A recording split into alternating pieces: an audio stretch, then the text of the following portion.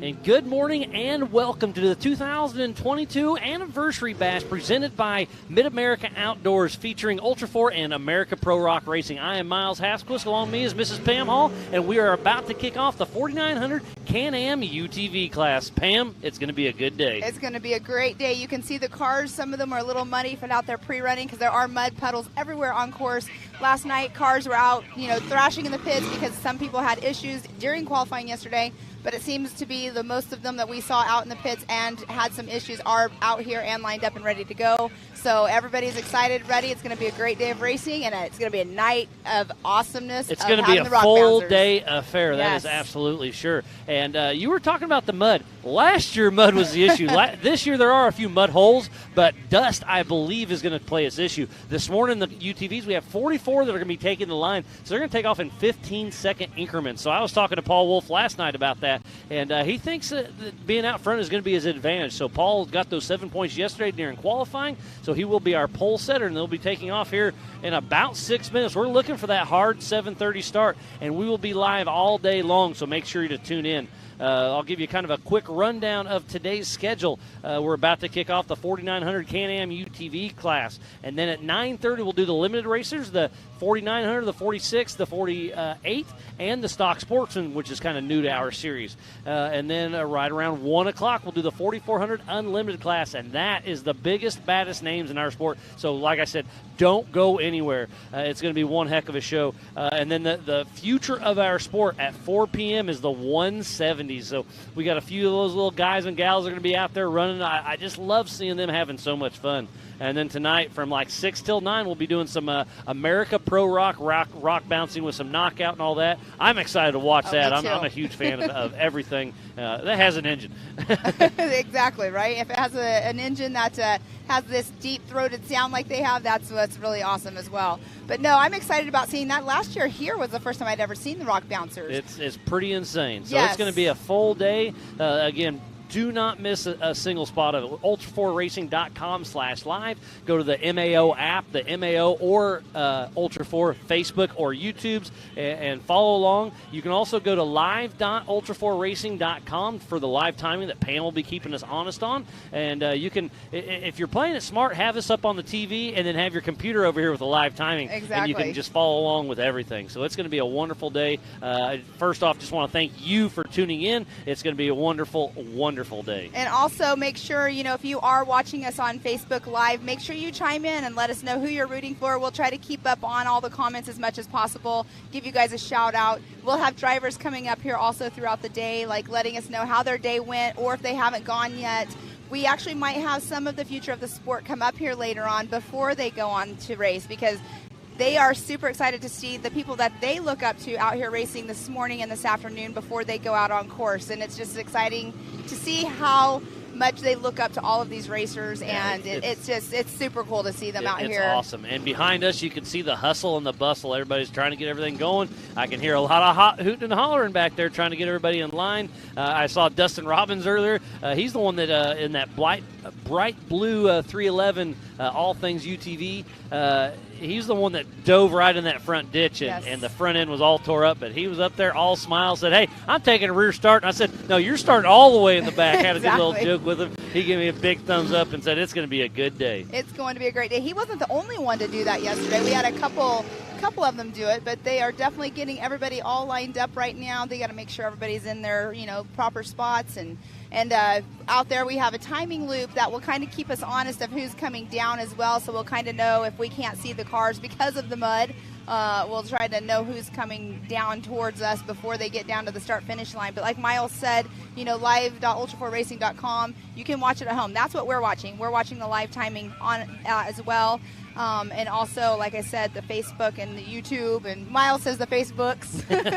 Yeah, we'll be all over the internet. Lots of pages share this. If you're there, share it. Start a watch party. Tell your family, tell your neighbors, tell everybody. We're going to blow this MAO Ultra 4 race up. And then we're going to end up with some rock bouncing. Can't think of anything better to do. And the weather today is going to be mid-80s, sunny. Dust will be here, but it's going to be an absolute beautiful day. This is the 10th annual Anniversary Bash, and this is the 7th year in a row it's been sold out. This place is wild. It's a lot of fun, and it's just going to keep on keeping on. For sure. EB has an amazing, amazing facility here.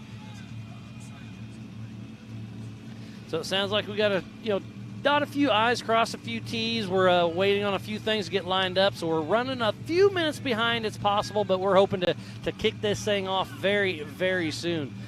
This Rush Off-Road is over 7,000 acres. There's over 100 miles of trails out there, and we've been out there marking course and just checking everything out. And there's UTVs, there's buggies absolutely everywhere on this facility. But today we are locking down our track, making sure all racers are safe.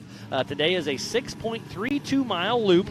The UTVs will be doing 5 laps, so that's roughly 31.5 miles. They will be taking off in 15-second increments.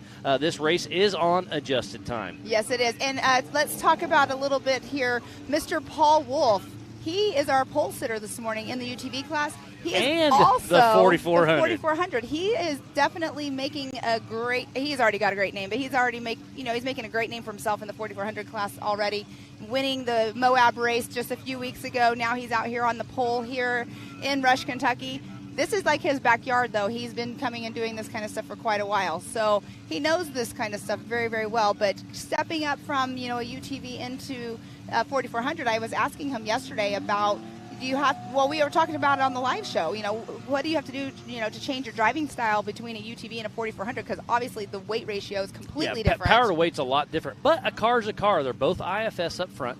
So, he says they handle different. It's just the big car is a lot bigger, a little sluggish, but it can soak up a lot more, so it's a lot more forgiving, but it's also wider. So if he's going to be this morning, used to be flying through all these trees, and then this afternoon he's going to get quite a bit wider, and he's going to have to watch himself. But there's nothing like practicing at race pace. So I think it's a huge advantage for the few. I know Justin Barth's doing it. Paul Wolf's doing it. There's a few of them out here that are running the UTVs, and then later on they'll be running the big cars. So I think that's a huge advantage. So it's going to be a great day. It's going to be an awesome day. I know he's excited about being on the pole for both, and it's definitely great.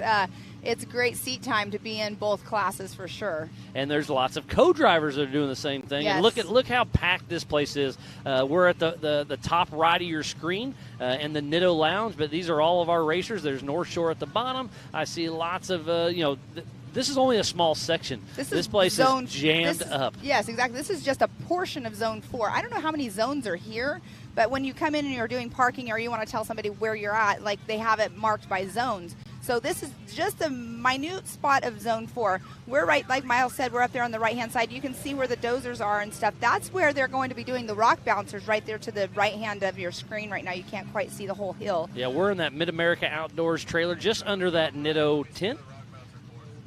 And so they're the rock bouncer, of course, they've been working really hard on it. They were out there testing it yesterday. They had one of the rock bouncers out there.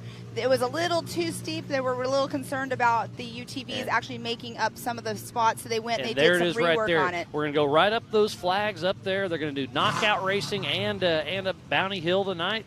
That kicks off at 6 p.m. Eastern time. It's going to be a blast to watch. But like I said, we will be racing all day long. As you can just see, the sun is starting to peek out. That's my favorite right there. It's a little brisk this morning, but it's going to warm up and turn out to be a beautiful day. It's supposed to be 80-something degrees today. Yeah. I mean, it's been a little bit chilly here, but yeah, that's a beautiful shot right there of the hill for the bouncers later on this afternoon or this evening. Last year, if you remember, this place was a mud hole. It was the brown car passing a brown car, exactly. But today it's going to be dry and dusty. I think dust out on the course is going to play its toll. So I think between lap traffic and everything, yesterday's qualifying was very, very important. Yes, it was for sure, and I think you're right on. You said you were speaking with Paul Wolf. Getting out front this morning, and he'll be, clean air for the first full entire lap. It's going to definitely let him get a decent lead on everybody as long as all holds together and everything, because having a dust-free race is definitely key. But doing 5 laps, I bet you Paul Wolf runs into lap traffic. I mean, it's a 6.3-mile lap, but that dude's fast. With that, yes. We have 44, if I'm not mistaken, taking the line. We'll see when they take off. But I think lap traffic's definitely going to take its toll.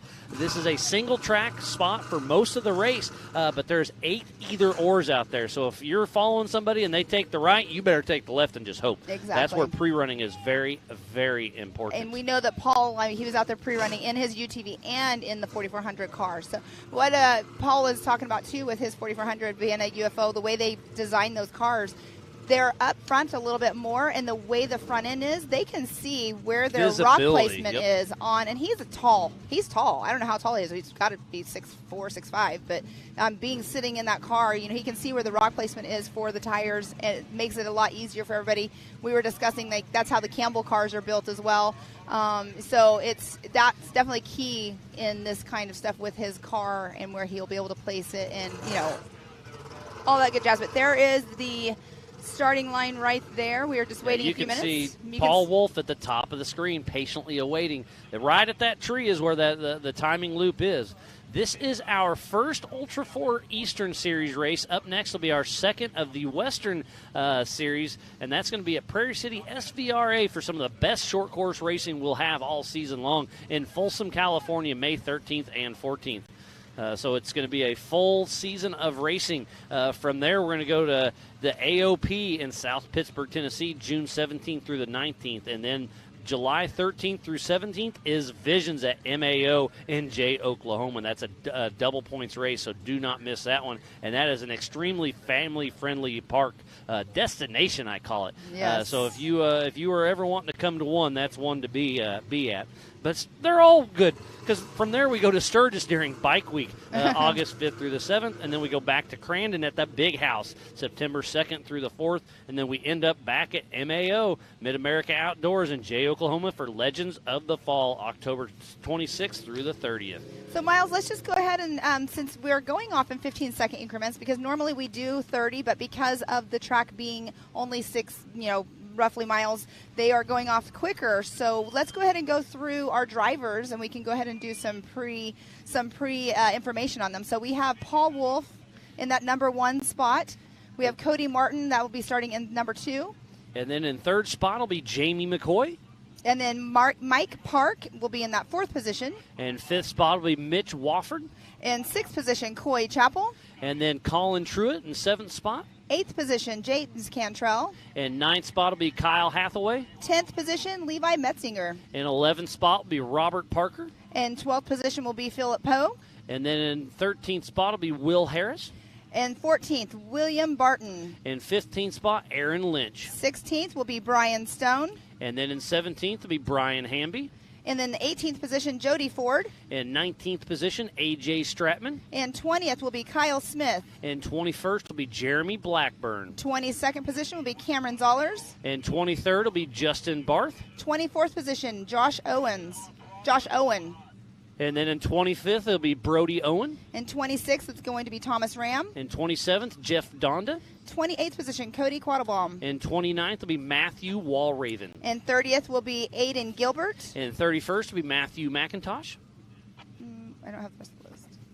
Oh, Ryan Stenberg in the 32nd position. And 33rd will be Chris West. And Dustin Robbins, 34th. And 35th will be Dave Herman. 36th position, Carson Atkins. And 37th will be Patrick Murray. 38th will be Alicia Halch. And 39th position will be Kelsey Frazier. 40th will be Veronica Whitesell. I believe I heard she dropped out. So these are a few that may or may not be coming. Ian Dickey, he was out on course yesterday, though. He does have a time there, the 2:11 of Ian Dickey. So those couple. So yeah, we have Amy Alvis, Eli Engel, Peyton Dumford, and Ian Dickel. So there's a few that'll be out there, but I do remember hearing Veronica Whitesell did drop out. Correct. So tough break for her.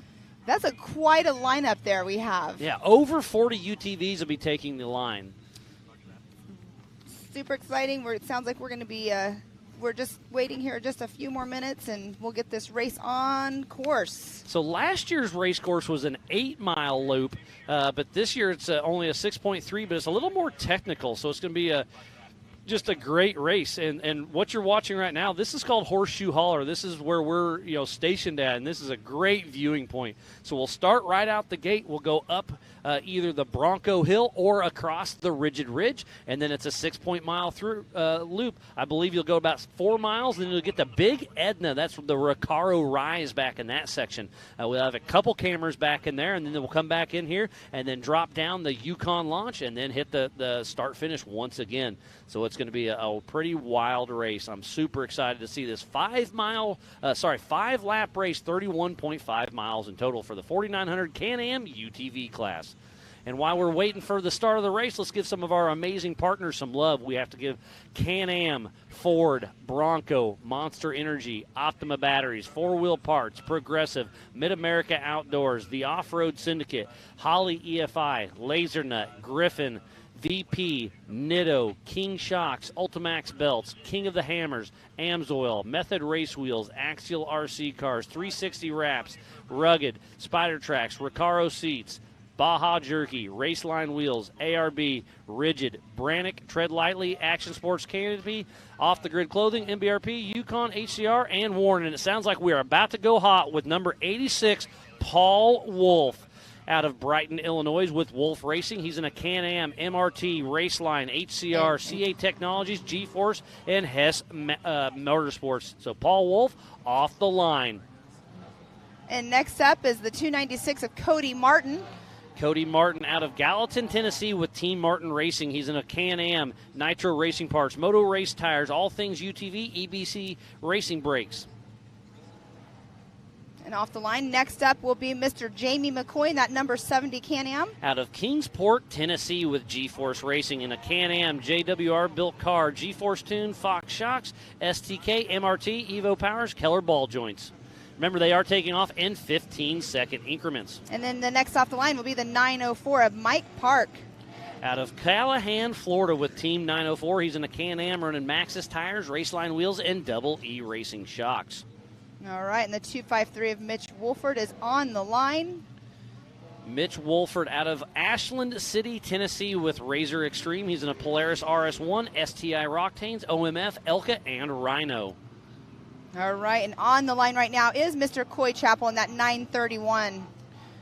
Out of Waverly, Tennessee with Coy Chapel Racing. He's in a Polaris Razor, CA Technologies, all things UTV, Super ATV, Power Sports America, TriStar Powder Coating, Extreme Razor Performance, and Evolution Power Sports. All right, next up is going to be the number 17 of Colin Truitt. This is his first UTV race here at Ultra 4. Out of Nebo, North Carolina with Truitt Racing. He's in a Polaris, DFS Race Engine, Sparco, Walker Evans, HMF, Seal Savers, and Keller Ball Joints. All right, next up the 902 of Mr. James Cantrell. Out of 502, I believe you meant to say. Oh, I did say I meant to. Yes, sorry. So James Cantrell, number 502, out of Louisville, Kentucky, with Mad Ram 11. He's in a Pro Mod, multiple wins. His first Ultra 4 race was back in 2013. All right, the 574, Kyle Hathaway, next on the line. He just took off. He's got Kevin Porterfield riding shotgun with him. He's got a Honda Talon, Nitto, KMC, and G-Force. All right, and next off the line will be Levi Metzinger in that 823. So out of Shamokin, Pennsylvania with Levi Metzinger Racing. Saw his dad earlier today. He is super stoked for this race. He's in a Can-Am, RCV, PRP, MRT, Muscle Race Wheels, and G-Force shocks. All right, and the 900 of Robert Parker is getting ready to take off the line. He's in the Pro Mod class running a Can-Am, Maxxis, KMC, and Fox. All right, next up is going to be Mr. Papa Poe, the number 6, Philip Poe. Out of Shannon, Mississippi with Can-Am. He's running a Can-Am with MRT, Jamie McCoy Racing, G-Force Racing, NOS Suspension, JW Performance, CA Technology, MRT, Raceline, and Fox. All right, next off the line will be the 4903 of Will Harris. Out of Pendleton, South Carolina, he's got Chris May riding shotgun with him with Dynamic Fabrication Solutions Racing. He's in a Polaris MRT, Raceline wheels, G-Force suspension, and RCV. Next off the line should be the 144 of William Barton. Out of Middles, So that is Chicky Barton. Yes, Chicky it is Barton. William, but you'll remember Chicky Barton, that name. He used to Chicky. race with us a long time ago. So Chicky Barton, great to see him back. He's got his nephew Cameron riding shotgun with him out of Middlesboro, Kentucky with Chicky Barton Racing. He's in a Polaris, BFG, Vision, Fox, Next Level Motorsports, and Star Septic. And off the line just now is the 113 of Aaron Lynch. Out of Powell, Tennessee with MFN Performance with a Can-Am, Maxxis, STI, G-Force, Fox, Right Coast Off-Road. All right, next off the line, the 5012 of Brian Stone. Out of Edders, Pennsylvania with Brian Stone Racing. He's in a pro-modified Can-Am X3, RCV, G-Force, Maxxis, and Raceline wheels. Next up, the 817 of Brian Hamby. He's in a Can-Am running Maxxis tires, KMC, and Fox. All right, next off the line, the 140 of Mr. Jody Ford. Out of Markle, Indiana with Team Indiana. He's in a Polaris Pro XP, Fox, BFG, Brannick, ZRP, PRP, MRT, Warren, and Raceline. He's got Brent Irwin riding Co-Dog, one of our great co-drivers out there. Awesome. Okay, and next off the line will be the 4906 of AJ Stratman. Out of High Ridge, Missouri with TTP Racing in a 4900 stock class Polaris, running King Shocks, ARP, CBR, Factory UTV, RCV, Warren, and Factor 55, Braven, Gateway Pounder, HCR, Hooker Harness, ZRP, Rugged Radios, and Show Me Speed. All right, and off the line just now is the 146 of Kyle Smith. Out of Powhatan Point, Ohio, running a Can-Am, Maxxis, Fox, Performance Machine Off-Road, and RCV. And the number 40 of Jeremy Blackburn just took off the line. Out of Pikeville, Kentucky with On the Gas Racing. He's in a 4900 stock Polaris running Tusk and Walker Evans. All right, next off the line will be the 395 of Cameron Zollers.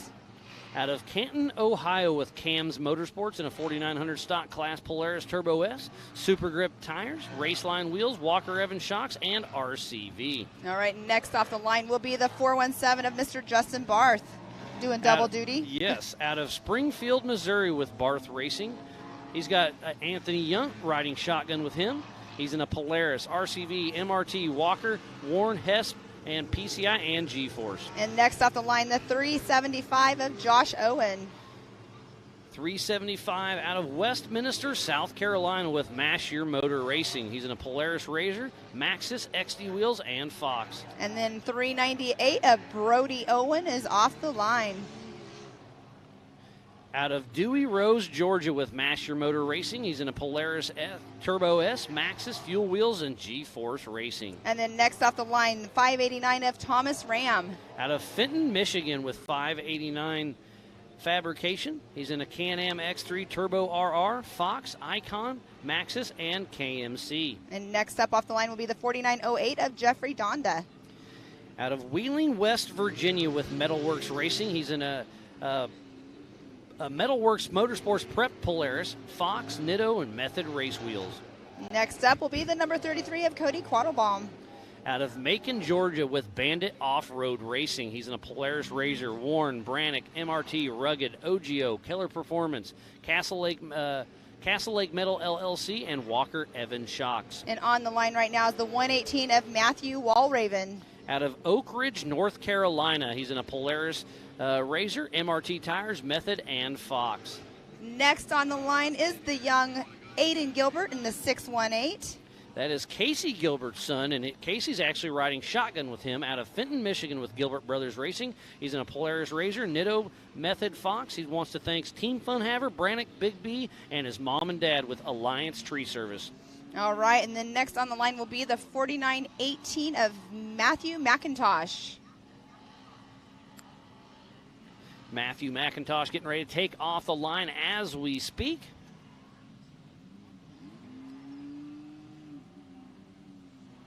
And then next up off the line should be the 3101 of Ryan Steinberg.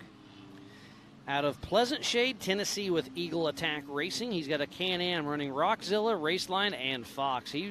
This is his first race with us here at MAO and Ultra 4 Racing. All right, next up should be the 615 of Mr. Chris West. Running a pro-modified Polaris Razor, running BFG tires, Raceline wheels, and Elka shocks.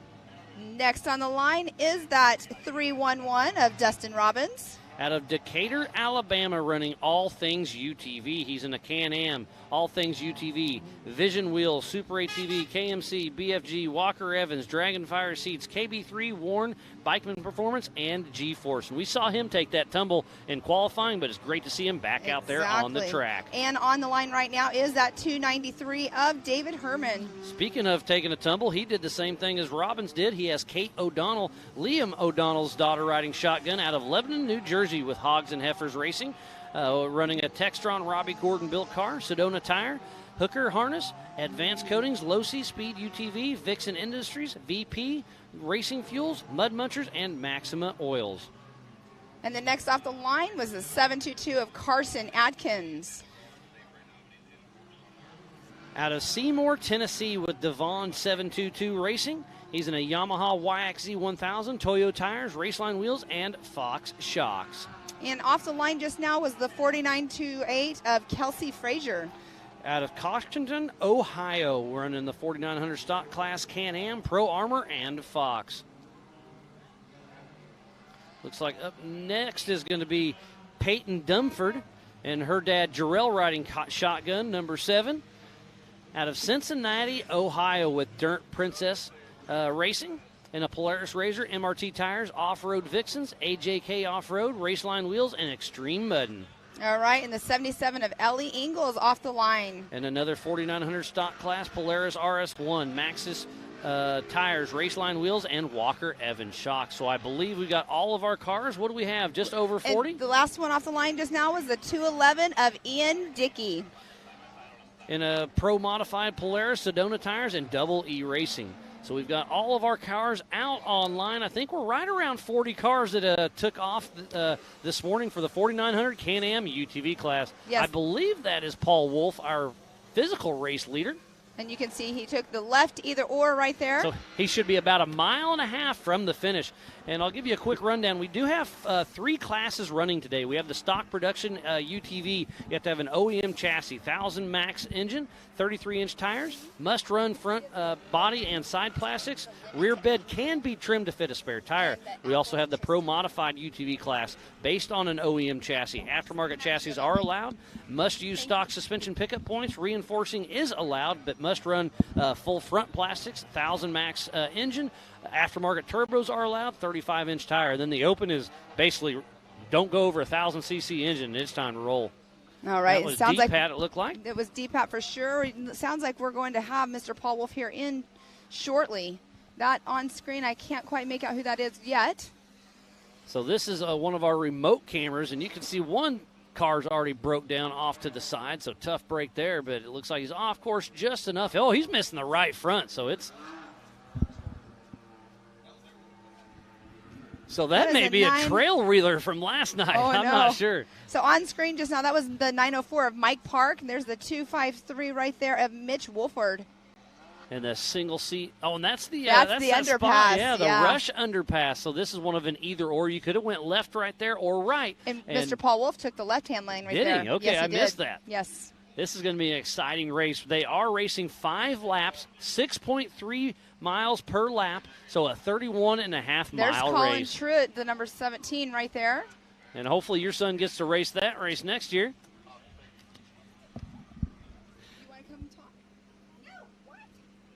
So if you're just joining us, we want to thank each and every one of you for tuning in to the 2022 Rush Off-Road Anniversary Bash featuring Ultra 4 and American Pro Rock Racing, presented by Mid-America Outdoors. And there's a fast little section right here. I love the cameras in the way back, and that shows you how tight these trees are, but you have to watch out. They can jump out and bite you. Yes. That's a Honda Talon out front, I believe. That was, who was in the Honda Talon? That was not David Herman. There are so many, like you were saying, Miles. I believe that was Kyle Hathaway with Kevin Porterfield riding shotgun. Oh, that's right, Kyle Hathaway. You were saying, that's the 900 right there. Was that Robert Parker, possibly? And that looks like it could be Justin Barth coming into screen. Oh, there's the 17 of Colin Truitt right there. So, yeah, there's a lot of UTVs. And like we said, last year was super muddy. This year's still muddy enough. It's going to be hard to tell these UTVs. I believe that's Coy Chapel. No, yes, that's Coy Chapel. Yeah, that was behind Colin Truitt. 931 So we have Coy Chapel. Nice little right-hand turn right there. You can see all the red tape out there, and you can hear in the background there is somebody that will be. There's Mr. Paul Wolf. He just now went through. His lap time will be a 13:18 is his lap time. So I was guessing minutes. 15 minutes yesterday, so they're already turning a 13:18. Paul Wolf is on a mission. He started out front and is still out front. But he is, remember, they took off in 15-second increments as Paul Wolf heads up and across the Rigid Ridge. So that was Ian Dickey. He started last on and then we have Jamie McCoy that just came through with the new fast lap. So on adjusted time, Jamie McCoy has him with a 13:10. Between Jamie McCoy and Paul Wolf, it's definitely going to be. I would not be surprised if we don't have another Moab-style finish between Jamie McCoy and Paul Wolf today. So we've talked about it before that Jamie McCoy is a madman in the woods and just really, takes his own. But Paul Wolf's no slouch. We've got 40 UTVs out there on course as we speak, and it is going to be one heck of a day of racing. As they head across the Rigid Ridge, they're dropping down the Yukon Launch, coming in here to the short course, and it is going to be one heck of a day. And we were saying earlier there's muddy car. It's not going to be that muddy, but in reality it's muddy because they are going through water. There's no way avoiding water on this race course. So between the dust and the water, they're going to have muddy cars. We're already having issues trying to see them, but that was Mr. Mike Park that just came through. He is on course physically third and also in third position unofficially right now. Mitch Wolford just went through. His lap time was a 13:52, so Jamie McCoy still has the fastest time right now. Unofficially puts him in first position at a 13:10.278. So if you want to watch this same live timing that Pam has in front of her, go to live.ultra4racing.com, put the live feed on the big screen, and then get your computer out and watch the live timing, and you can really keep up with your favorite racer and see how they're stacking up. Because remember, this race is on adjusted time. They took off in 15-second increments. It's a 6.3-mile loop, 5 laps in total, so it's a 31.5-mile race. So right now we have 4 cars that came through, and they're out on their second lap of 5 right now. But it's going to get fast and fast. So a 13:10 by Jamie McCoy. Like I said, I was guessing in that 15-minute range, and they are really on to something.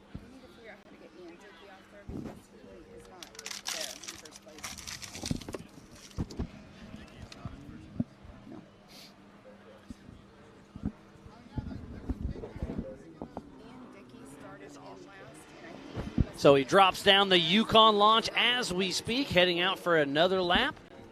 I believe that's Kyle Hathaway and You're Kevin correct. Porterfield. It was Kyle Hathaway for sure. Heading up the Bronco Hill. It was Levi Metzinger actually came in. He is actually running in the 5th position right now. So we have Jamie McCoy in number 1, Paul Wolf in 2nd, Mike Park 3rd, Levi Metzinger 4th, Mitch Wolf in 5th, and then Kyle Hathaway in 6th position. That is all unofficial right now. That's on adjusted time. Yes, exactly. Because I believe Paul Wolf is still out front. He's physically. He was when they went through.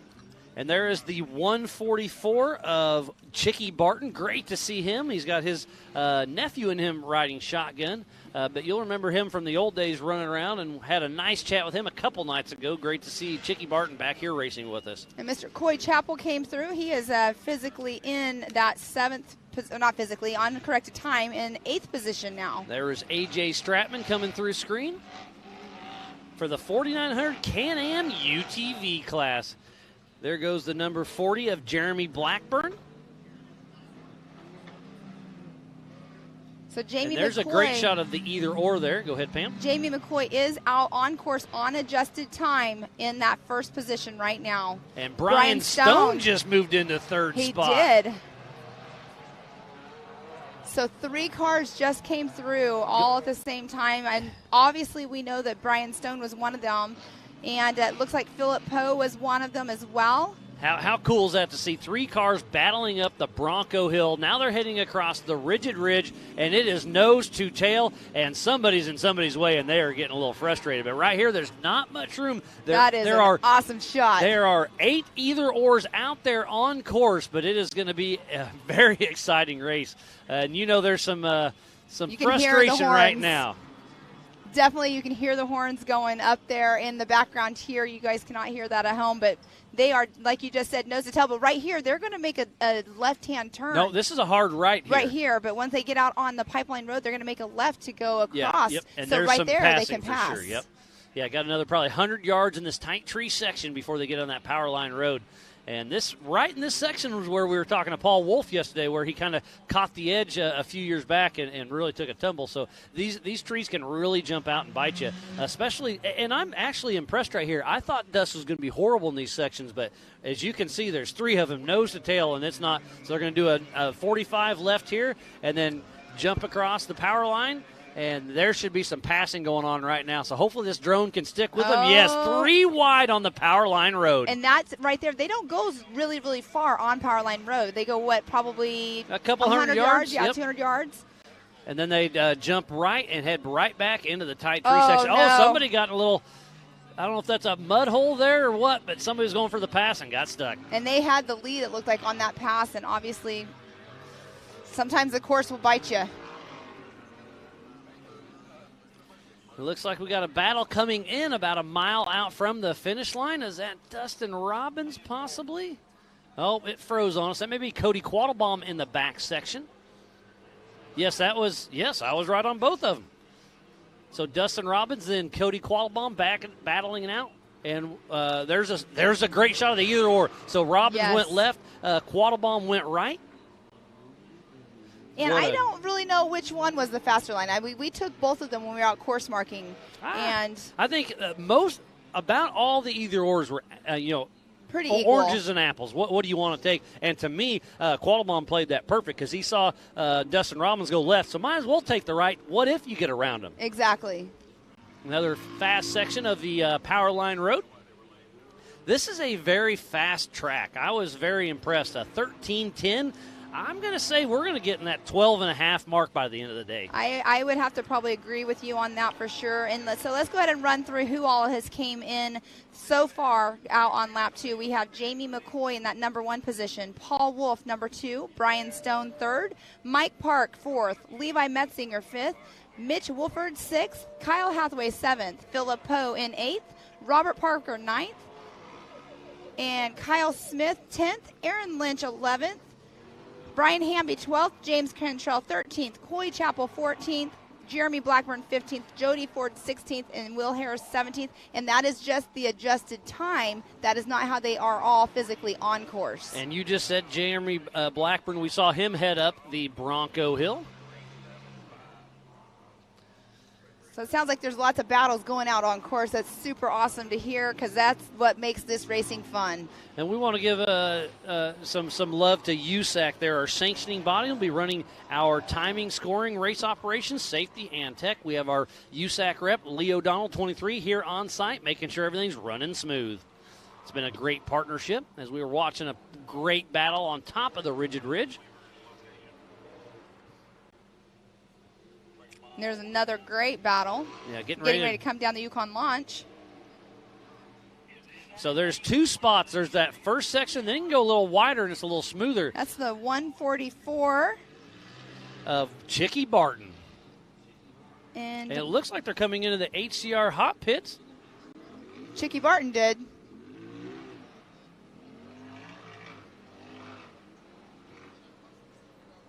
I believe that was Cameron Zollers that came in behind Chicky, and Cameron did not come into the hot pits. We do have a Colin Truitt here in the hot pits.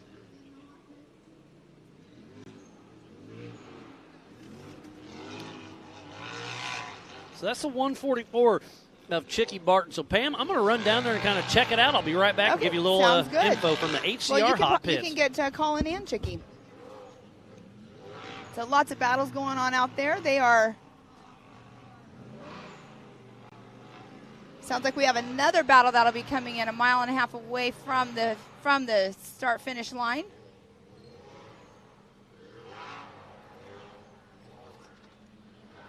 I believe that might have been the 49.35.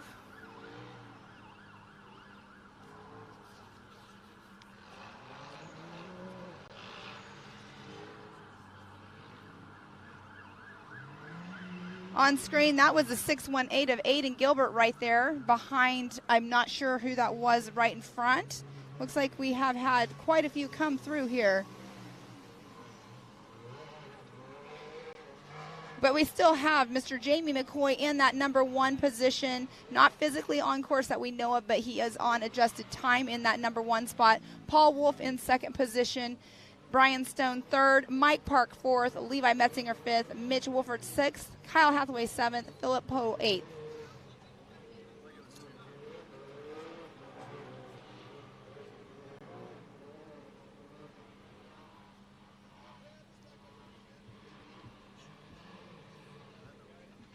Okay, that right there, I believe, is Mr. Paul. Yeah, there's Paul Wolf right there on screen. He took that left-hand lane last lap, and he is now taking that left-hand lane again. So obviously that is a faster lane for him because out there pre-running, and that right there is Mr. Jamie McCoy. He took it straight earlier, and it looks like he is doing it again. So you have a preferred line that you like, and you're going to stick with it. Sounds like we have a traffic jam. That is the 4928 right there of Kelsey Frazier. Looks like she got a little sideways on course. And that just shows you that the bottlenecks could absolutely happen. So I just ran back from the HCR hot pits. Chicky Barton's having some power steering issues. They're not sure. Everything looks, it's there, but they're wondering if he said the battery light has popped on, so it's electric power steering. Okay. So they're having something issues, and he looks very disappointed.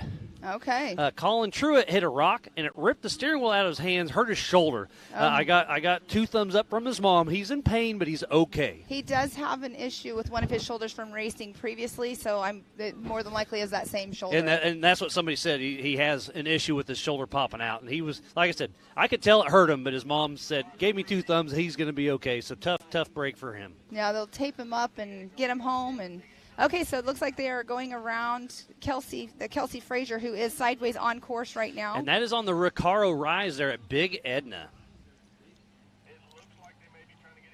That was the 253 that just passed by. Mitch Wolford.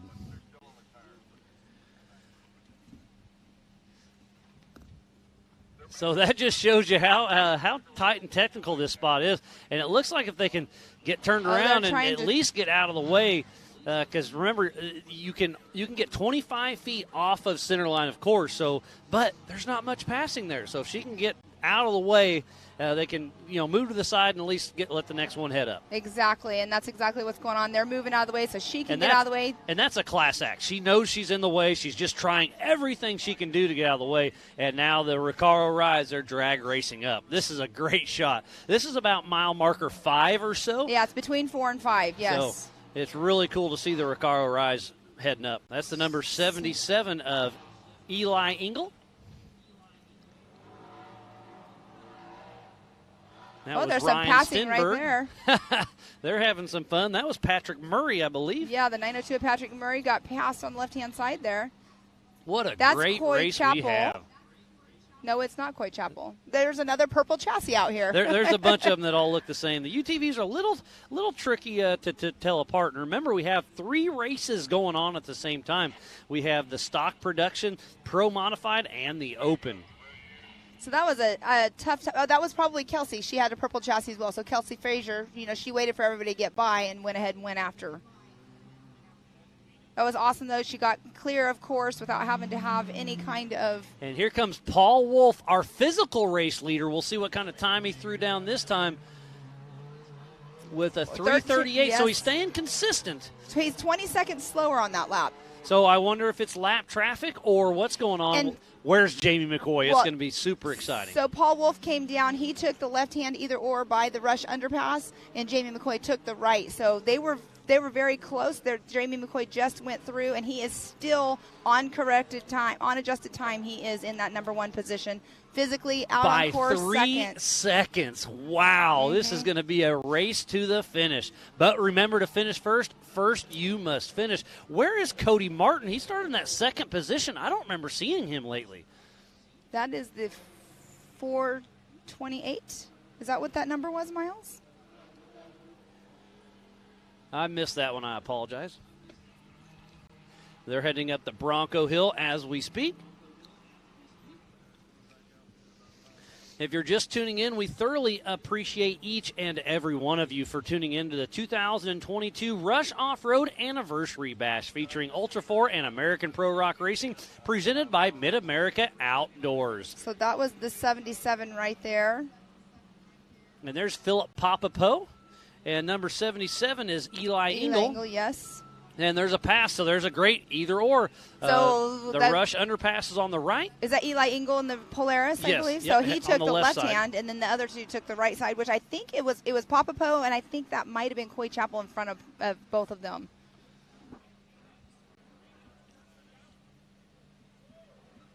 They are coming into the HCR hot pits. So coming into the HCR hot pits, it's actually directly behind us, but they have a directional hot pit, so they can't just come in and like cut across and go. Correct. They have you have to come all the way through. And we got another car coming in. That's the 618. Oh, that's Aiden Gilbert. So I may run down there real quick and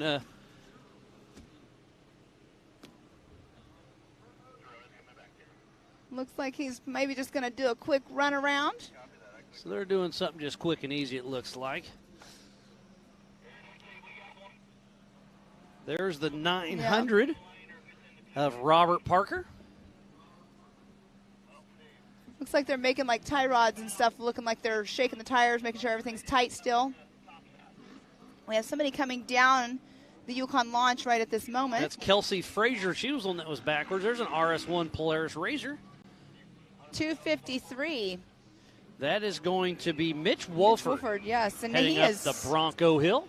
He is physically third on course and third on time right now, on corrected time. So we're roughly halfway through this race right now.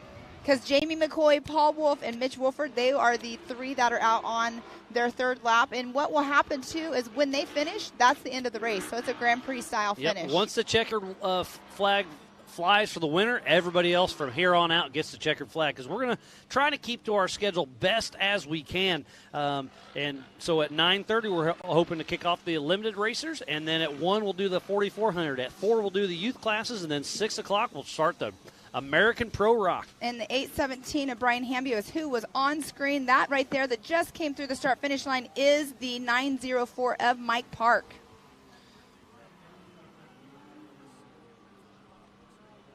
So we'll kind of give you a quick rundown of this 6.3-mile course. We start here in the Horseshoe Holler, and then we head right up the Bronco Hill across the Rigid Ridge, and we're doing clockwise on this course. So you can see race mile 1, race mile 2, and then you see all the either-ors on this course. There's 8 of them, and there's one either-or inside of an either-or. We had a good laugh about that in the shot line. And race mile 5 is right around where we have one at Big Edna, and right around that race mile 5 either-or. Those are where our 2 remote cameras are back.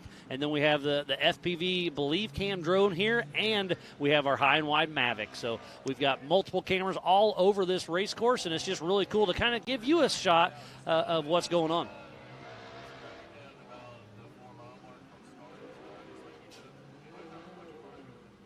Sounds like through my Rugged Race radios, we had a log jam out there, and so we may have a bunch of cars coming through.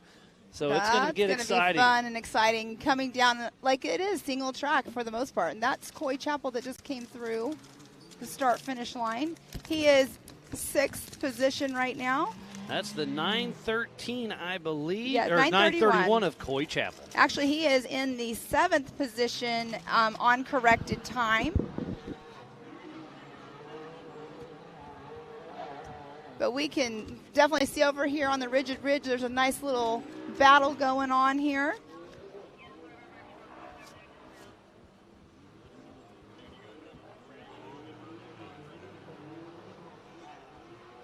I'm not sure who that was that just came through. The cars, when they're all brown, they all look alike for the most part. But we do have 7 cars that are out on their third lap right at this moment.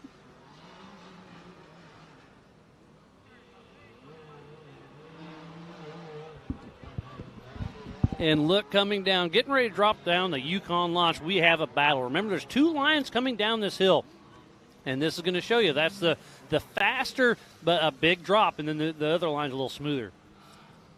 Pam, this race is really starting to come to us. It is. I'm sitting here watching the timing, trying to make sure I'm seeing everybody coming through. And we have, that's the numbers. That's Peyton Dunford and her dad, Jarrell, coming into the HCR hot pits. I'm going to run down there real quick, Pam, and get a quick chat with Peyton. All right, sounds good, Miles. Going to get your workout in for sure. So we'll go ahead and go through what we have out on our third lap right now. We have Mr. Jamie McCoy in that number 1 position, Paul Wolf number 2, Levi Metzinger 3rd, Mitch Wolford 4th, Brian Stone 5th, Philip Poe 6th, Mike Park 7th, Robert Parker 8th, Coy Chappell in 9th. Those are our 9 cars that are out on their third lap right now, and that is on adjusted time. As we can see, Jamie McCoy is running second place physically on course, but first place on adjusted time. So you can see right there, those are the hot pits, and Miles is down there seeing what's going on and checking it out. But we have all of our hot pits set up. They will switch out later on for the next race, but we have a little bit of a loop that you could see whenever you were looking at from above. They have to go around a tire. They have to keep it directional. But that is, who is that on there? Number 7. So that's where Miles is down there right now checking out to see what's going on. Looks like they're taking Colin Truett's car off course. He hurt his shoulder, so he is not going to finish out the race today like we said earlier. But he is okay. Mom just walked by and said, we're going to get going. But we do have a couple cars that just came through, a couple Can-Ams. So I just had a quick chat with Peyton and Jarrell Dunford. They're saying something just loose in the car. They're not really sure what it is. They're worried about steering, maybe a drive shaft. So they're just kind of checking everything out. But they're hoping to get back out and make a few more laps. That is awesome. So that is the 116 that's coming in right now as well. So you'll be able to see them coming and going. Actually, I'm sorry, that is the 145 coming in the hot pits right now. As we're watching Peyton Dunford heading out. 146, I read that right. That is Kyle Smith just came into the hot pits. Looks like they're going to do a tire change. Lots of action in the HCR hot pits as we speak. Looks like it's a left rear tire change for Kyle Smith. So, Pam, where are we at on? I just ran through it when you were down there. So we do have 14 cars out on their third lap at this time. Aaron Lynch, Jody Ford, and Will Harris, they have came through since you were down there. Okay, thank you, Pam. And Robert Parker as well. But we still do have Jamie McCoy out there on adjusted time in that first position with Paul Wolf in that second position. And only 3 seconds are on adjusted time. Remember, they did take off in 15-second increments. Paul Wolf was on the pole. Jamie McCoy started 45 seconds behind him. So if Jamie McCoy can see Paul Wolf, time is on his side. When you see that dust, you definitely chase it, as long as there's dust to chase for sure. But yes, for sure he is. I'm wanting to see. Obviously, we are going to see what's going to happen. But how cool would it be for Paul Wolf to have another finish like we had at Moab when he was with Lauren Healy, 23-second gap between 1 and 2. Yeah, that was insane. That makes it for a great race. It makes for a great race for everybody. What a wonderful day, and be sure to stay tuned in all day. We've got action all day for the 2022 Rush Off-Road Anniversary Bash featuring Ultra 4 and American Pro Rock Racing, presented by Mid-America Outdoors.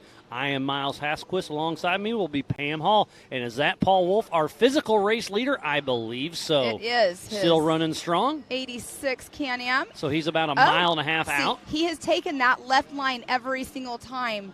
Hey, that's where pre-running comes. And now we have 2 going the left line. So I thought the right line was faster, but maybe the left line, there's something out there that's developed. But if you see Jamie McCoy has been taking the right line, and he is not in camera yet, which surprises me. Well, remember, it's a 45-second time split between the 2. Dustin Robbins, that was a very class act right there for the car that was in front of him to let him go ahead and go by. As they're heading up the Bronco Hill, and then they'll take a left here and head across the Rigid Ridge. What a wonderful day of racing it has been, and it is just getting started. We are hot and heavy during the 4900 Can-Am UTV class.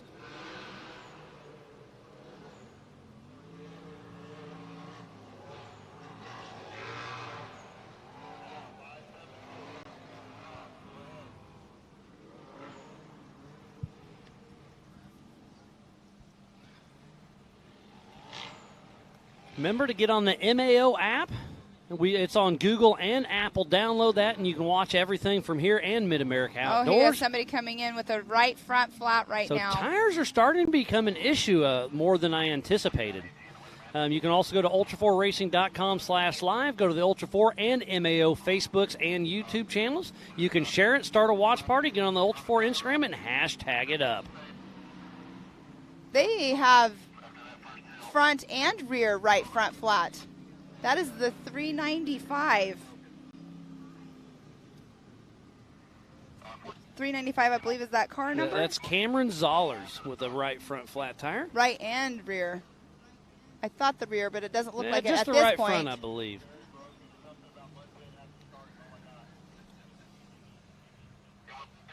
So, again, we need to give some of our amazing partners some love. We have Holly, Lasernut, Griffin, VP, Nitto, King, Ultimax, King of the Hammers, Can-Am, Ford, Bronco, Monster, Optima, 4 Wheel Parts, Progressive, Mid-America Outdoors, the Off-Road Syndicate, Amsoil, Method Race Wheels, Axial, 360 Wraps, Rugged, Spider Tracks, Recaro Seats, Baja Jerky, Raceline Wheels, ARB, Rigid, Brannick, Tread Lightly, Action Sports Canopy, Off the Grid Clothing, MBRP, Yukon HCR, Warn, and Factor 55. So please support who supports the sport. With all of those amazing partners, we would not be racing here today in Rush, Kentucky for Ultra4 Racing. I could not quite catch the number on that car. That car was moving. Yes, they were. That's Big Edna right there, correct? I believe so. Yep, that's the Recaro Rise. Recaro Rise. Such a cool view right there to see them coming downhill. Could be Wofford right there coming down. Again, the cameras really don't do justice for how steep these hills are. It is absolutely awesome out there. Yes, that is Mitch Wofford. Yes. And that Polaris RS1 Polaris RZR. Running strong.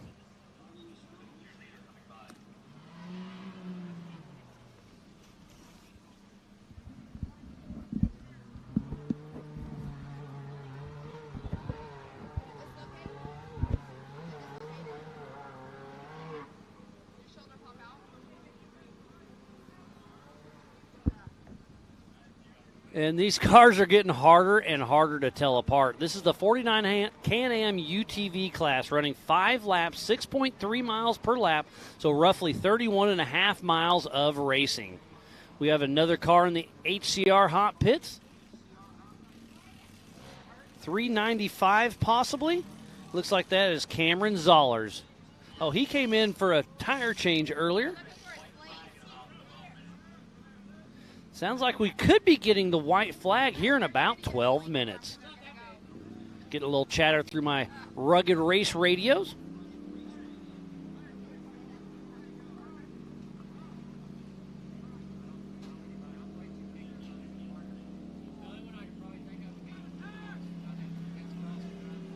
There's another 615. So this is the HCR hot pits, and to come in the pits, you have to go all the way down around that tire and then come into your pits, and we got another right rear flat tire. Do they have one? They don't have That is the 615, I believe, of Chris West coming in for another tire change. Pam, tires are becoming an issue. Tires are becoming an issue. I mean, there's not a lot of rocks out there, but there are some trees out there. I don't know when you were on course with JT if you saw some of those stumps in the middle of the course. They can jump out and bite you, especially if you're in somebody's dust just a little bit. Some of those stumps are in the ruts, and they'll just come out and get you. I was just talking to Colin Truitt right here behind us, and he was saying out there, he was like, the dust was horrible. But his shoulder has popped out, so. But it looks like he was in good spirits. He's in good spirits. Tough break. But unfortunate, though, he races at Mid-America also in the Side-by-Side Championship Series, and we have a race next weekend. So he's going to, have to figure that one out for sure. Got the dozer going out behind us here. Can you hear that? the bulldozer going to probably move some dirt over here. And you can see other people from other teams coming over to help out in the hot pits. And I love seeing that. Yeah, all teams are here to help everyone. I believe that was Cameron Gilbert. He's over there right now, and other teams.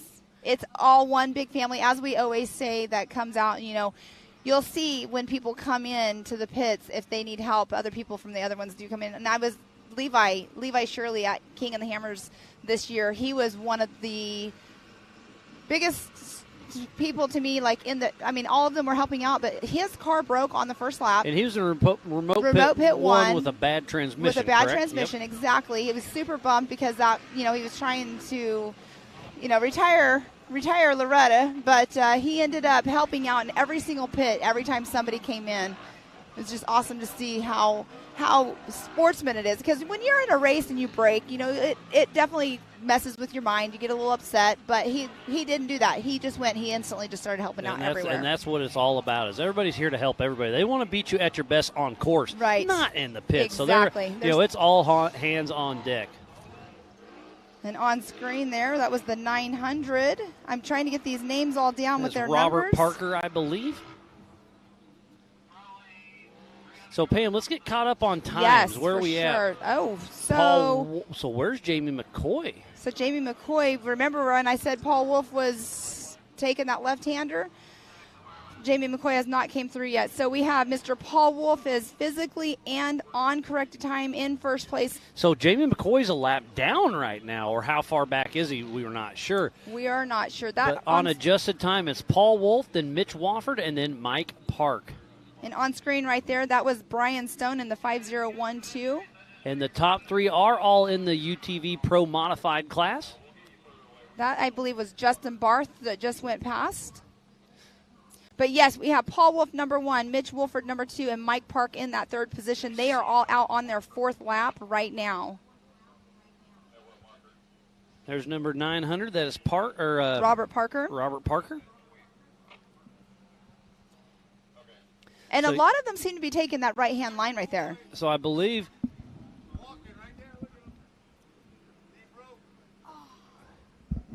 he was in third.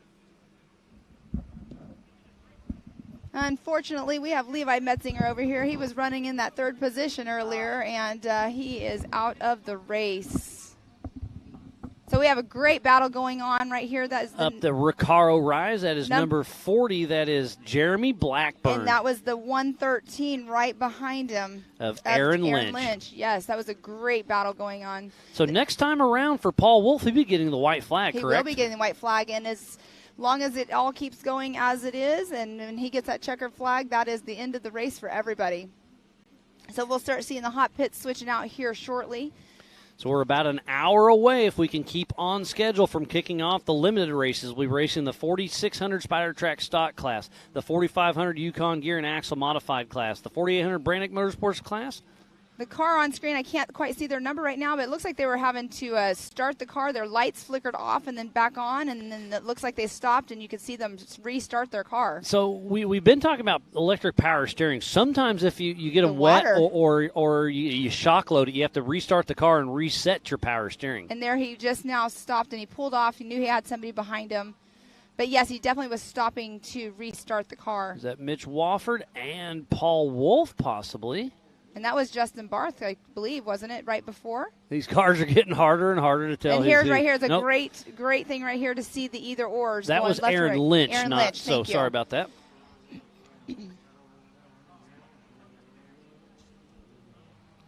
But what a great race we have during the 2022 Rush Off-Road Anniversary Bash, featuring Ultra 4 and America Pro Rock Racing, presented by Mid-America Outdoors. That is the 902 right of there. Patrick Murray, if I'm not mistaken. Yes, you're correct. As he heads up the Bronco Hill. And then he'll take a hard bicycle. Yeah, these ruts are getting more dug out and more dug out.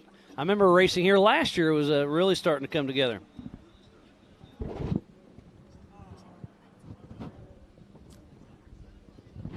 All right, on screen there, that is the 589. I love how they have the shark fin on them because we can see it. Thomas Ram.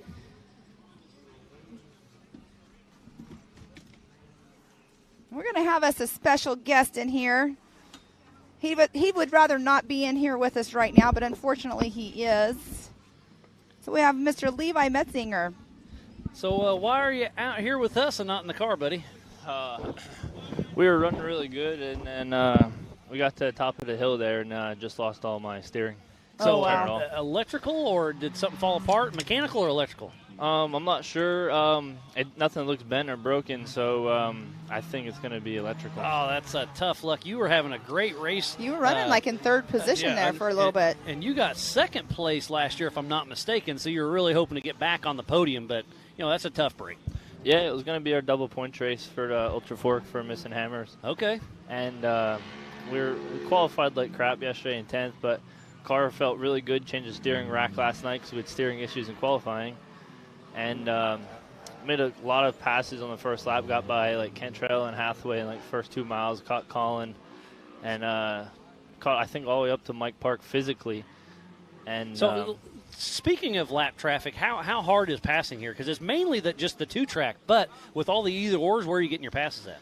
You just get behind somebody, hit the horn, and there's a lot of places to pull over. There's not a lot of passing. So they're being sportsmen. Right. So cool. All them guys in front of me were moving over pretty good. That's good. And, yeah. Good to hear. And, the either ors, some of them are drastic. Like, some are really, really long, and you have no idea where you're at until you come back in. So to me, if I was racing and I was behind somebody and it's an either or, they take left, I'm going to take right regardless, just to hope to get around them.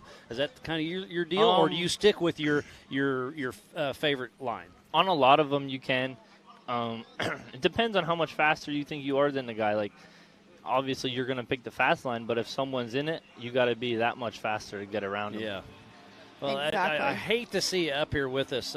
You had a great run going, and then, like you said, steering issues. That's just part of it. There's our physical Paul. race leader, Paul Wolf. So he's about 1.5 miles out coming in here to grab that white flag. Definitely, we were discussing, you watched Moab, correct? Mm-hmm. And the ending of the race, 23-second split between Paul him and Paul Wolf and Lauren. I'm just like going, I wonder if that was what it was going to be with Jamie. But Jamie McCoy has not came back through. So So. he's having issues. I heard over the radio he was having brake problems. So Oh, no. I'm not sure if he lost them and cracked a tree or something, but I don't know who we have there. Yeah, the numbers are definitely hard to see for these sure. cars are getting harder and harder to tell apart. That might be Patrick Murray going up the hill Okay, there. number 902 up the Bronco Hill. But we are watching on screen that may be Peyton Dumford, I believe, with Jarrell, her dad, riding shotgun. It is. That it is. They were in the pits earlier Paul getting right a tire. behind him. And Paul Wolf is right behind him. That is our physical race leader and on adjusted time. It's like, here's one of them drastic split lines. Let's so, see if he takes the left. He's been taking the left one every single time. Oh, see Peyton pulled over. Perfect. Oh, so yeah, he pulled has over, got out of the taken way. he has taken that line every single lap. And Paul Wolf, this guy is on a mission. He's got some really good traction going. And Who we have in second? Second is Mitch Wolford right now. We did have, it was between Paul and Jamie, but obviously we're not sure where Jamie's at right at this moment. yeah, Wolford's got a great run going. And then it's Park, Stone, and Blackburn. But remember, we do have two different classes running at the same time. We have the stock production UTV and the Pro Modified. You're running Pro Modified, correct? I am, yep. So in the Pro Modified class, as it sits with adjusted time, it's Paul Wolf in that first position, Mitch Wolford second, Mike Park third, Brian Stone fourth, and Robert Parker in that fifth position. And in the UTV stock production class, in that first position is Jeremy Blackburn, Jody Ford second, Aaron Lynch third, Dustin Robbins on the screen. Yep. and Brian Hamby fourth, and Brody Owen fifth. Dustin Robbins, that guy's fast. He is. It was and, unfortunate yesterday in qualifying for him. lack of concentration. Yeah. So I saw a few people walking that little short inside line, and I went over and looked at it. I was like, I don't think the risk versus reward is there. He turned a little too sharp and just stuffed that front And he end. wasn't the only one. I think what somebody Dave said they were Herman trying to did. jump Car, it. yeah. Dave Herman did it. There's Cody Quattlebaum coming into screen. With So what Bandit was Off-Road Racing. what was your favorite part of the race course out there, Levi? I like the section after the pipeline when you come in, like the first time you turn right and you have a long, flowy wood section with some rock jump, like little drop offs. Little you're just floaters? launching, like we're flying through there. So that's my favorite part. when you're not behind somebody. How fast did you get up to out there on course? Oh, I don't even know. No clue. Huh? No idea. You're just Don't giving even it all look. you got. There's some sections we're moving though. I'm gonna say well as 60. That's wow. awesome. So That's awesome for So sure. there's Big Edna with the Recaro Rise. Look at the ruts right there. Yeah, so these UTVs, 33 or 35-inch tires, there's some spots where you're dragging belly, correct? That may be Mitch Wofford. I think it is. 253. Yep, that's him. So yeah, we're definitely dragging belly. I don't know if you've seen it on camera, but the lap, it would have been the second lap. How many laps did I do? How many laps did you do? You were on your third. Okay, so on the second lap, there was a car sideways. Oh, did you yep. see Yeah, Oh, that? we yes, did see you were that, stuck yep. behind that. Yeah. And then they had to Yep. spin around and actually come back down because they were just completely stuck on course. I think that might be That's the one I can't see the number. Brian. Brian Hamby? Oh no, Brian Stone? I don't know though. I don't know if he has CT Raceworks on the roof. I think he has his number on the roof. Mitch Wofford heading down the rock section.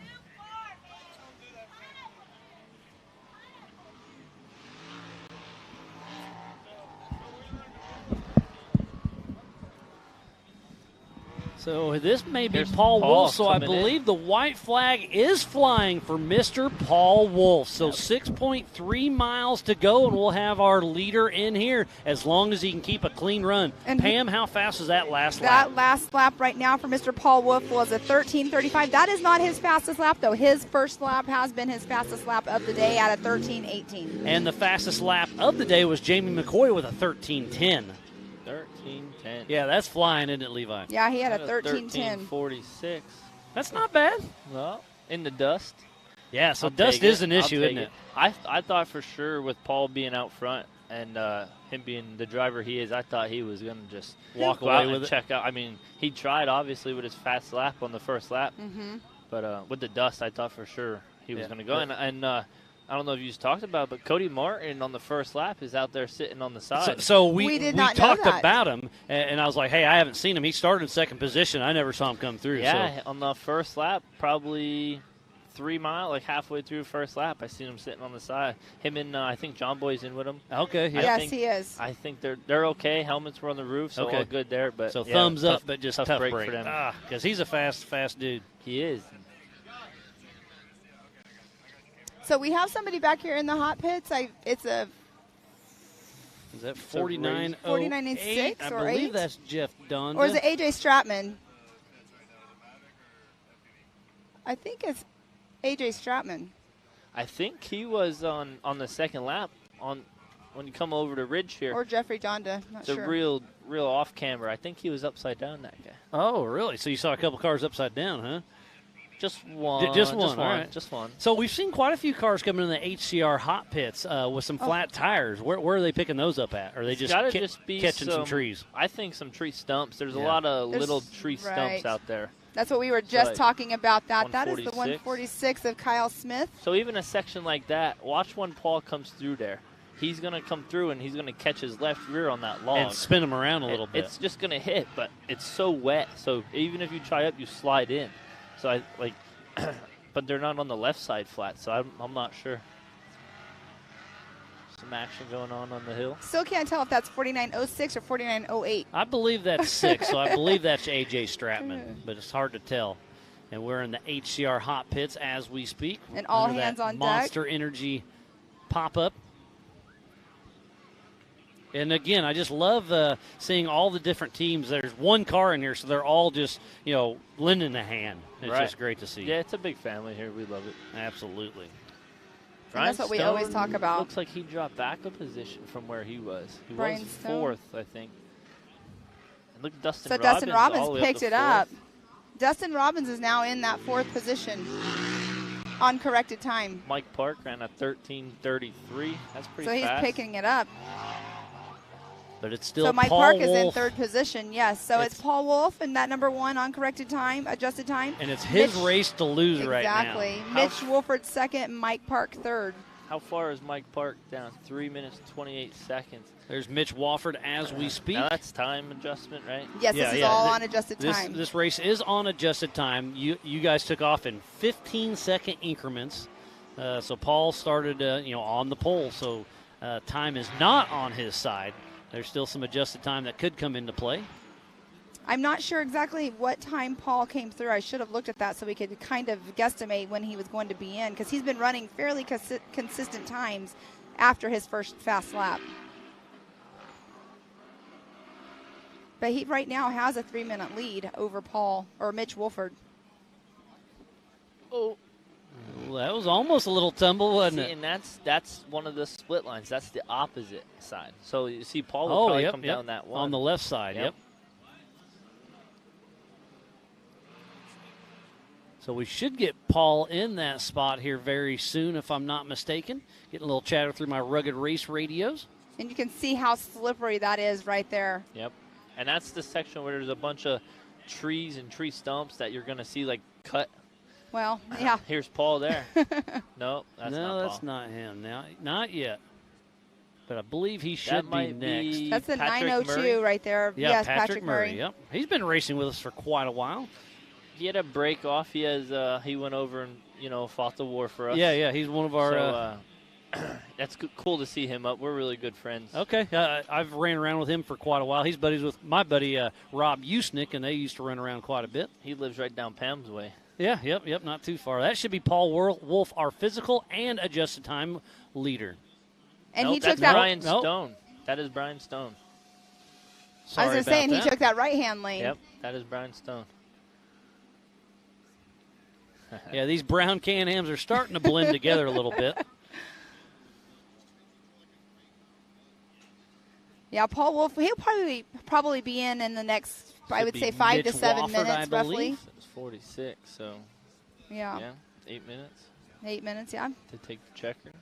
And we're still hoping to start the next race in just under an hour, so we're looking good. Coy Chapel right there. Chapel, his radiator Did you looks see a that? little loose. Yeah. I saw something in the back shaking, but his car still looks pretty clean. He was running up there earlier, too, and he's fallen behind. So there's the 49.28 That is Kelsey Frazier. She's the one that was sideways in front of you there, Levi. It was making me think of that movie where they were stuck in a golf cart going back and forth in a hallway. Yeah, that's what it looked like. And then there was a car sitting at the bottom, like, just waiting. And I'm yelling out out my window. I'm like, back up, back. Like, yeah, give him room to get out of the way. You see him turning around, just back up a little bit. It was awesome, though, that she was able to get it turned around and not keep it plugged up. Yep. There's Papa Poe. Okay, number 6, Philip Papa Poe. He's another fast guy out there on course. He's a lap down right now. Oh, he's a lap down. He Tough is. break. Well, I mean, Paul is rolling, so. Yeah. Well, now we got to, the either or right there coming down. And I know that Paul's racing later on today, and how great is that to pre-run at race pace in his Can-Am? Oh, I mean, you can't get any better than that. No. And that right there is Coy Chapel. Yes. Coy, and I think. Yeah, that radiator is a little loose, isn't it? Oh, see that right there? It gives you a little bit of a kick. Big drop right there. That's why I think Paul is going left. And then if you go right, you come down through this ravine. Really tight too. But if you go left, you have a tight wood section. So that the right hand either or right there, you couldn't even see through it the other day. There were so many trees that were down. So that is Papa Poe. You're good with your cars, Levi. Nah, with these ones. I know the next class is the one that I'm always like, Miles, I struggle with it. Especially in Rush, Kentucky with all the mud. Right. Even though it's super dry and dusty, these mud holes don't go away. So is Paul the only one going left? No, there's a few of them, but Paul's consistently going on that left line in this either or. There are 8. Poe's going to go left at the bottom probably. Oh, he went right.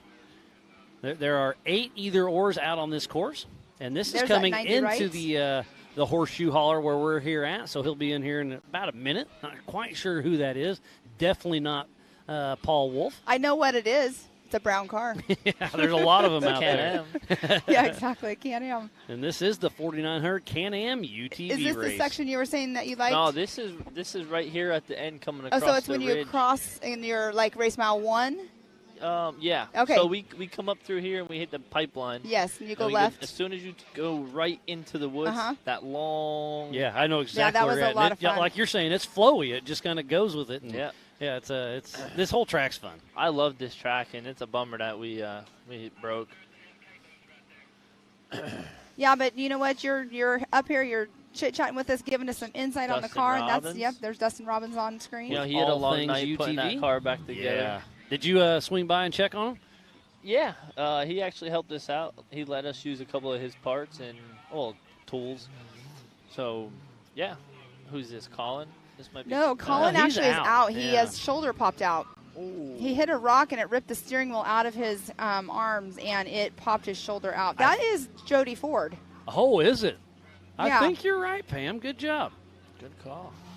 Team Indiana with It's Jody the bright Ford. yellow. Yeah. I'm recognizing the cars, but when they're all brown, it is Oh, hard. I know it's makes it hard for you, tougher. Miles, too. Oh, absolutely. That might be Papa Poe going up there. Oh, we can look right here. So Jody Ford's out on his fourth lap. Let's see. If it was, it has not quite updated We're yet. just a few minutes from seeing Paul Wolf coming in We to the should see him checkered on flag. camera here real soon, coming down through that Power option line. So that is the what was that number on there? Did you see it, Levi? I did not. 395 possibly Maybe. of Cameron Zollers. I believe that's what that number is.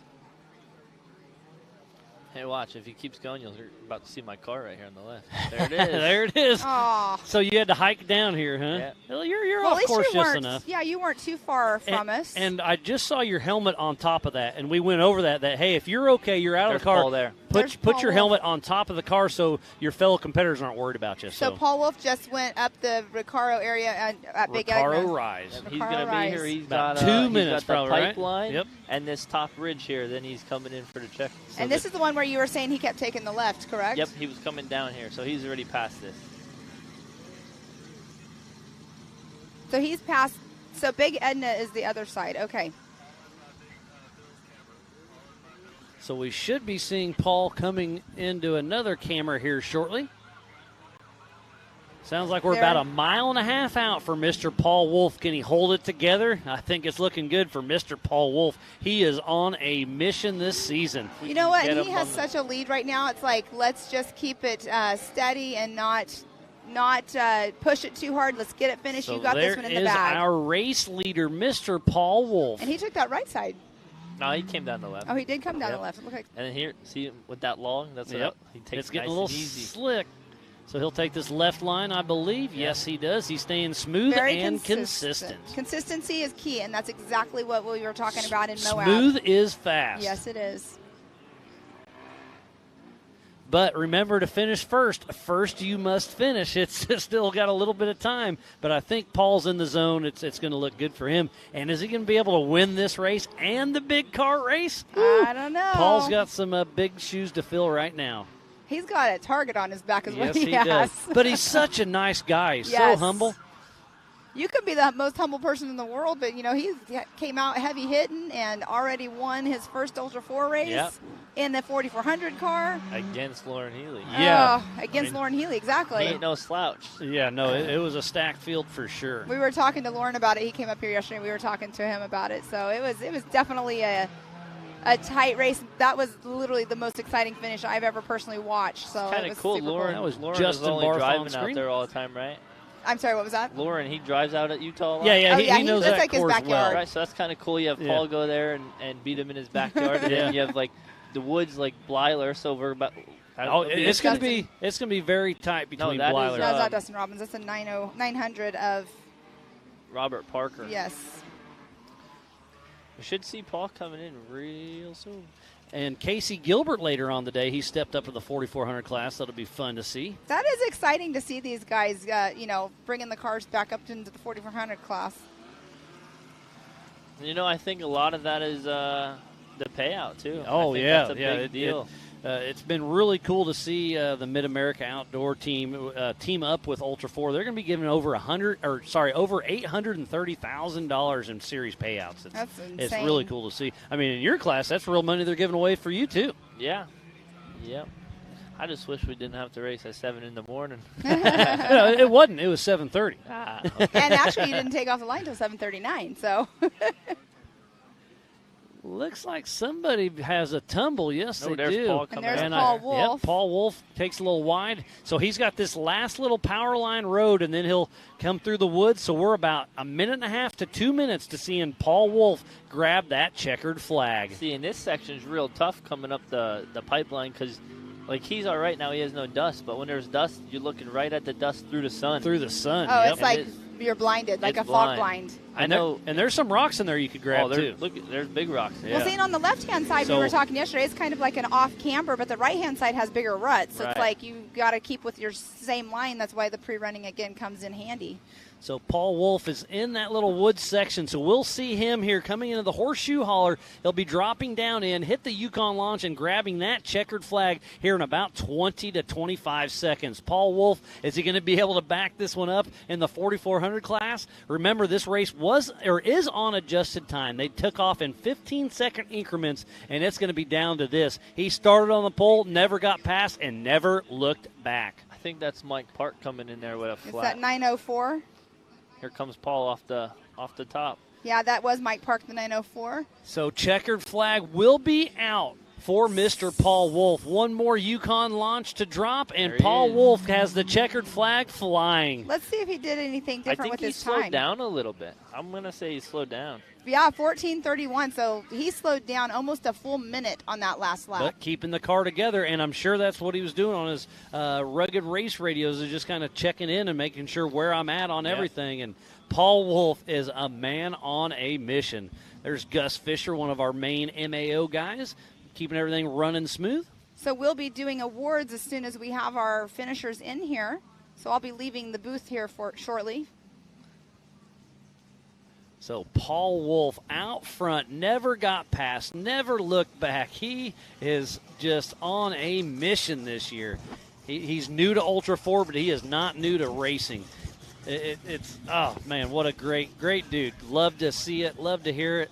He is in the So we should have zone. Mitch Wooford coming in second if he's on pace. But him and Dustin Robbins, he was behind by 8 minutes, so he should have a pretty comfortable second.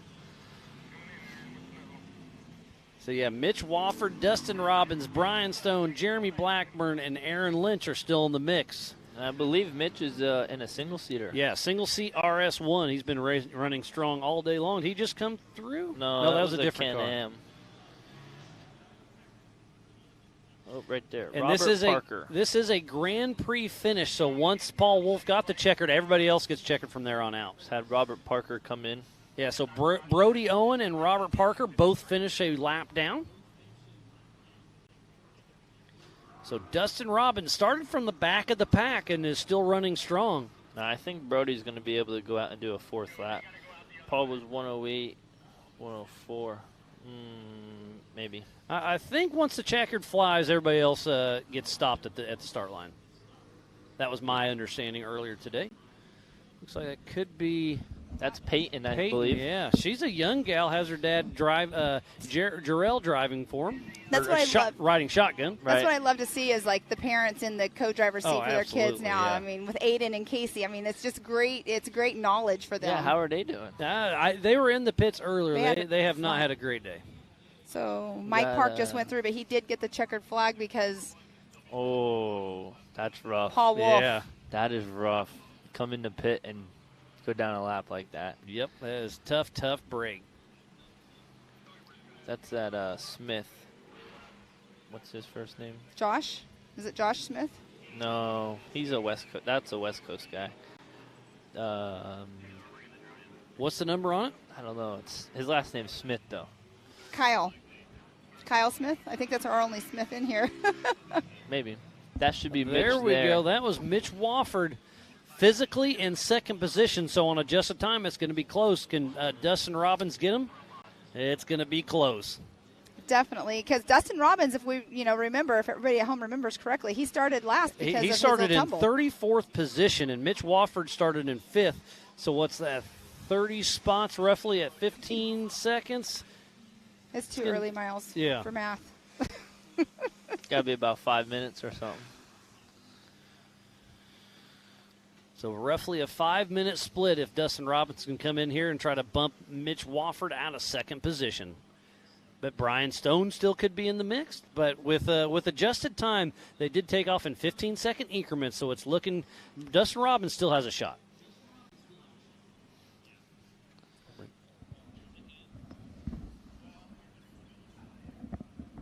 Here we have Peyton coming in for a finish. That's good. Is that Peyton? No, that's the 49.05. Oh, that was nice. Was that A.J. Stratman, 49.06, or was that Will Harris? I think he just checked, and then who's that? Cody Quattlebaum? Cody Quattlebaum, yep. Number 33 with Bandit Off-Road Racing. No, that wasn't him that just came through, was it? Oh, A.J. Stratman, yep. It was A.J. Stratman that came through. Okay. Getting a checkered flag. So we are wrapping up the 4900 Can-Am UTV class. So here in just a little bit, we'll be shipping Pam down there to do some awards.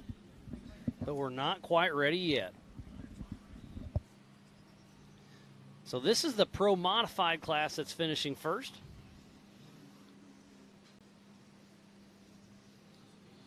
We got Jeremy Blackburn in the stock production class, 5th overall. So that's he's pretty really impressive. awesome. Yep. So again, the stock production, you have to have an OEM chassis, a 1,000cc max engine, 33-inch tires, must-run front body and side plastics. Rear bed can be trimmed to fit a spare tire, and the Pro Mod has to be based on an OEM chassis, but aftermarket chassis are allowed. Must use stock suspension pickup points. Reinforcing is allowed. Must run full front plastics. Aftermarket turbos are good, and a maximum of a 35-inch a 35-inch race tire. Up next, we'll be worrying about the DOT tires in the 4500 and the 4800 class. And who do we have for the? Who's your pick for that for the 4800? It's definitely a stacked field. There's a lot of fast guys and gals out here. But 4800, oh man, Justin Barth has a good shot at it. He was on the Evan podium Sherman, last year. Kent Foltz and Ryan Taylor, Ryan Webb, Sean Reisky. I mean, it's going to be a good race. And then Dwayne Garrett's from the 4500, Vaughn Gittin in that 4600. It's going to be, again, 3 races going on at the same time. That is Aiden Gilbert right there coming on screen going down the Yukon Lodge right now. They'll be getting the checkered flag, as we said, everybody. What lap is Aiden on? He did 4. Or no, that was Kyle Smith that just checked in. Aiden Gilbert, he just completed his 3rd lap. Okay. Now, is this his first race? It is. Yeah, cool. He's raced 170s with us before, but this is the first race in a big car. Race in a big car. It's pretty cool. And that's Coy Chapel on screen.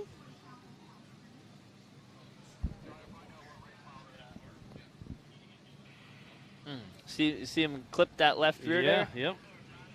Yeah, he took that a hard hit in qualifying. That could be an advantage or it could be a disadvantage using that to help you turn just a little bit. It would be an advantage if it turned left right there, but you're kind of going straight, so you're sliding in. And it's just snotty enough. Yes.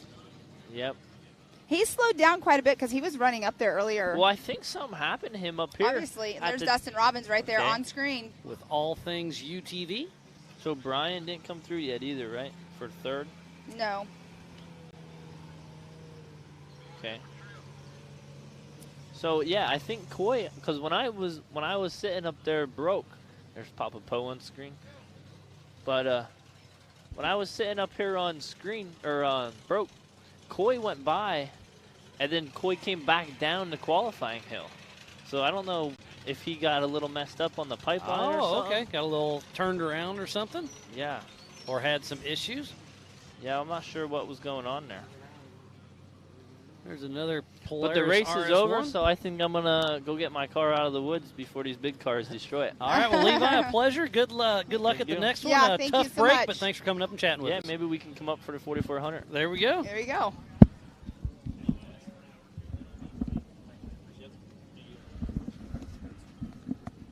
All right, we got 2 coming down right now.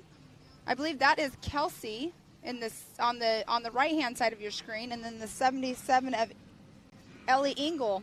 Both of them coming in right now. Yeah, there's Peyton as we speak.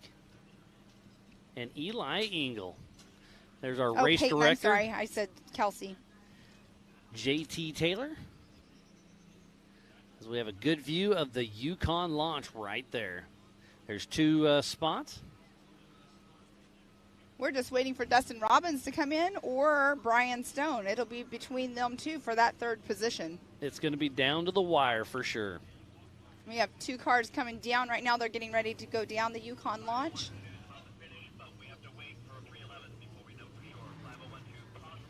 Okay, so Brian Stone just is coming through right now. So it's going to be really close between And Brian Dustin Stone Robbins. and Dustin Robbins. We'll see where Dustin Robbins is. So right now on corrected time, because Dustin Robbins has not came in for this final lap, we have Paul Wolf 1, Mitch Wolford 2, and Brian Stone in that 3rd position. So there's about 18 spots between Dustin Robbins and Brian Stone. So at 15-second increments, that's about a 3 or 4 minute split. We'll see how it shakes out. And Aaron Lynch just went through. He did the left-hand lane. I'm not quite sure who that was in the RS, the one that went to the right side there.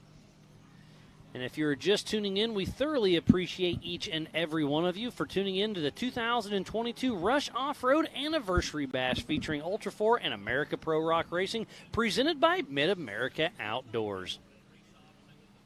Is that Dustin Robbins coming down right now? I don't believe It so. is not. That is Coy Chappell, who was running really well earlier. So he had some kind of issues going on. But that still puts him right now on corrected time in 4th position. That's a solid run for Coy Chappell. We had over 40 UTVs take the green flag this morning, but the attrition has definitely set in as we saw Levi Metzinger. We've seen lots of cars all over.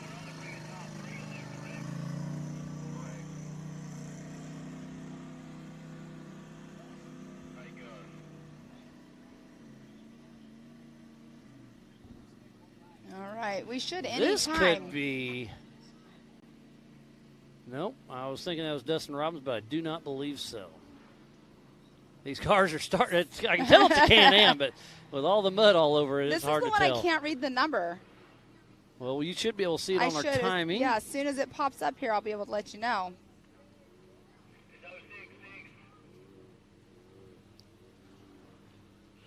There's another RS1 coming down, a little single-seater. These things are super quick and nimble in the woods. We saw Mitch Wofford That was one the earlier. number 40.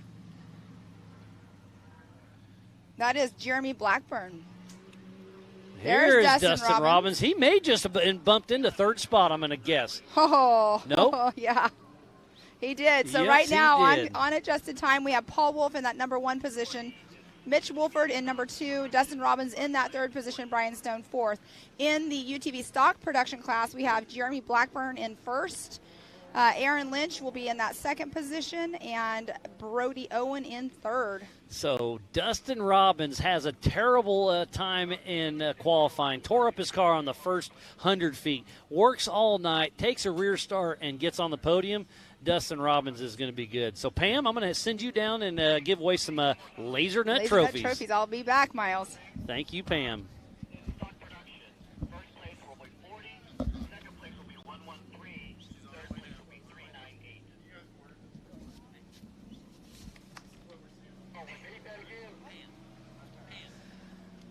We are live from the Nitto studio here in Rush Off-Road. This place is over 7,000 acres.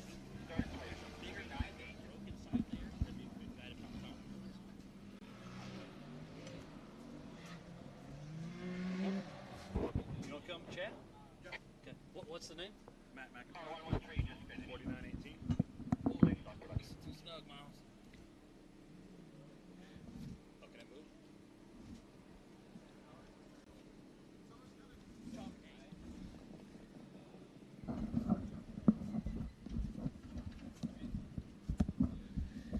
So I've got another Matthew McIntosh, number 4918. He's in here joining me in the booth. What happened out there?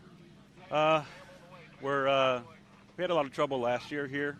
We blew a belt, and then we caught fire on the first lap.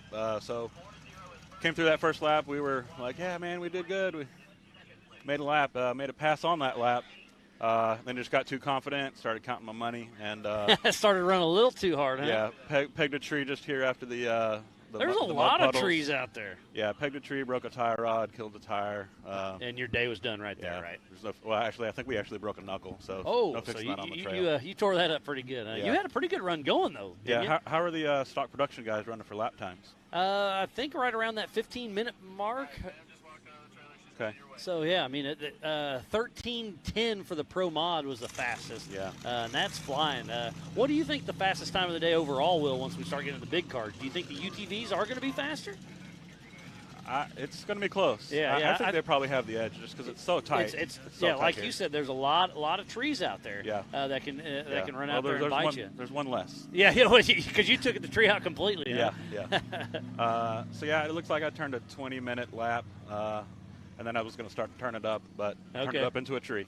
Yeah, well, that's just part of it. But it's been a great day so far. You had some bad luck, but you had fun out there, and it's only going to get better as we go. I mean, tough break, but I see a smile on your face still. You had bad luck last year, you had bad luck this year, but you'll be coming back for more, won't you? That's racing. Yeah, we'll be in Tennessee. Okay, then, at AOP. Hopefully in Oklahoma. Yeah. All right, for Visions. And Legends of the Fall? So. Not fall. We're getting married late October. Well, congrats on that. Yeah. So, I'm a firm believer in family first. You got to do what you got to do. Racing's a lot of fun, and that's what you want to make it. But, yeah, good on you for doing that. Yeah. So, what's your plan for next season? We're hoping around the beginning of the new year to get a new car. We're in a 16, so it's getting a bit old, getting a bit clapped out. So and you're not doing any favors out here. No, we definitely are not. So we're hoping to get to a new car next year, and we'll go from there. Awesome. Well, yeah, it's a lot of fun. Right now you're in the stock production class, correct? Right. Are you going to move up to Pro Mod or try to stay in that stock I'm trying class? to stay stock. Yep. Yeah, I'm just beginning. Just getting used to it. You're just getting used to it, but you're having fun doing it. So we thoroughly appreciate you coming out here and racing with us with MAO and Ultra 4 Racing. Yeah. So it sounds like Pam should be getting a little closer. But we'll be giving away some of those laser nut trophies here soon. Too bad you didn't get one, but like you said, that's part of racing. Yeah, that is. So how long have you been coming out to Rush Off-Road? I've only did last year's race and this year's race. So that's super it, muddy. Last year was a mud hole, wasn't it? Yeah, nightmare. Not quite as muddy this year. Yeah, so there's definitely some mud holes out there, but the dust was definitely part of the issue, right? Yeah. I had a little bit of dust on that one pass I made. How many laps did you make? I just completed the one and then wrecked it on the beginning of the second.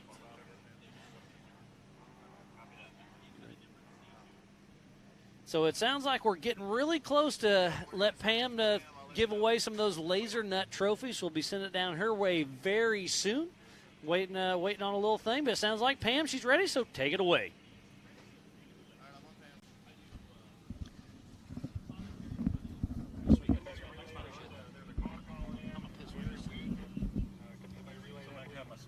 Yeah.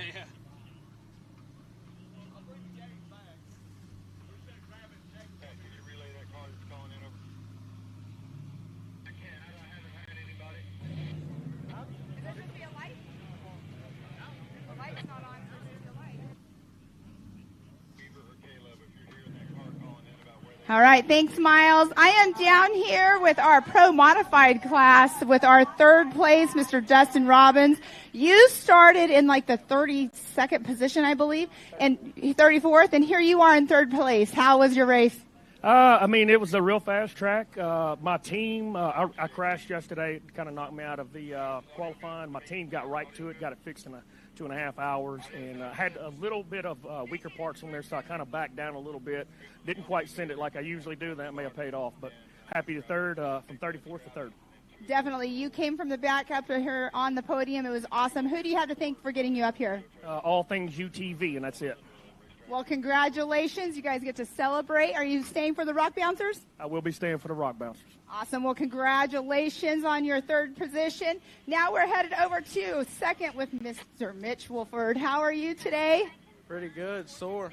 It was a rough course out there. I know I actually went out on course myself, but did you have any issues out on course? I don't believe you did, but did you have any problems at all? Not that I can think of. Yesterday in qualifying, well, pre-run to qualifying, I had brake issues, so we had to go in and fix that. But other than that, qualified 5th, and then somehow got my way to 2nd. Well, congratulations on this podium finish up here. It was a great day, obviously, for you. We'll stick around, celebrate with everybody, but congratulations. Thank you. Oh, who do you have to thank for getting you up here? C&W, Mom, Dad, All Things UTV, Trinity Racing, Ground Thumping Motors, America's Motorsports in Nashville, Tennessee, and I think that's it. Awesome. Well, congratulations on your 2nd place. And on to our 1st place winner, Mr. Paul Wolf. He was our pole sitter. If you were racing later in the 4,400 class, you got out there and just took it, and you ran with it. Yeah, our plan was to run the first lap kind of hard and then sit back and see where everybody shaked out. Once we were able to do that, we just kind of cruised, put it on cruise control. We got our lap traffic, had to move a couple guys, but hopefully they ain't too mad about it. And then I got to thank Travis here, my co-driver. He rides with me for some reason. I don't really know why. And then I got to thank my wife, Christy and Laney. And then I got to thank everybody that supports me. Can-Am, Halo Lockers, MRT Tires, HCR Suspension, and all the other guys and crews that come out and support us. G-Force and NOS do an awesome job. And then we got Rick Berry at RCV. These axles are tough. We put them to the test today. Well, you're going to go prepare for the 4,400 race, but we were watching you on screen today, and every time you were very consistent on your lines. Same lines for later, or are you going to keep that to yourself? No, the big car, definitely different lines. I'm going to go work on reprogramming my brain to make sure I don't make the wrong turns, and then get to work on it, and hopefully we can do the same thing in that class. Huge shout-out to Robinettes for putting this show on. It's an awesome show, and JT Taylor, thank you. Awesome. Well, again, congratulations for our UTV Pro Modified class. Paul Wolf, Mitch Wolford, and Dustin Robbins.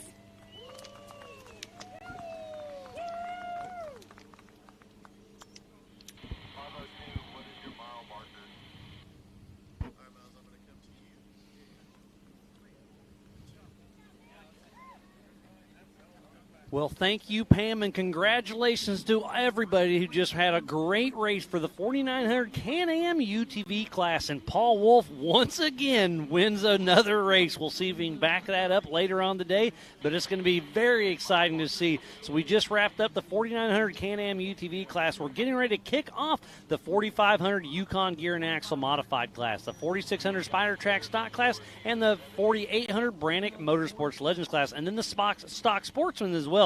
So we've got lots of cars that'll be out on course. It's going to be a great day of racing.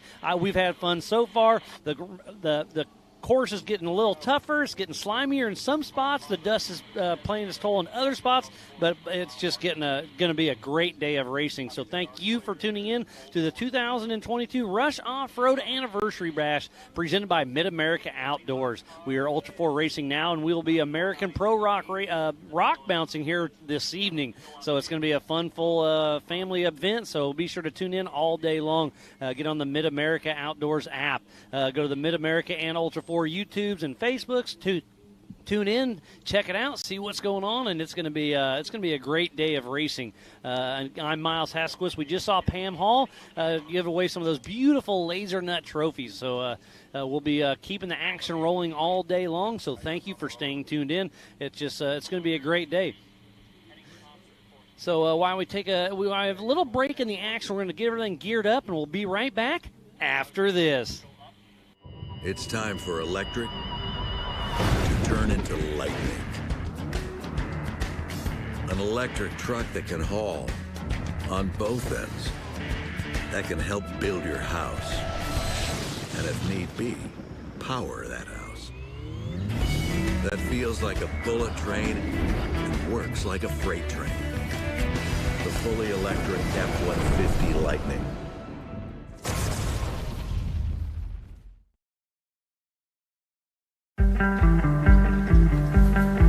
I need it so bad. It's not just a hobby.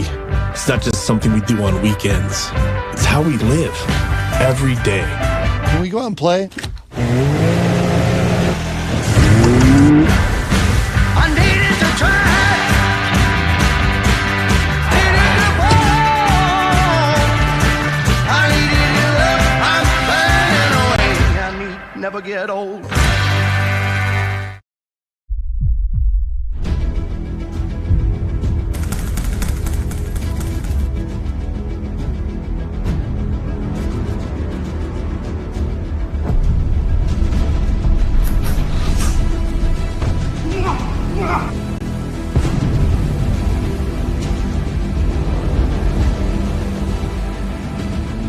I am Monster Mate.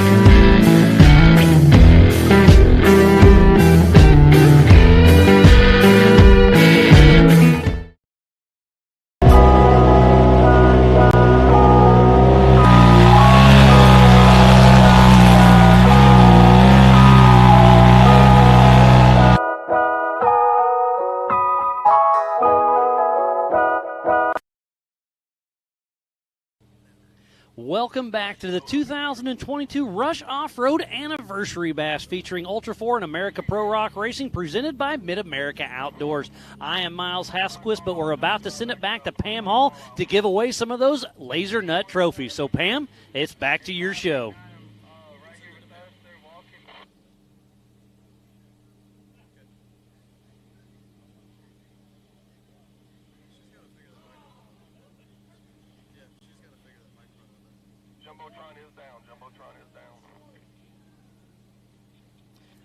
Looks like we may have a little bit of issues with our mic. We do apologize for that. We'll work through it. So we just gave away the trophies for the 4900 Pro Mod. We're getting ready to give away trophies for the 4900 Stock class. Sounds like we're having a little bit of technical. I am down here with the stock production class, and we have our third place finisher, Brody Owen. How was your race out there today? It was long. It was wet. It was fun though. It was fast course. We was running with a lot of fast guys. I knew Aaron started second place in our class, so I was trying my best to catch him, but that wasn't going to happen. I started ninth. He ran a good race. It was fun. So who do you have to thank for getting you up here on the podium today? A lot of people. God, Grant, my co-driver, he's my sponsor too, Outlaw UTV, my mechanic, Daddy, Mama, Morgan, my wife, ATFM, 5-Star Tuning, Glenn's Muffler Shop.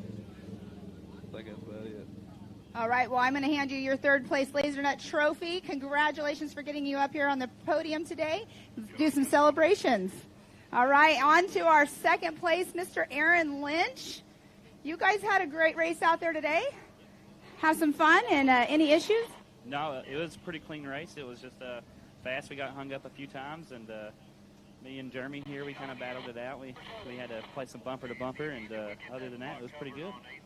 Awesome. Well, it was a great race out there. We were having fun watching you guys. There was a lot of close, tight racing out there. Co-driver, how'd you do? It was a lot of fun. Ready to go again. Yeah, I was talking to you the other day. You were ready. So congratulations on your second place. Who do you have to thank for getting you up here? My wife, my guy in the pits, Gary Hinkle, for helping me out, and that's about it. Awesome. Well, congratulations, and we'll see you guys celebrating later on. And we're going on to our first place finisher, Mr. Jeremy Blackburn, out there in his single-seat Polaris RS1. Congratulations. How was your day? It started out rough. The second turn in, I lost power steering. I had to pull over. I prayed to the good Lord above. Please let it come back. I shut the machine off, started up, boom, power steering, took off. Then a couple laps in, I must have hit my four-wheel drive button. I was in two-wheel drive on one of the bad hills, and if not for Aaron, I wouldn't have finished the race because he bumped me, knocked me up the hill, and yeah, I was able to figure out I was in two-wheel drive and continue the race. But yeah, I had a lot of luck on my side. Awesome. Well, congratulations. And who do you have to thank for getting you up here besides Aaron? First and foremost, I want to thank my Lord and Savior, Jesus Christ. I come down here by myself. Didn't bring no spare tires, no nothing, this machine, and we finished the Ultra 4 race, which is just the good Lord helped me. I'd like to thank my wife for allowing me to pursue this dream, and I'd like to thank Alba Racing and Bandit Off-Road Racing. They're the only two sponsors I have, and I would like to thank a couple of friends for making the awesome decals I have. Thank you. Well, awesome. To come down here as a single person coming down here to do your race, no co-drivers, obviously, in single seat RS1, no pit crew, but obviously it's one huge family out here, and they're all going to help out. So congratulations on your first place finish, and we'll see you later on. All right, I plan on doing the whole series, so yeah, you'll see me again. Awesome. Well, we'll see you later. Congratulations again on our stock production, Jeremy Blackburn, Aaron Lynch, and Brody Owen.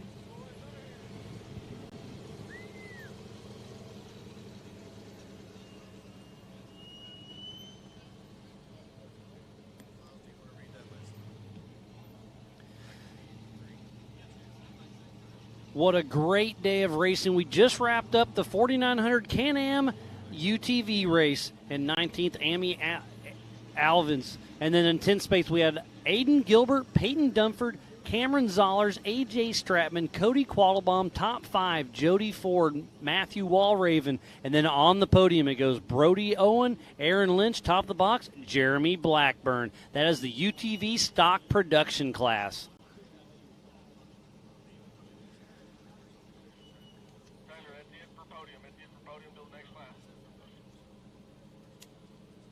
So up next, we'll be racing the 4500 Yukon Gear and Axle Modified class, the 4800 Brannick Motorsports Legends class, the 4600 Spider Track Stock class, and then the Stock Sportsman. So while we get everything re-racked, reset, we'll be right back after this.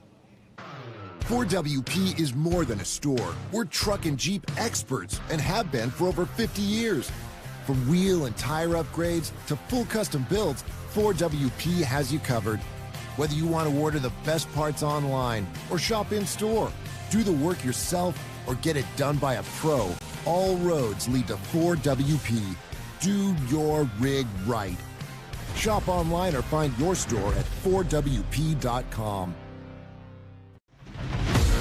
Rocks, sand, heat.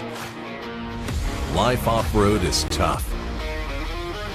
We wouldn't have it any other way.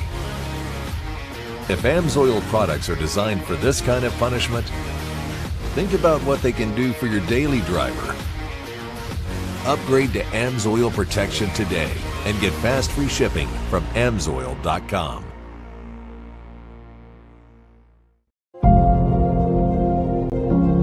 You know, the thing that people don't realize about ARB is that they have been developing the parts as our series and our sport has grown to these new extremes. They keep evolving as the sport has evolved.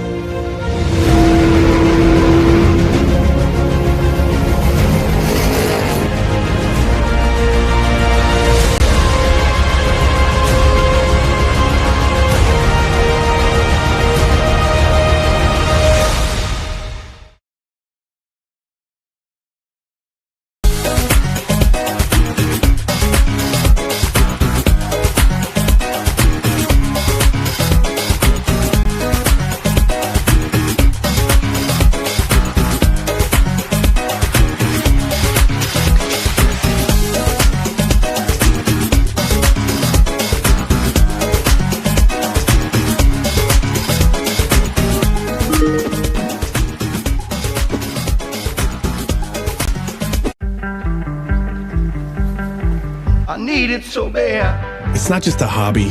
It's not just something we do on weekends. It's how we live every day. Can we go out and play? I needed to try. Needed to fall. I needed your love. I'm burning away. I need never get old. It's time for electric to turn into lightning. An electric truck that can haul on both ends. That can help build your house. And if need be, power that house. That feels like a bullet train and works like a freight train. The fully electric F-150 Lightning.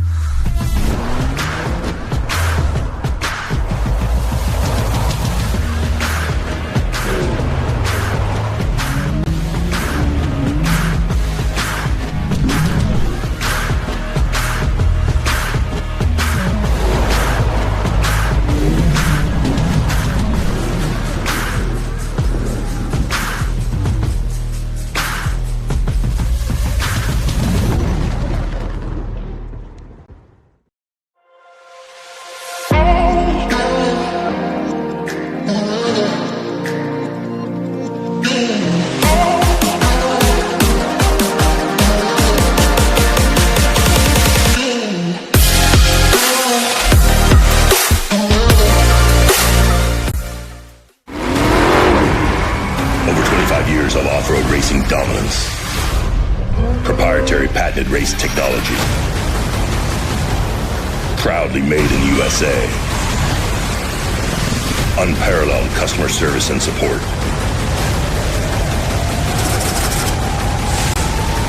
The choice of champions. King Shocks. The leader in off-road shock technology.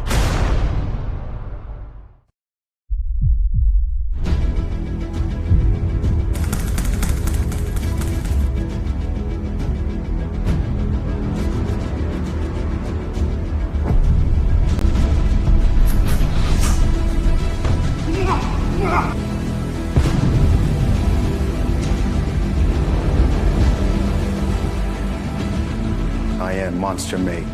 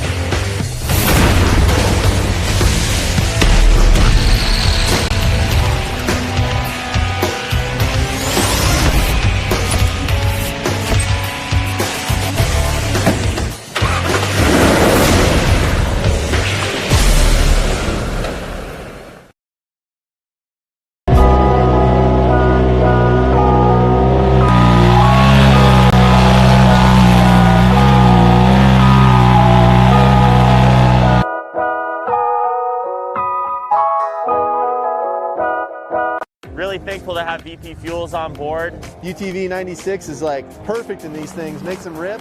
It ran cool, it ran strong. We got into those rock sections where we really needed that throttle response, and it was right there every time. We run all VP lubricants. We haven't had any problems with any kind of leaking or any kind of heating issues. And in the State Frosty, no drama, temperature stayed under 200 the entire race.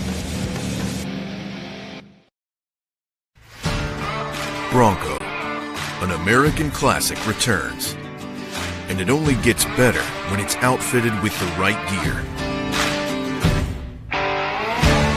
From bumpers to winches, rigging accessories, suspensions, body armor, and wheels. You need a full array of gear to outfit your Bronco for adventure. Get them now at warn.com. Hello and welcome. Breathe, relax, and enjoy the meditation. Provided by Yukon Gear and Axle.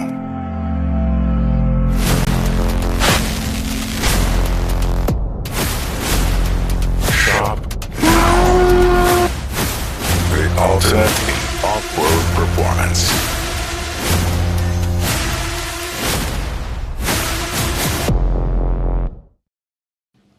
Welcome back. We are live from the Nitto studio for the 2022 Rush Off-Road Anniversary Bash featuring Ultra 4 American Pro Rock Racing presented by Mid-America Outdoors. I am Miles Hasquist, and alongside me is Mrs. Pam Hall, and we are about to kick off the Everyman Challenge classes. It's going to be fun. It's going to be fun. The hot pits, they've been switching out since the UTV race just now. Everyone's getting ready. They're getting lined up. It's going to be a fun one.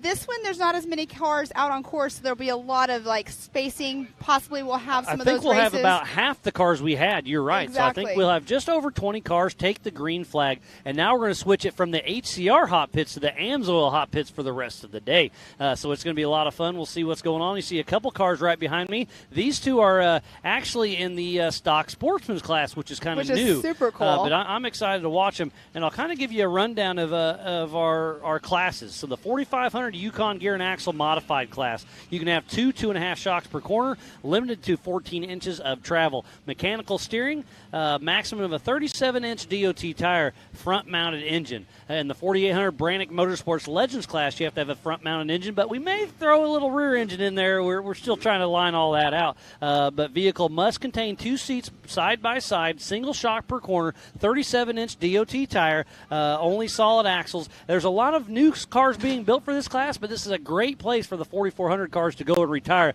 Just go down to 1 shock and a 37-inch DOT tire, so it's really cool.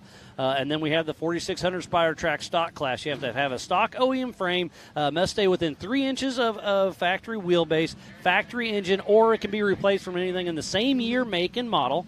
Factory transmission, 35-inch DOT tire, factory-style suspension like leaf springs, TTB, and etc. And then mechanical steering. The stock class is a very close-knit group. It's really cool to see. And speaking about that, Vaughn Gittin Jr., Team Funhaver, and that brand-new Ford Bronco starting on the pole for them. And then we have the stock sportsman. And I'm new to this, but I believe you can have any axle. Has to be a stock engine, up to a 40-inch tire, must pass all of the safety and tech. And then it's 100% payout for that class. That's super exciting. Everybody loves the payouts, that's for sure. Yeah, so a huge shout-out to Jason and Gayla Robinette with Mid-America Outdoors for doing that. The entry fees are lower, the payouts are higher, the racers are really excited about that. So it's been a great transition, and it's only getting better. Super exciting. Here's another one of your stock classes right here. That one looks like it's an old Toyota, possibly? Yes, it is. That is Mark Zaboth out of Covington, Georgia. They were giving us a wave as they were going by just now. It's running an old school 22R. We're running on propane, so kind of wow. old I did not realize stuff. that. It's pretty cool. So we'll be sending them out here any moment, I believe. We're really trying to stick to time. But we'll see what happens. But so far, so good. We are here at Rush Off-Road. This park is absolutely amazing. So a huge shout-out to E.B. Loban and his entire crew. They've done an amazing job keeping this course, this park open. It's a 7,000-acre park, over 100 miles. It's absolutely phenomenal. And I have seen E.B. He's been out here he's watching. Been running around like crazy. Yes, and he has a crew of people out here himself as well. Yep. So today's the laps are 6.3 miles laps. The stock class will run 3 laps. The 45 and 48 will be running 4 laps. So it's really cool to see how that's going to shake out. But I'm excited to see it go down. Me too. And all the races today will be a Grand Prix style finish, like we just saw with the UTV Once the checkered flag comes out, nobody else heads out for another lap. So if you finish a lap down, that's just part of it. But Right. we just saw Paul Wolf throw down a great run. And I saw Jamie McCoy. You were coming back from awards, and McCoy came through and I said, hey, what happened? He's like, I was catching him. Yes. But we were just at a perfect pace. And, he's so humble and great Yes. guy. But he said his fans quit working, so he overheated. Oh, So, gotcha. Jamie McCoy with the fastest lap of the day thus far with a 13:10. That is moving. A very fast lap for So sure. these cars will be a little bit slower for sure. So I'm gonna say they're gonna average right around that probably a 14-minute mark or so. And then will the 4400s be able to drop below 13? I think they can, but it's going to be tough. I think they can, but because they're such a bigger car, that's where I think the UTVs are still going to hold the fastest time. Yeah, it's this track is very tight, lots of trees, so it's going to be interesting how it all shakes out. But we are just moments away from kicking out the 4500, the 46, the 48s, and the stock Sportman. So we'll have 4 races going on at the same time. So we'll do our best to kind of keep you honest. Thank goodness, Pam, you have the live.ultra4racing.com website pulled up in front of you. So if you're at home, be sure to do that as well, because you can have the live stream up on the big screen and then have your laptop or iPad or whatever with the live timing and really figure out your favorite driver and where they're at. Exactly. It's awesome to see. You can see as soon as they come through the start-finish line, it'll tell you what their lap time is, what lap they're on. It'll tell you the time splits as well. Yeah, so the they time splits is cool. That is really cool. Because this race is on adjusted time as well. Last time it was 15-second increments, but from now on out, it is a 30-second increment start. Exactly. And so it's really cool to be able to see that, as like we were just saying, having the time splits and everything. I like to know, you like to know, everybody at home likes to know. So you just make sure you go on to the live.ultra4racing.com and watch that live timing, because that's exactly what we're watching here, and it is exactly what you'll be seeing at home as well. So I'll give you a quick rundown of some of our series points and championship. So first place gets 1,000 points. Second place gets 975. Third gets 965. And then fourth on out, you get 5 less points. You do have to finish 2/3 of the race. Yesterday, Paul Wolf got 7 points for being the fastest qualifier per class. The West and the East Championship, most points from Visions, Nationals, and any 2 of your regional races get you for the East or the Western Championship. And then the national points it's King of the Hammers is double points, Visions is double points, Legends of the Falls Nationals is double points, and then pick any 2 regional races, and that is how we're going to crown our national points.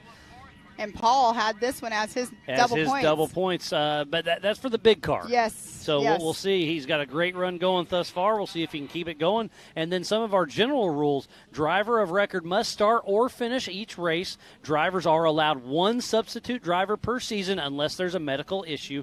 Drivers must race the same car they qualify in. Unless they do switch a car or borrow a car, then you can take a rear start.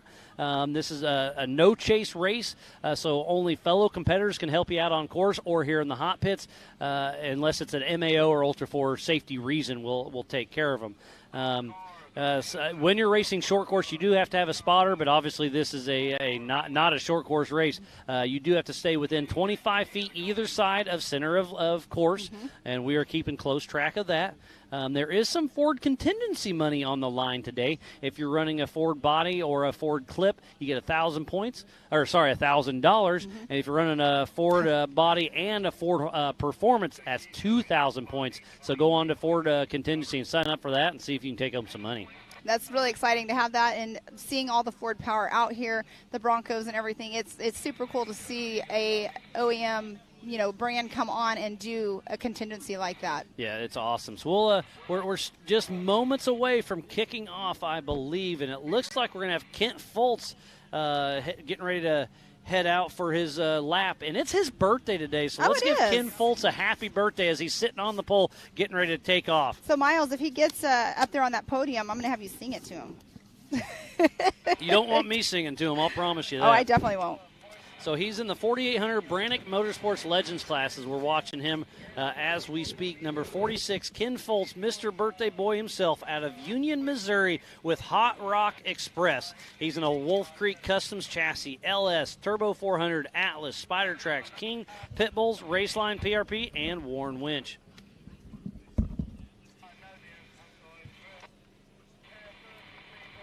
So the rest of the Ultra 4 MAO schedule is we are here in Rush, Kentucky. Up next, we'll be heading our Western second race in Folsom at Prairie City SVRA, May 13th and 14th. Then we'll be doing our second Eastern race, June 17th through the 19th at South Pittsburgh, Tennessee at AOP.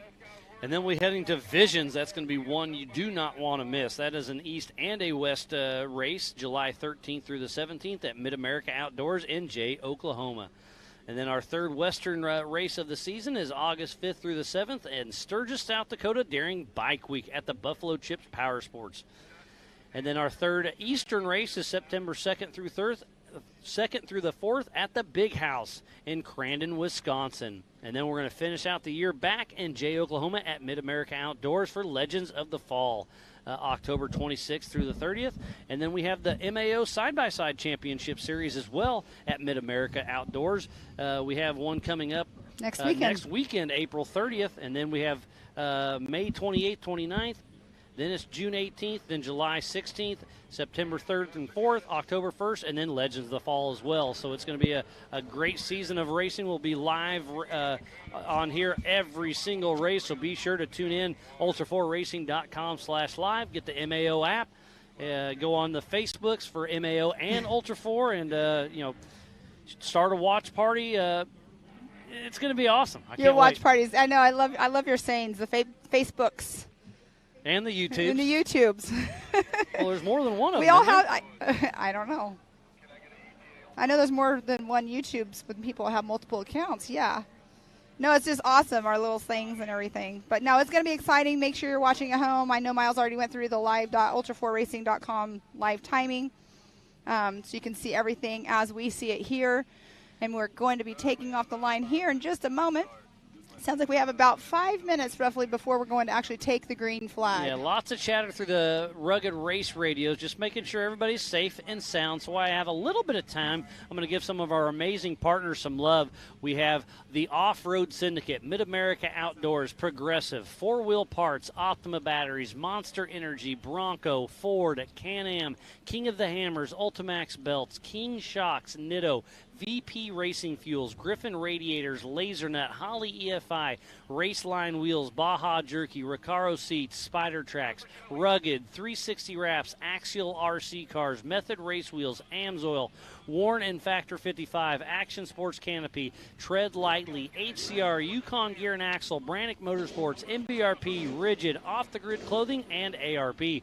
So please support who supports the sport. If it wasn't for these amazing partners, we would not be racing here in Rush, Kentucky today for Ultra 4. So if you're building a mall crawler, a tow rig, a race car, go to these companies. That's why we're here. Support who that supports us. Because they don't only make race products. They make parts for you to, like you just said, mall crawlers. You can go out and build your car up for trail riding alone or your daily driver. You can get some of the products that they sell and put it right onto your car you go and you buy and go on out and do your own rock climbing. You just definitely don't have to always just be in a race car to buy parts from the people that support us. Yep, absolutely. You nailed that one, Pam.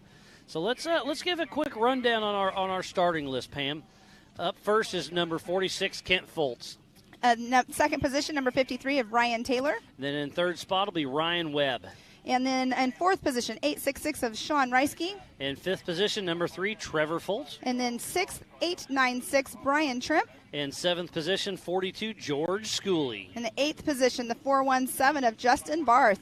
And then in ninth position, number 26, Dwayne Garrettson. And then in the 10th position, the 4859 of Evan Sherman. In 11th spot, number 456, Cody St. Clair. In 12th is 4517 of Jesse Oliver. In 13th position, 890, Jonathan Terhune. In the 14th position, the 1905 of Sean Hulch. In 15th position, number 4514, Troy Digby. In the 16th position, the 2567 of Von Gittin Jr. And then in 17th spot, the 4688, John Schaefer. And in 18th position, the 253 of Chris Miller. And 19th spot, number 4649, John Lawner. In 20th position, the number 13, the Jason Dean. And last but certainly not least, in 21 spot, number 169, Matt Gresser. So it's going to be a great day of racing, so let's keep it going. Kent Foltz, Mr. Birdie birthday boy, should be taking off here very soon. Sounds like getting lots of chatter through the through the Rugged Race radios. There's lots of stuff going on behind the scenes, making sure we have a safe race course, but we should be live going very, very soon. I know these racers are ready. A lot of these racers also, they did their qualifying yesterday and they went back through their car just to make sure everything was okay for the race today. Rugged Race radios in my ear right now. We are about to go hot, Pam. And there we go. It's off. Off the line. You can hear the horsepower. So number 46, Kent Foltz out of Union, Missouri, Hot Rock Express with a Wolf Creek Customs chassis, LS, Turbo 400, Atlas, Spider Tracks, King, Pitbull Tires, Raceline, PRP, and Warren. His first Ultra 4 race was King of the Hammers 2017. He's made his way up the Bronco Hill. Now he's heading across the Rigid Ridge. That Rigid Ridge it's kind of a fast lane, but there were some people that had some cars up there. They said, I just hit a tree. Yeah, these trees are tight here, and they jump out right in front of these guys and gals. Jumping trees. That's a great shot right there of the start line. They have to actually go over a creek crossing. You can't really see there. It is in the shadow of a tree right there at the bottom of your screen, but that's where the ditch is that Dustin Robbins knows at the start of the Bronco Hill. Exactly, and so they go up that ridge, the Bronco Hill, and then they go up onto the Rigid Ridge. And off the line right now, that is the number 53 of Ryan Taylor out of North Liberty, Indiana, with Team Indiana, with Chris May riding shotgun. He's in a 4800 Brannick Motorsports Legends class, driving a Trent Fab chassis, LS 6-liter, 4L80E, Atlas, Spider Tracks, Brannick, Fox, Yokohama, Raceline, and PRP. His first Ultra 4 race was Moab last year, and Team Indiana and their whole team is absolutely awesome. So, Miles, we've actually had 3 go off the line. We've had Kent Foltz, the number 46. He went first off the line. Ryan Taylor, the 53, went second off the line. Ryan Webb, the 717, off the line. And then just now off the line was the 866 of Sean Reisky. So, Ryan Webb, 717 out of Bossier City, Louisiana, with Kryptonite Customs. And then it was Sean Reisky. Sean Reisky, number 866. Out of Mishawaka, Indiana, with Auto Pros Off-Road. He's in a new home-built chassis. He debuted at King of Hammers this year with an LS3, Turbo 400, Hero T-Case, Gearworks, PRP, JKS, Brannick, Fox, KMC, and Mickey Thompson tires. See, lots of cars heading out on course. We should have just over 20 cars go out. And Trevor Foltz, I'm sorry, did you say Trevor Foltz, the number 3? He is off the line. So Trevor Foltz, number 3, out of Union, Missouri, with Hot Rock Express. He's in a Wolf Creek Customs chassis, Hellcat 6.2, Turbo 400, Atlas, Spider Tracks, King, Pitbull Tires, Raceline, PRP, and Warren. And off the line just now was the 896 of Brian Trimp. Out of Sault Ste. Marie, Michigan, with Shallow Pockets Racing. He's in a Jeep Armory chassis. GBM LS 408, Turbo 400, Atlas, 14 bolts front and rear, Falcon, Warren, Optima, King, Vision, PRP, and Yukon. Remember, they are taking off in 30-second increments. And the number 42 of George Schooley should just be off the line just now. With his daughter Cameron riding shotgun out of Westminster, Maryland, with Legacy Off-Road. He's in a Miller Pro chassis, LS 437, Turbo 400, Atlas, Nitto, Spider Tracks, Method, and Fox.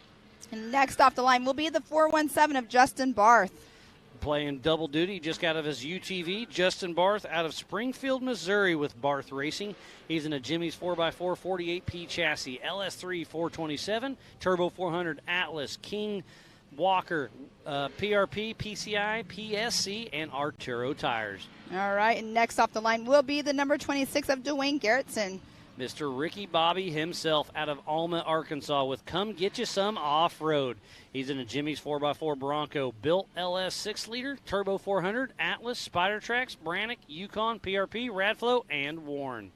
And then next up off the line after Dwayne Garrettson will be... So there goes Dwayne Garrettson as we speak. Yes, and then next up on the line, going up to the line right now, is the 4859 of Evan Sherman. Evan Sherman out of Inman, South Carolina, with Sherman Racing. He's in a Jimmy's chassis, LS 6-liter, Turbo 400, Atlas, Spider Tracks, PRP, Raceline, Fox, Toyo, Barnes 4-wheel drive, East Coast Gear, and Carlton Customs. And after Evan Sherman just took off the line. Now coming up is the 4561 of Cody St. Clair. With his dad, Anthony St. Clair, riding shotgun, number 4561 out of Ponder, Texas. With SCR Motorsports, he's in a Tribe 16 chassis, Thompson LS 408 stroker, Turbo 400, Atlas transfer case, custom splice, Raceline wheels, Cooper tires, Fox, Factor 55. And then next off the line will be the 4517 of Jesse Oliver. Out of White Lake, Michigan, with Oliver Racing. He's in a Ford-based chassis built by Oliver Racing, Mass Motorsports LS 427, Edmunds Turbo 400, Atlas, Yukon, Brannick, Warn, Raceline, Falcon, Alltech tuned Radflow shocks, and rugged race radios.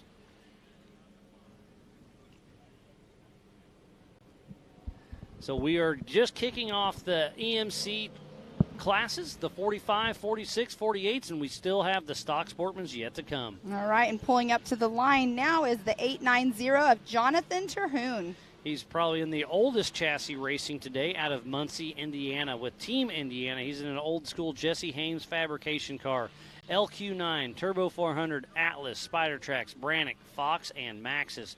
We saw him late to qualifying yesterday because he was out pre-running and his starter went out on him, so he was scrambling, but he was able to get out there and going, and great to see him taking the green flag today. So there goes Jonathan Terhune up the Bronco Hill and then across the Rigid Ridge.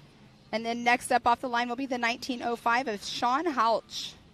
Am I saying that correctly, Miles? Yep. Okay, no, it's Sean Hollick. Hollick. With Sean Mark Hollick. Shea riding shotgun out of Hampton, Maryland, with Sean Hollick Racing.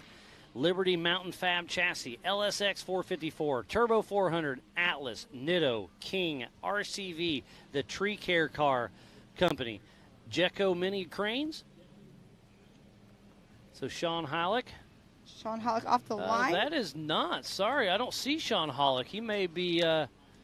I saw him having car issues. That was Troy Digby, if I'm not mistaken. The number 4514 out of Centennial, Colorado, with Outlaw Off-Road. He's in a Jeep-based buggy, LS 5.3, Turbo 400, Atlas, Maxxis, Raceline, and Fox, and Barnes 4-wheel drive. And then off the line right now is the 2567 of Von Gittin Jr. So he is part of Team Funhaver with his best friend Eric Davis riding shotgun out of Concord, North Carolina, in that brand new Bronco running portals up front. Fox Shocks, Nitto, Monster Energy, Optima, MBRP, VP Racing Fuels, Warn and Factor 55, Rugged Race Radios, Shell Rotella, Project X, Holly, Recaro, Gear Wrench, Centerline Wheels. All right, and off the line just now is the 4688 of John Schaefer. Out of Birmingham, Alabama, with RPM Extreme. He's in a Savvy-built 2015 Jeep JK. He's got stock drivetrain, Curry axles, ADS, Falcon, Raceline, Sparco seats, and RPM Extreme. So we have 3 in this 4600 Spider Track stock class. We have 4 in the 45 Yukon Gear and Axle modified class, and 11 in the 4800 Brannick Motorsports Legends class. That should be the 253 of Chris Miller. Just took the green flag. This is the start of our stock class. Our stock sportsman. Yep, stock sportsman. Chris Miller, 253. He's running a 1981 Chevrolet pickup, Maxxis tires, and King shocks.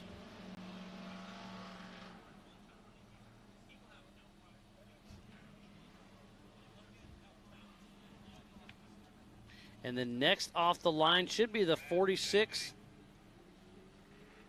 The 4649. Yes, it was of John Lanier. Lawner out of Lawner. St. Clairsville, Ohio, with Beavis Built Racing. He's in a Jeep Cherokee. 4-liter Spider Tracks 9s, 14-bolt BFG allied wheels, and Radflow shocks. Next off the line should be the number 13 of Jason Dean. Out of Easley, South Carolina, with Dean Motorsports. He's in the stock sportsman's class. 94 Jeep YJ, Milestar tires, Raceline wheels, King shocks, Yukon, Brannick Motorsports, and Warn and Rugged.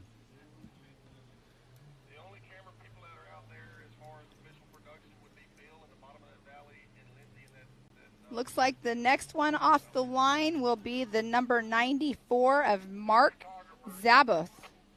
And he is a new entrant. He registered late last night. Mark Zaboth, number 94, out of Covington, Georgia. He's in the stock sportsman's class. He's in a Toyota, running a 22R on propane, running Maxxis tires, Trail Gear, and Fox shocks. So we have about 20 cars that just took off the line, and we are hot and heavy. So the stock classes will be running 3 laps. The 45 and the 48s will be running 4 laps. So 18.9 for stock and 25.2 for the 45 and 48 mileage. This is a 6.3-mile loop. So that looks like it's Mark Zaboth heading across the Rigid Ridge in that old-school Toyota. So what do you think that their timeline's going to be on this race today? I know So that you've been a little off this weekend on your times. 13:10 was the fastest lap, so I think we'll be averaging, I'm going to say 18 to 20 or so. On the stock classes will be a little bit slow. And I No, think this we is may good. have a little trick up our sleeve. We may have an in-car camera on the back of Vaughn Gittin Jr.'s Bronco. We're hoping to bring it up. Oh, and look at there that. it is. How cool is that? On-car riding on the backside of Vaughn Gittin Jr.'s Bronco with a little on-car action. That's pretty cool to see some onboard live action out there. And if you are just tuning in, we thoroughly appreciate each and every one of you for tuning in to the 2022 Rush Off-Road Anniversary Bash featuring Ultra 4 and American Pro Rock Racing, presented by Mid-America Outdoors. And a huge shout-out to Jason and Gayla Robinette and the entire Mid-America Outdoors crew for teaming up with Ultra 4 and making this thing happen. Last night was awesome. They had their fire pits going out there. We had there was a big old gigantic pizza party. It was awesome to have all the racers over there, the great desserts. Super awesome. Don cooks up a mad pizza. Yep. So that is one of the Foltz brothers, I believe. Number Yes, 46. number 46. That is going to be Kent Foltz. And it's his birthday today. I believe he is our leader, physical out on course, but not too far behind him is Sean That's Reisky. Sean Reisky, yes. And Sean, he started in the 4th position. So he's made up some pretty good time already. So where's Ryan Taylor and Ryan Webb already, I wonder? They did take off in 30-second increments. This race is on adjusted time. There's a great overview of the Horseshoe Holler. And those ruts right there are just going to get bigger and bigger all day long. And that's Dwayne Garrettson, number 26, with Come Get You Some Off-Road. We've got multiple cameras all out on course. And we will be bringing in the map later on today and kind of give you a run-through on what is going on. Is that Ryan Taylor on screen possible? I believe so. You got somebody coming down the other. So there's an either or. Yeah, there's 8 either-ors out there on this race course. These brown cars are starting to blend in. That may have been Trimp, possibly. Oh, and look at that. Sean just took the left-hand turn on that other either-or. So this is a long either-or as we're back on the encore with Vaughn Gittin Jr. This is super cool. We've been trying this technology and out here in Rush, Kentucky, which I can't even send out a text, and these guys are bringing you a live show. Guys and gals are doing an amazing job. There's a great shot of our Power Line Road.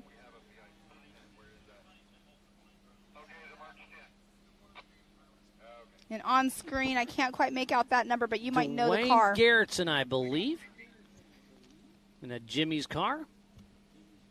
So I wonder if he will take that left-hand either-or. See, that's a tight section right there. You have that big tree that's down, but you have to maneuver through the other. So that's a 717. I'm incorrect. That's Ryan Webb and Chris Brandt, and I apologize. They're both in Jimmy's cars, but got them a little mixed up. I do apologize. And he did take the left-hand line there. So consistency definitely is key. Paul Wolf obviously showed that earlier. And on screen right here, you can see that is the Pipeline Road right there. You can go left or right on there.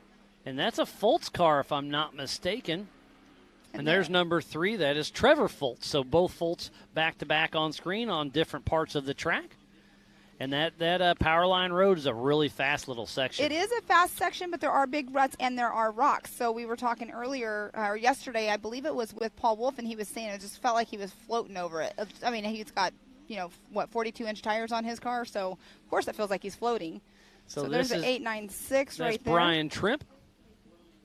But we should have Kent Fultz coming into the start-finish line here very soon. I saw him coming off that Powerline Road, so he'll be hitting that Yukon launch here shortly as we see Dwayne Garrettson come into screen. And that's right past Recaro, and that's a Big Edna right there. Yep, the Recaro Rise. Recaro Rise. So there's a Fultz car on screen. Dropping down. Getting ready to take a hard right and then another hard left and hitting that Yukon launch. Thank you, everybody, for watching from home and commenting on Facebook. I'm very limited by what I'm looking at. I'm just seeing what people are saying, but it's a very limited service here, so I'm trying not to stay on it. So Fultz is heading up the Bronco Hill as we speak. Let's pull up the timing and see what kind of lap times. I'm going to guess that's a 17 or 18-minute lap. That was a 15:09. 15:09. 15:09. So that's better than I anticipated. So Kent Fultz, the birthday boy himself, running a great lap with that 15:09. Remember, if you want to see the same thing we're watching here in the Nitto studio, is just go to live.ultra4racing.com for the same live timing we've got here in the Nitto studio. It's really cool that you guys can go on at home and see exactly what we are seeing here.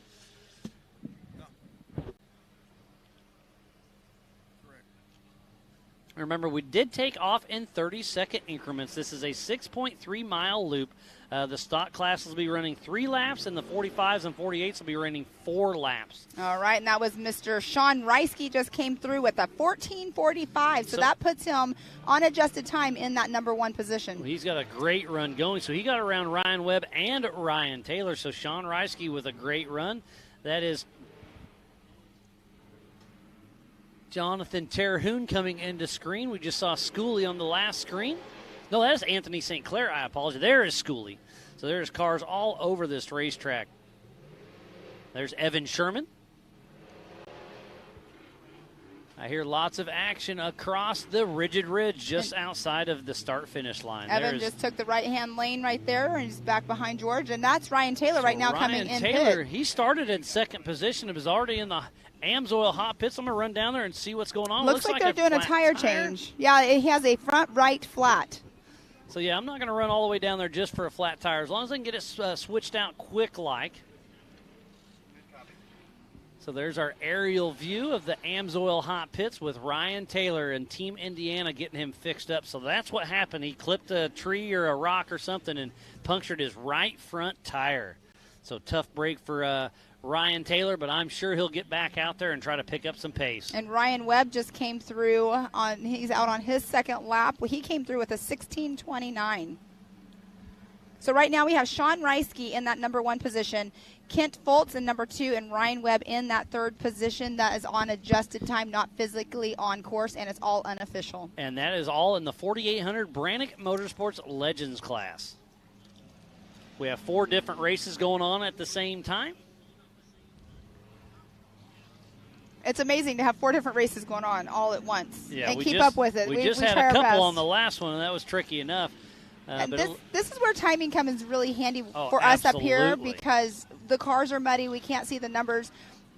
Some of them look so much alike, so similar, that it's hard to tell which one it is. So it's really awesome and really key to have this live timing for us. And that was Brian Trimp just came through. That actually knocked Ryan Webb down into the 4th position. So he's now in that 3rd position on adjusted time. And Brian Trimp, he started in that 6th position. So Ryan Taylor had a little bit of trouble on that tire change, but got in and out in a couple minutes. So good to see Ryan Taylor heading back out for his 2nd lap out of 4. And on screen, that is not Jesse Oliver, I believe. 45.71. So Jesse Oliver having a strong run. That is not 45.71. It's 45.17. And I'll kind of give you a quick rundown on how everybody did in last year's race. So last year in the 4,600 Spider Track stock class in 2021, it was John Schaefer, then Ken Carter, then Mick Henson. In the 4,500 Yukon Gear and Axle modified class, it was Dwayne Garrettson, Jesse Oliver, and John Grounds. In the 4,800 Brannick Motorsports Legends class was Casey Gilbert, George Schooley, and Justin Barth.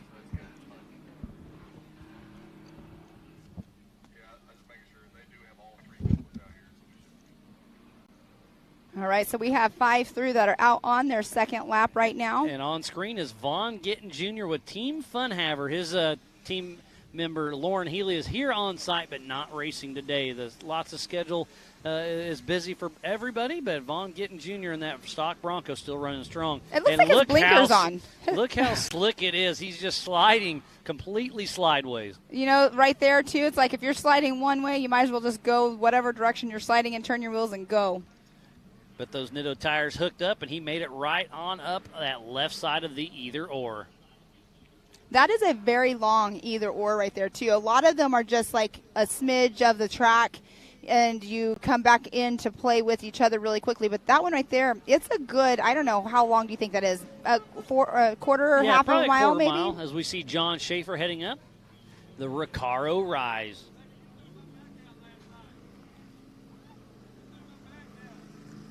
All right, looks like we have somebody getting ready to come into the finish line here. Dropping the Yukon launch. That's Jonathan Terhune, if I'm not mistaken. George Schooley just came through. And there's fifth Evan position. Sherman. Like I said, I apologize. I'm mixing up these cars a little bit, but they're starting to be the brown car versus the brown car once again. So Evan Sherman, he started in the 10th position, and on adjusted time right now, he is in that 5th position overall, but 4th in class. So Dwayne Garrettson is in the 4,500 modified class. He is running 4th overall on adjusted time right now. But he is, Evan Sherman is in that 4th position with the 4,800 Legends class in that 5th overall. And Sean Reisky has the fastest lap of this race thus far with a 14:45, a great run for him. So on adjusted time, it goes Reisky, then Foltz, Trimp, Garrettson, Sherman, Webb, Schooley, and Taylor. That's our top 8 that are out on their second lap of 4 in their classes. The stock class are running 3 laps, but everybody else is running 4. And then the 4,400 race later on will be racing 4 laps. I think the 4,400s are going to be in the, let's see, we're in 14:45 right now. I think they're going to be sub 13 minutes. Yeah. As Cody and Anthony St. Clair drop down the Yukon launch. Their car looks is like they're coming into the AMSOIL hot pits. Definitely not white anymore. So let's follow Team SCR into the AMSOIL hot pits. They have to come all the way down around that tire and then loop back in. It's a great drone footage that you're seeing on screen right now because it shows that they have to do that directional because we definitely want any cross traffic, but they have to come all the way down, like Miles was just saying, around that tire.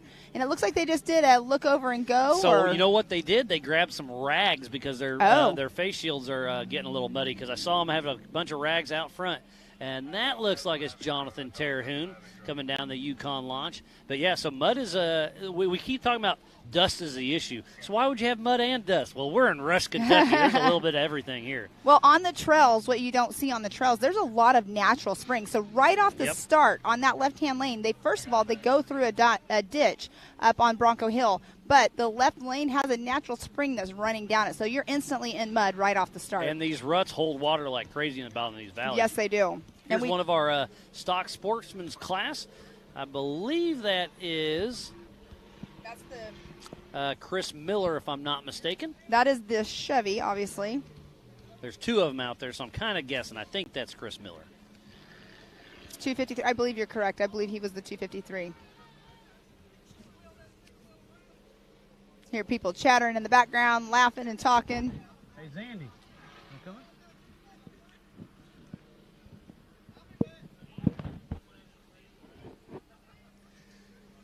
There is Mark Zabeth in that Toyota-based buggy.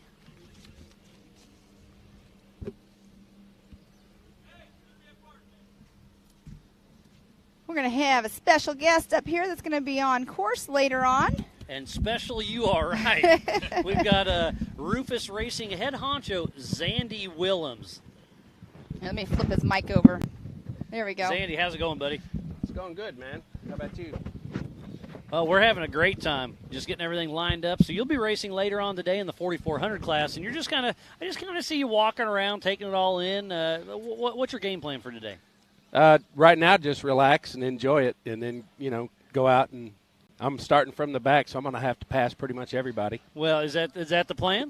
Yeah. So when you were pre-running, I know you took a little bit of a wrong turn and got kind of stuck in a mud bog. Are you planning on skipping that one today? I'm going to skip that one. I was I had going a little too fast up there, and I hit a tree, and then I had to back up on that one, and then I hit another. When I hit the second tree, I'm like, I'm taking this sucker out, and that tree wasn't coming down. I heard you were going straight up. Yeah, I was going straight up. I didn't even have to put it in reverse. I just put it in neutral, came back, and took gravity's off. a great thing, isn't it? Yeah. The whole Rufus gang, you guys are a great group, and there's a lot of smack talking. Who's gonna beat who? You or Chip? Well, Chip's he's in front of me, so I'm always here. He's yakking all back he's here. Already back there. That's all he ever does. He can't even let me have my time. He's like, I'm coming over there in the 4800, getting on air, but. It's going to be fun. It's tight. It's super tight. We just saw the UTVs cruising through there with a 13:10 fastest lap of the day. You think the big cars can beat that?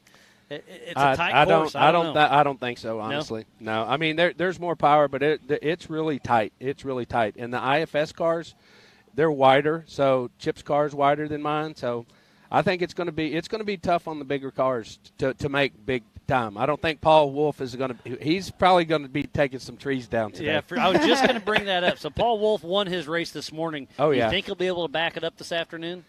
I don't know. That dude's awfully quick. He's fast. I'll tell you, he is fast. He was throwing down some times in Moab, and yes. I mean it was pretty impressive. Yeah, it was crazy to watch that race develop because towards the end of the race, like they'd cut off a minute off of lap time, and then we're like, wow, new fast time, another minute. Like they just kept. But then Lauren Healy, he's at the very end, he turned on at the very end. Man, it's like they went into a whole different mode. Yeah. It's like their pits are telling them to pick it up because they took off about 3 minutes off of that last lap, both of them. From what I remember. Yeah, it was extremely wild. It was one of the best ending to a race we've seen in a while. Oh, it was. And the footage, we wasn't out there. The footage was great. It was really good. You guys did a great job. Well, and it was nice to watch. I wish we were out there. But obviously. We hate it. We hate when you're not there, but we understand. So you guys are down here in the hot pits for this race. Who are you guys helping out down there?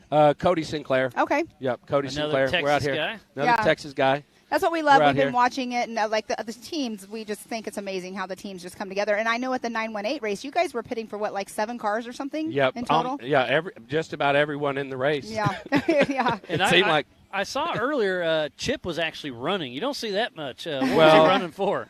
He was coming to get rags, and they were coming down the hill, and everyone's telling him to run, and he's like, I had one. He's just like panting. There was no running in his body. It's a little different weather here compared to Texas. So if he runs at home, exactly. It's heavier on the lungs with all the moisture in the air. Oh, trust me. Look at him. He does not run at home or walk.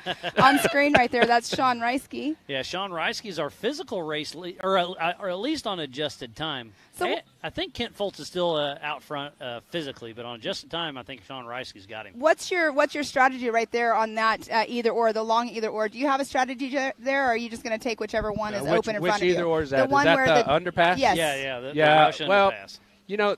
I think Paul Wolf in the UTV, he was going to the left every lap. Every lap, but we've all went to the right. Yeah, we went to the right. The more popular is right, but Paul Wolf, who won, went left. Exactly. So I don't know. So it makes you wonder. Yeah. Are we doing something wrong? But I believe that's John Schaefer on screen. That right-hand lane too, with it being that rock canyon, it's a little bit tighter. So you you kind of have to do an off camber. Well, the thing is, I haven't taken the left line, but it's one of those deals. If you go right, up at the right when you go right. When you come out, you've got to come up a steep little embankment. Yes. And, I mean, you have to be in it. So if that thing gets backed up, you're going to have to go left. Exactly. And I know when Chip was pre-running in the IFS car, because his car is wider than mine, and he got wedged in and pinched in. where he had to back up when he was in that canyon. Wow, he's going to have to that stay. tight, huh? He's going to have to stay up on the bank. And he had the clearance, though, if he had the bank. There's John Lawner coming into screen. So speaking about having to stay in it, what kind of horsepower are you running out of your he's car? Just slipping. He's in rear wheel drive. Yes, he is. Yeah. Both of our cars are right around 800. That's pretty something impressive. like that. 800 of fun, right? We need a little. We need a little more. We need a little more. You can never have enough, right? That's right. Well, we were talking about that yesterday. Paul Horschel is one of my favorite builders. He builds amazing cars. He's got over 1,000 horsepower, and he keeps breaking. So is there a happy medium? I don't know. Well, here's the thing. You got it. Once you're building a car, the more horsepower you get, you guys know this. I mean, you got to build those parts a little bit stronger. So whatever's breaking, he needs to build it a little bit stronger. Yeah. There's a Fultz car coming through. I know his cars. I know his car. He has a lot of horsepower in that car because I remember last year in Crandon, it's like he couldn't stay in it around some of those turns because he was like blipping. Yeah, blipping. But he's still quick and fast. Oh, absolutely. So it's fun to see. So you're going to get some more horsepower, or are you going to leave it alone for now? Well, I mean, we just with these engines that we have in, they're pretty fresh. So leave them there for a little bit. we're not going to go do anything stupid. They're not cheap. So I believe that's Vaughn Gittin Jr. in that Bronco coming through. So he'll be finishing his first lap out of 3. But yeah, here's the back of Vaughn Gittin. Look at the dust. So the dust is definitely going to play its toll. Are you excited or nervous about all the dust you're being? I'm not too worried about the dust really. You just have to learn to drive through it. And I mean, if you're in the dust here, there ain't really no driving through it because it's so tight. Yeah, there's lots of trees, so it could be interesting to see how it goes. We should have Vaughn Gittin Jr. Getting ready to drop down the Yukon launch. See He's him coming right in. now. Mm-hmm.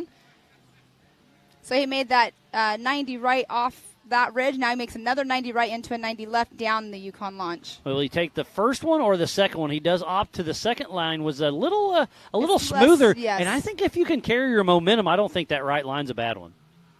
The right, yeah, not really. But then again, he's coming into the AMSOIL hot pits. It looks like he might have a right front going down. Yes, he does. He has a right front going down. Yes, he's got a right front flat tire for Vaughn Gittin Jr. Tough break, but the Team Funhaver will be ready. They'll get him swapped out quick and easy.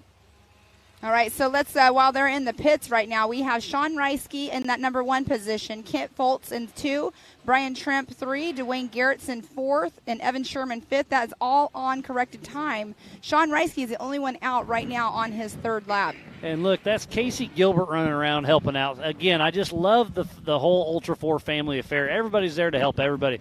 He raced with his son on the last race. He's in the pits for this race. He'll be racing his own car in the next race. I mean, Casey should be relaxing like you, Zandy, but he's down there huffing it. No, I know. I saw Blyler down there, too. Which one, the old man or Josh? Josh. Yeah, the old man's probably doing what I'm doing. Just hanging out, huh? Yeah. But yeah, it looks like it's quick work. Less than a minute for Team Funhaver. Vaughn Gittin Jr. and Eric Davis heading out for their second lap out of 3. Well, speaking of Blylers, they're all walking behind us right now, the whole group. Yeah, there you go. There's Josh Blyler and Rusty Blyler and the whole crew. Big thumbs up from everybody. And there's Vince. They're always all smiles. That's funny right there. The whole group? Well, no, I told you they're down there. And then Exactly. You called that. Is that?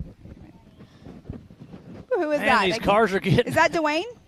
I don't think it was Dwayne. Who was the shark fin with the yellow? They are getting tougher and tougher to tell apart. I apologize. There's Evan Sherman coming into screen. That's what I just thought that was. That Can-Am has been broke down there since the very first race. So Somebody I think with that's some night wheeling. a trail wheeler last night that got in some trouble and I can left it there. tell you, about 2 o'clock in the morning, they were somebody was out having some fun around they here. were testing and tuning, trying to get a night's sleep, and somebody was ripping about 2, and I was unexcited, I'll promise. Same here. And speaking of that, we do have a Curfew. quiet zone. Yeah. At 12 midnight, yeah. You're supposed to shut her down. So somebody was breaking the rules. But so please, if anybody's here tonight, cut her down about midnight. We're going to party good tonight. We're going to have some rock bouncing later on. We'll have some fires going. and everything. So enjoy your night, but about midnight, you can stay up. I'm not saying that, but just turn the music down, turn the party down, and, sip some beverages around a small fire. But right. Don't be ripping around late at night. It's just respect out of the park owner's rules, and we love coming here, so it's something that we want to make sure, we are invited back. We don't want to break all those rules. Looks like we have another right front flat coming in here on the number 3 of Trevor Foltz. I don't know if I see a flat tire on that one, Pam. Well, we'll see. They got a tire no, out. You are right. They're changing it. It's not. It's just low then. It's low. It didn't look like it was flat like Vaughn's was going. So we are at the start-finish right now. And here is the AMSOIL hot pits. Everybody's lined out, getting everybody taken care of. So it looks like it is a right front flat. Pam, you are absolutely correct. I've had a few of those in my racing days. Oh, there's a lot of them out there. So they're cruising across the Rigid Ridge. I see Ryan Webb and Jonathan Terhune, I believe, cruising across the Rigid Ridge up top as we're back to Trevor Foltz. And you can see one of the fun havers went to go get another spare tire just in case for the next lap with Vaughn Gittin. I see Stan Brannick, Stan Haynes, Mr. Brannick Motorsports himself down there, has a jack getting ready to help whoever he can help. Great to see everybody down there helping. Mr. Barth's little baby right here. So cute. That curly hair. Oh, my gosh. We saw him racing earlier, and he's back out there once again. And here comes another. This one does have a right front. So there's a something, rock somewhere. There's something out there biting these guys and gals, but there's a right front flat. So is this Ryan Taylor? Yes, it is. Ryan Taylor got a flat tire on both of his first laps. I was going to say, he came in with a flat tire earlier. Wow. I hope that's not us. You never know. What is your strategy on tires? I mean, obviously you want to save the car, but are you worried about popping tires out there? Not really. But after watching this, is it making you think a little bit more? Yeah. Took the words right out of my mouth. One thing, it's like right now we have creepies on Nightmare, and because you guys switched to Maxxis Treps here recently. Yep. So congrats on that. Thank you. That helps a lot. But yeah, we have creepies on mine. We're going to switch to the Treps, and there's Treps already on chips. So there's Stan Haynes, Mr. Brannick Motorsports himself at the front running the jack. He was hoping to race, but his car just wasn't quite ready, so he's out here supporting everybody else. So great to see the whole Team Brannick and Team Indiana out there helping everybody out. I haven't got to say hi to him yet. I haven't seen him. I've said hi to him a few times. Stan's been running around the Ultra 4 scene just as long as I have. It's great to see him still out here having fun with everybody. So Ryan Taylor in the Love Bug, number 53 right there, getting a right front tire changed. All right. So here's Vaughn Gittin Jr. cruising through. This is facing out of the back of that Ford Bronco. So Vaughn Gittin Jr. is really cruising through this wood section. It's awesome to see some in-car, and it's only going to progress. I mean, test it out here in a place that we don't have service, and we're still getting live feed off of Vaughn's car. Off of an on-car. It's absolutely amazing. How cool would it be, like, if we get to the point to where we can have multiple inboard where they're looking at them forward and reverse? That'd be awesome to see. We'll have to keep the audio away, though. In-car audio would be fun. And speaking about that, I would always love to, so at King of the Hammers and some of the other races I run around the pits, and listening to the Gomez Brothers radio station is pretty funny. Like I was saying, in Remote Pit 1, they have, their external speaker, and I'm sitting there listening to it. I'm just busting up laughing. It's like a comedy show. But do you guys do the same thing? I mean, you guys have a great time outside of your race cars. Is it kind of similar inside? Not really. And when we're in the cars, Brad and them, they don't like people on the radio. Okay. So that's not their deal. They talk a lot outside the car, I'll tell you that. Yeah, they do talk smack outside. But when they're in the car, it's like they're yelling, like, get off the radio, get off, don't say that, Well, I guess I like hearing it. Sometimes it's a distraction because I'm more dialed in on, what's going on with the other car or whatever. But for the most part, I like to know it and hear it. Well, I guess with the Gomez, they're all in a single seat, so they don't have to worry about a co-driver not wanting to hear it. Right, exactly. So yeah, but it's definitely it's a comedy show for sure. But I could see that where it gets distracting. I mean, being in a race car myself, Right. it's just kind of like you turn down the pit. You know, you only turn them up if you need to talk to them and get a Right. response from them. So, Well, maybe today it might happen. If I get close enough to Chip, I will bump him. Yeah. And I'm sure I'll hear it. Rubbins Racing. That's isn't right. it? Rubbins That's Racing, right. exactly. Yep.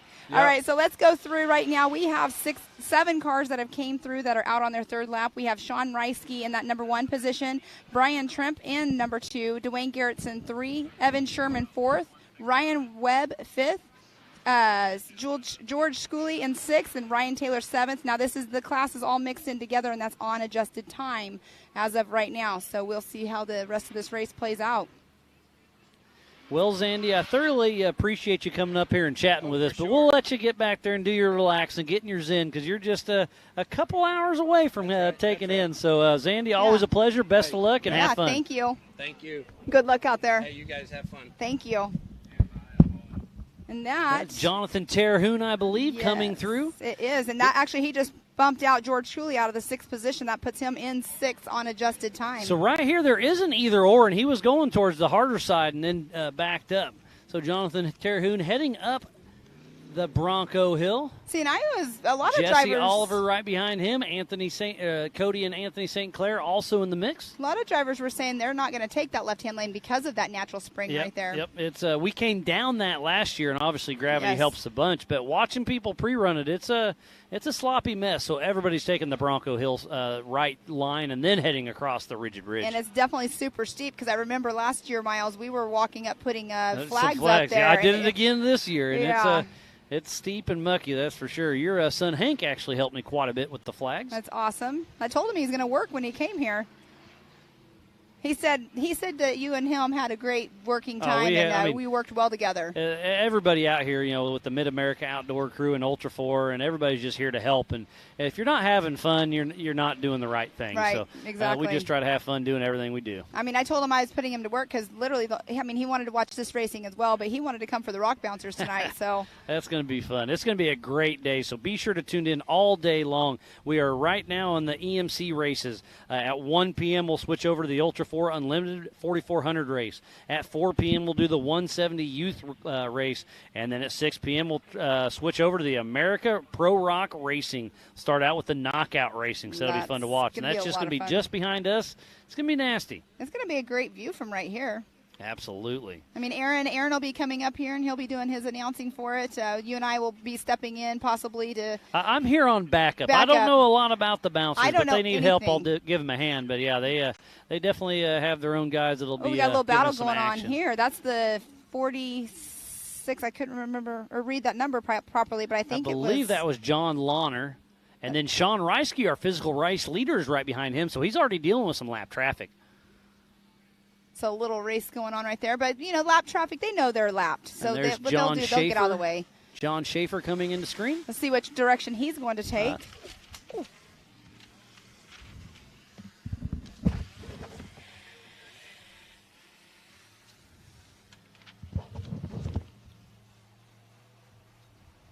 And he took that right-hand lane under the Rush underpass.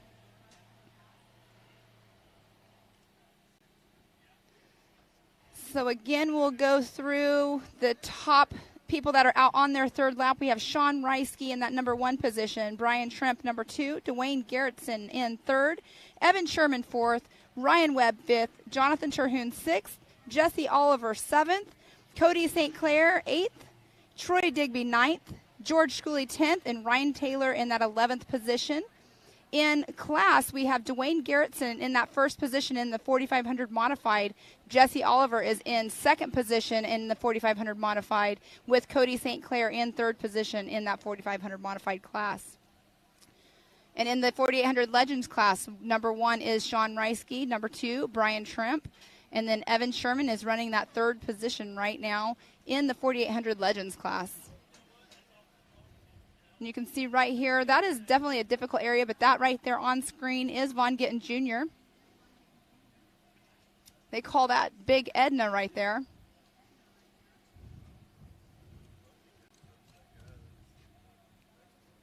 And right there, you can't see how steep that hill is that was down, but it is a very, very steep hill. The ruts are getting bigger. Once the 4400s go, their tires are obviously bigger, and We have somebody right here backing up in a Jeep Cherokee, and I cannot remember who was in the John Jeep. Launer, if I'm not mistaken. 45, 46, 48, 49.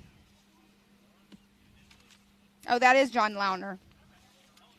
So let's see what direction he takes. And if Vaughn is that close to him, I wonder if Vaughn will see, hey, I got a slower guy in front of me. I'm going to take the other lane. Or if he gets out of sight, he could get stuck behind him, because on that either or, it's still single track once you get on one of those either ors. Yeah, and one of my favorite things to do at these races is to just kind of meander through the pits and talk strategy, because I used to race quite a bit, and I always thought the either ors, you take whatever they didn't take in front of you. And some people are like, yeah, for sure, but I've been pre-running. I know my lines. Right, exactly. As Vaughn Gittin Jr. in that Bronco. And like I was just saying, I wonder if he saw that John was took the left-hand lane right here, or if he's going to go straight, because he could get stuck. And he is taking left-hand behind John Launer right now.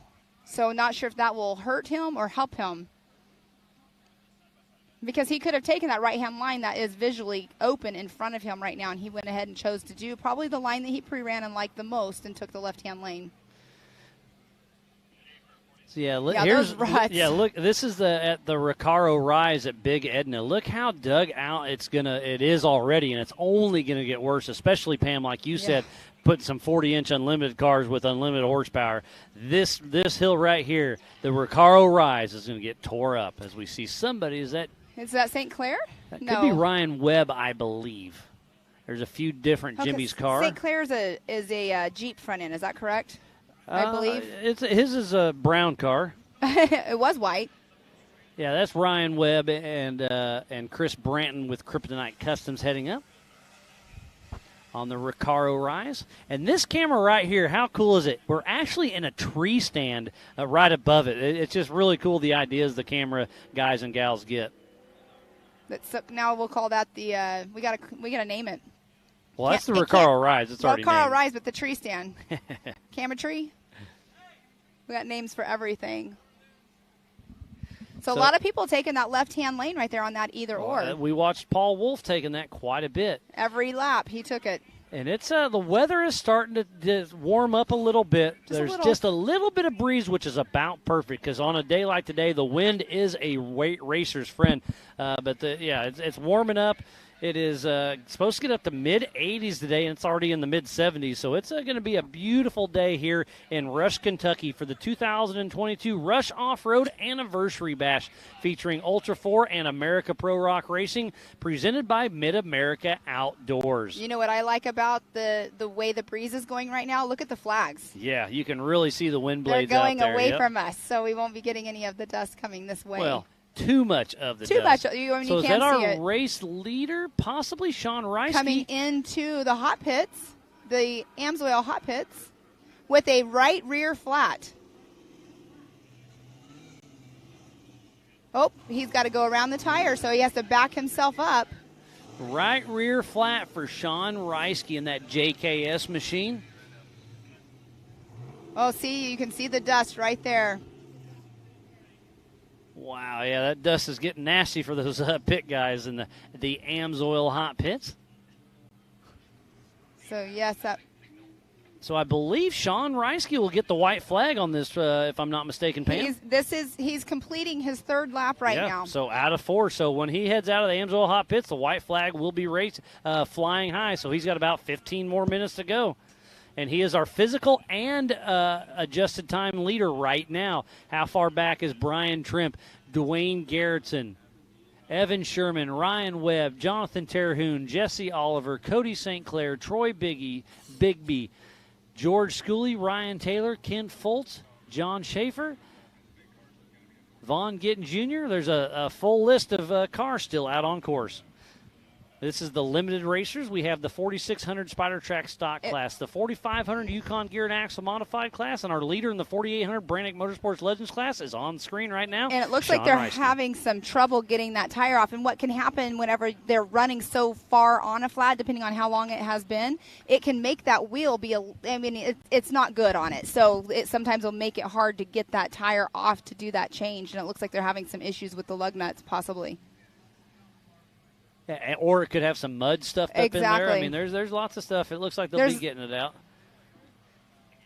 Yeah, exactly. So what happens whenever they have a flat tire too, like, the friction builds friction, heat. exactly. Absolutely. And there's Von Gittin just came through, so he is physically first place in first right now. Is he finishing his No, second lap? So that's white flag for him as well. Von Gittin is out right now on his third lap. and final lap for the 4600 Spider Track stock class. And he just turned his fastest lap at a 16:13. Wow, Von Gittin is on it. Hey, this Bronco we're looking at right now, the first time it ever raced was at King of the Hammers, and it won just a few months ago. Exactly. And now if he can back it up again here, as somebody just come down the Yukon launch. Is that That's Ryan Brian Webb? Trimp. That's Brian Trimp. You are correct. Man, these cars are getting hard to tell apart. So I'm glad we have the live timing at live.ultra4racing.com. If you're at home, be sure to tune in. And racers, that rear number plate is key. I haven't seen it. Yeah. No, that was Brian Trimp just now. Schaefer. So I got Lauren Healy up here kind of checking in on us, and it sounds like Von Gittin Jr. is still out ahead of the lead, but he's worried about John Schaefer where he's at. So he's on his rugged race radios right now. So, yeah, there's a lot of adjusted time as well. So Von Gittin's looking good for that 4600 Spider Track stock class.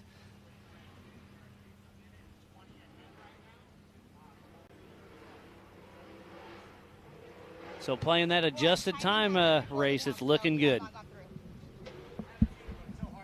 know, we're having trouble.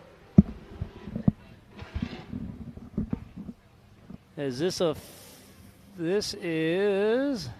Whoa, did you see that little pop down right there? That's the Yukon launch. And it's a Yukon launch for a reason. Yeah, I can't tell these cars apart. That's either Ryan Webb. Ryan Webb is that right? That would be Ryan Webb. Okay, it was Ryan Webb. And on screen right there, that is Vaughn getting ready to take that. I believe that's Vaughn. I believe you're right. He'll take a hard right here. And this is where Levi Metzinger was talking about earlier. From here on out is his favorite part of the course. It's just really windy.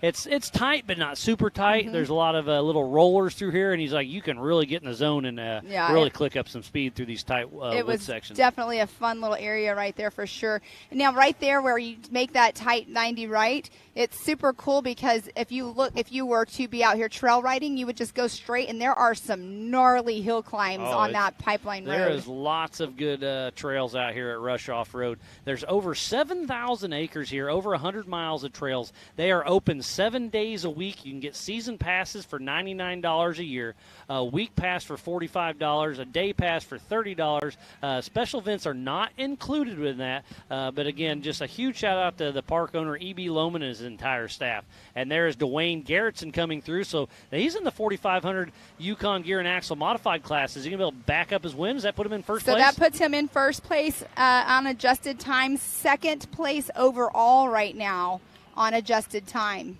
Coming in the screen, that's got to be George Schooley. That's a Miller car. I mean, I can't tell, but I think he's the only Miller car in this class. 42, it is. You're correct. That fin, so racers, if you are people at home that are watching this, have your racers put that fin on. It really helps. In the center, because it helps with the mud, or a rear plate, because it really helps us help you guys and know who the drivers are better when we're at these muddy race courses. We were talking about that actually in driver's meeting. That was brought up about getting that fin put on the center plate. And you can see right there that camera shot right there shows those ruts again. It's definitely getting deeper and deeper. So looks like Lana Scott's tuned in, saying hi to yourself and Mice. Awesome. We'll see her in Prairie City here in just a few weeks. She was in Moab out there. She was on her feet, going as far out on course as she could to get those awesome shots that she's always getting. Jesse Oliver just came through. Right behind him is Anthony and Cody St. Clair. So right now, on adjusted time, we have Brian Trimp in that number 1 position, Dwayne Garrettson number 2, Sean Reisky third. Look at this, Pam. I'm going to interrupt you. I'm super sorry. Cool. But that is the on-car with Von Gittin Jr., and it shows you how dusty it is. And there was a pass there in the either-or. There was a pass. I wonder who that was. Well, actually, there's still some dust over there, so I think Vaughn pulled over just a little bit and let whoever around him. Okay. Because Vaughn is in the stock class, and he is a class act himself. So Evan Sherman just came through. I believe that was the 48.59 that Evan Sherman just came through start-finish. So Ryan Taylor may have just came through, correct, right? Correct. And this is his first time not coming in for a tire. Yes, you're very right on that. And, he's still running luck. 6th overall. So is Sean Reisky, did I hear he's not Sean up Reisky's front? in 3rd position overall, Wow. but 2nd in class. So Brian Trimp came through. Brian Trimp is coming through the 896. He's a good cat. He's just kind of one of those good old boys. And every time we walk by, he always takes time to say hi to me. Always a big smile. It'd be great to see Brian Trimp have a good day. On board again. Somebody is all over Von Gittin Jr.'s tail. And this is what we're showing you exactly how dusty it actually is. I wonder who that is on his rear end. And that's where the hot dog lady sets exactly. up. I was getting ready to say that. She is not out there this weekend. That's way too close to the course for sure. Way too close to the course, and no race car driver is going to stop for a hot dog in the middle of the race course. Well, if you're broke down, might. True story. If you're like racing in Mexico, you keep hidden money in your fire suit. For tacos. For tacos, exactly. Because if you break down on course, you need something to eat. What a great shot. I loved seeing that. You can see those rocks. You see them going over the rocks. The tires popped up a little bit. Those rocks, I mean, from this view right here, you're getting a great drone footage, but it doesn't show how big those rocks are on course. Not sure who that is. The sun is shining. The wind is just about perfect. What a great day of racing it has been so far, and we are not even halfway through it. This is the 10th annual Rush Off-Road Anniversary Bash. 7th year sold out. We're doing Ultra 4 Racing, America Pro Rock, and everything is presented by Mid-America Outdoors. So, again, a huge shout-out to Jason and Gayla Robinette for bringing this all together and bringing it to you here back home and here on site. So we know that Von Gittin's pit crew, they're waiting for John Schaefer to come through, and we have not seen him come through yet, as of yet.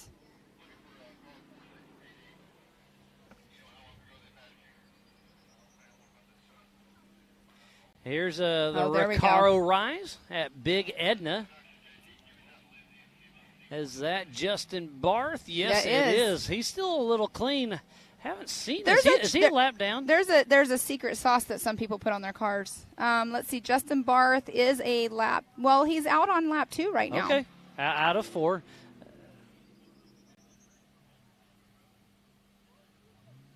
That may be just. Yeah, it's Sean Rice. I can't tell these cars apart. You out here? All right, good seeing you. We may come back up the lights a little bit, but. Are you leaving? Safe traffic. All right, good seeing you, buddy. Thank you. Bye. So the white flag is still flying out for a lot of these cars heading out for their 4th and final lap. There is Jesse Oliver. I called him wrong just a moment ago as he hits the Yukon launch heading down. And look at that rear end just dancing. That shows you how steep this is. So the white flag is out for Jesse Oliver as he heads up the Bronco Hill. So that puts Jesse Oliver in 2nd position in class in the 4500 modified, but 6th overall. That was George Schooley that just came through. He is 6th in class in the 4800 Legends and 9th overall. This is all on adjusted time. And let's give some of our amazing partners some love. We have Can-Am, Ford, Bronco, Monster, Optima, 4-Wheel Parts, Progressive, Mid-America Outdoors, the Off-Road Syndicate, Holly, Lasernut, Griffin, VP, Nitto, King, Ultimax Belts, King of the Hammers, Amsoil, Method Race Wheels, Axial RC, 360 Wraps, Rugged, Spider Tracks, Recaro Seats, Baja Jerky, Raceline Wheels, Off the Grid Clothing, MBRP, Yukon, HCR, Warn, ARB, Rigid, Brannick, Tread Lively, and Action Sports Canopy. On screen, I'm not sure who that is on screen, but oh my gosh, he came in and he stopped and he just slid. It's getting slick out there. Well, so that's where there's a natural spring as well, and that's where we go under the Rush Underpass. So, again, please support who supports the sport. Without all these wonderful partners, we would not be racing here in Rush Off-Road. I don't think he's in 4-wheel drive. 4. There was somebody earlier that was having some rear only and issues. I think it was him. I'm not sure who it is in that car. I'm not sure the number, but I think that's the same vehicle earlier that was having some issues and had to back up. I think that could be Jason Dean. So we have Brian Trimp right now out on he'll be getting the checkered flag, I believe, correct? Yeah, yep. And once the first checkered flag flies, it's the checkered flag for everybody on out. And what we're going to be doing, Miles, is I'm supposed to be going down there, so I'm going to be getting them as soon as they're coming out of their cars. So as soon as they let us know that they're a couple minutes out, I'll be heading over to the podium area and getting some out-of-car awesome emotions, that's what we love. We love to get them right when they come out. Oh, yeah, because they're still excited and still in that chatty Cathy. Exactly. They're still just remembering the race, and, yeah, that raw emotion is fun to catch. So, yeah, we'll definitely send you down there. And then you get to give away those amazing Laser Nut trophies. Exactly. Thank you to Cody Wagner and company. I'm not sure. I cannot see that number. I think that I just said it. Who was it? He's definitely only in rear-wheel drive. Well, Dean. I think that's Jason Dean. His if I'm not front mistaken. tires are spinning, though. Okay, So there's Brian Sean. Trimp. That is our physical race leader and on adjusted time. But who is on his tail as they come up the Recaro Rise there at Big Edna? That's Sean Reisky right on him. So where'd they start? Sean Reisky started just behind Ryan Taylor, but I think Ryan Taylor, is he a lap down? Ryan Taylor is not a lap down. So it's going to be down to the wire between those two. What a great race we have on our hands. We're about to wrap up. We're a few minutes away from that checkered flag flying for the 4800 Brannick Motorsports Legends class, the 4500 Yukon Gear and Axle Modified class, and the 4600 Spider Track Stock class.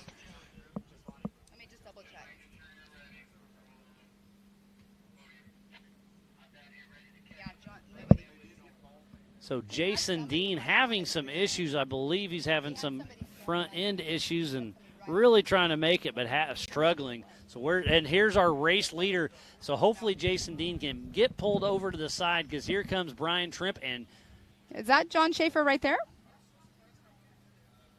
I can't tell if that was orange or not. That's Sean Reisky for sure. Oh, and he wanted to take his left line, but it's being blocked by Dean. So, but if you pre-ran this, you know that where Dean is on the left-hand side there is another line that he could have taken to get around. I think he looked at it, but it just wasn't there. It's definitely not as smooth, for sure. That's what JT was saying, like when he was explaining the lines to me when we were out there marking course right there, and he was saying you can go where Dean is, or you can go to the left of it, but it's just not as good. So there's Vaughn on screen right now going up Big Edna. At the Recaro Rise. It looks like he's going to back up his one once again in that 4600 Spider Track Stock class. It's not over because to finish first you must finish. Exactly. But it's looking good for Vaughn Gittin Jr., and I think he's got a real shot at a podium in the 4400 class as well.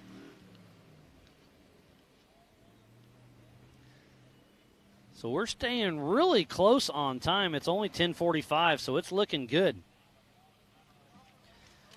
So we'll keep on racing here for the limited classes, and then we'll take a lunch break and be back at 1 p.m. for the Ultra 4 Unlimited 4400 race.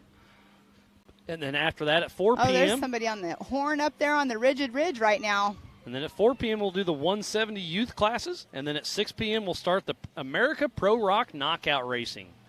So be sure to stay tuned in all day long.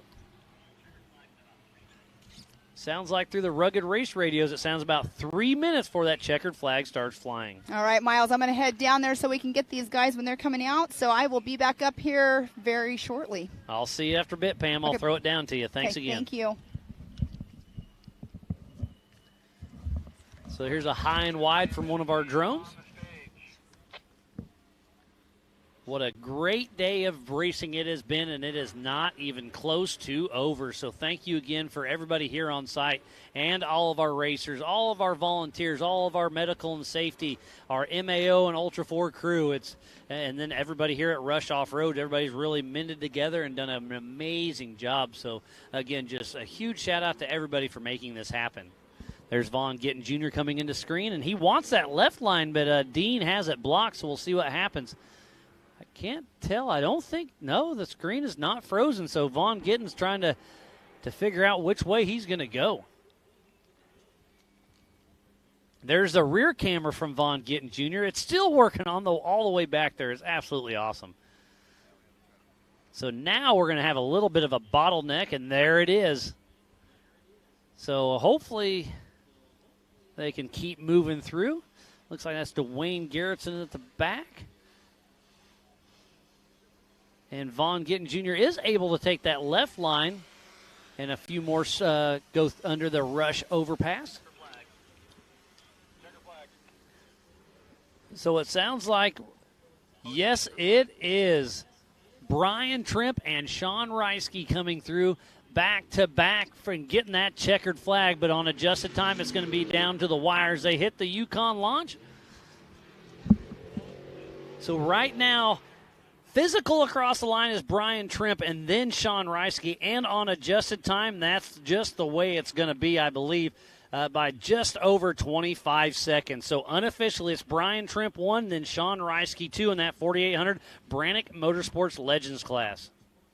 So it's been a great run all the way to the finish. They finished within seconds of each other, but remember, everybody did start in 30-second increments. So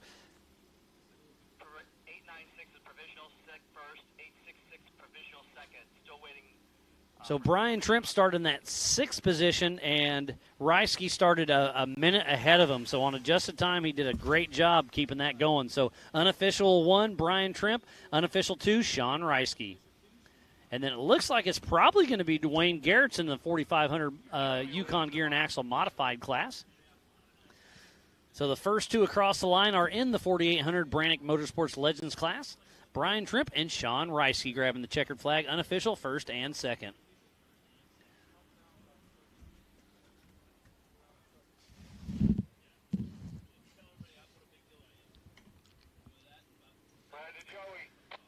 There is Mark Zoboth out of Covington, Georgia.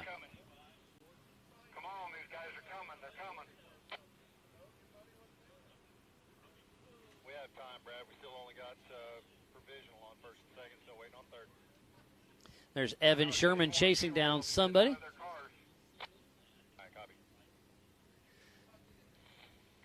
Looks like Dean, is that him on the left? I can't quite tell, or did he make it through? 896 in 1st, not confirmed. 866 in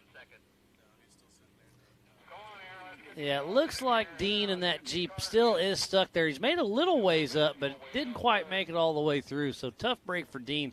He was struggling something. It looks like he was just in rear-wheel drive. So tough break for Dean, but he'll be back to race another day. Still trying to move, isn't he?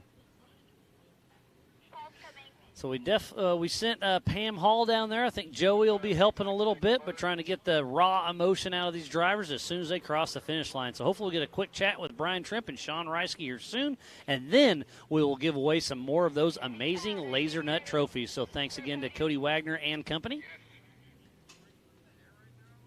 There is Mark Zaboth. Lots of chatter through the Rugged Race radios. Lots of good things happening right now.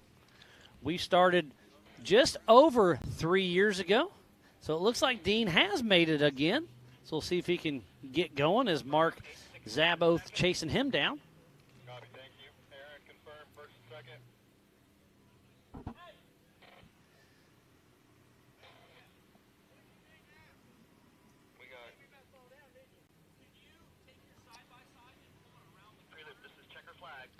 Here's another checkered flag, I believe.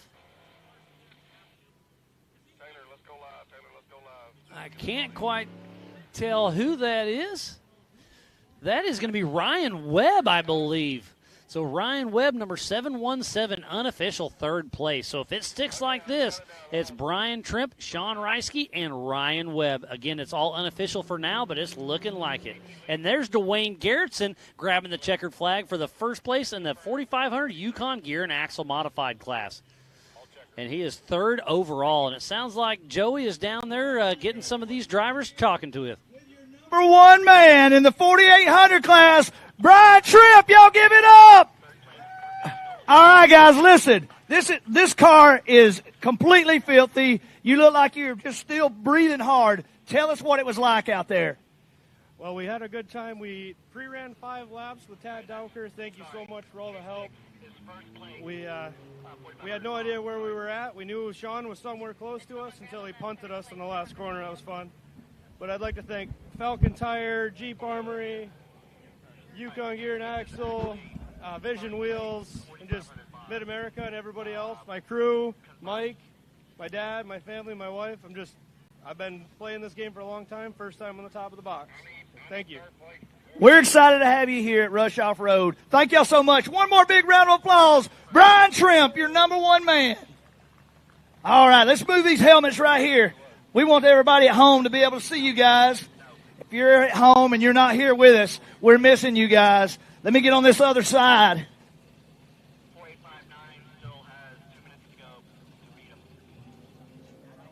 All right, I'm out here. Second place, Sean Reisky. Y'all give it up. Sean, listen, I hear you was getting into the back of this man a little bit. I want you to tell me about the end of this race and how it ended. Well, lap 3, we weren't really pushing real hard, 2 and 3. We came in on 3 and changed the tire, and I could hear him coming across the ridge when we were changing the tire, and I thought, shit. I got to run him down now. And we caught him, and we were bumping and banging, but the course is so tight, and he was hauling. Dust gets thick, and just couldn't get around him. But we pushed him all the way back to the finish line. So you're here from the East Coast, right? You're over here in your territory. You feel like this race course was really catered to how you used to driving? Oh, yeah. Love the tight woods. Tight woods, big hill climbs, and really fast stretches. So, looks like there was a little bit of mud out there. Is that true? We went around it. Guys, y'all give it up for his team. Him and his co-driver look like they're ready to get out of this car to celebrate. One more big round of applause. Great job, all these guys out here today.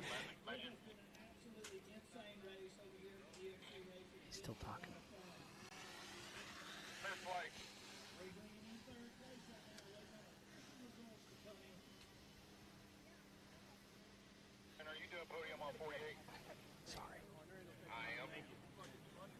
They're over here having some good conversations about the end of this race. We love a good tight race. Out here, there wasn't a whole lot of passing lanes, but what that allowed these guys to do was get in here and beat and bang and have a lot of fun, a lot of slick racing. There were still some fast straightaways, but, man, there is some insane stuff back there. I can't wait for you guys at home to see all the footage. And if you're already watching the live stream, make sure you take time, share it, put it on your page, make sure you're getting it out there. Let's get the message of Ultra 4 Racing all across the web. All right, he's coming in now.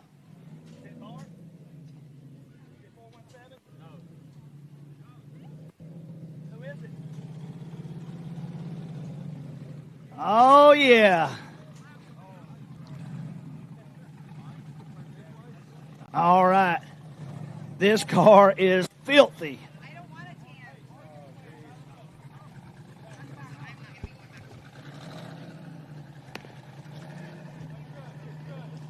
Perfect.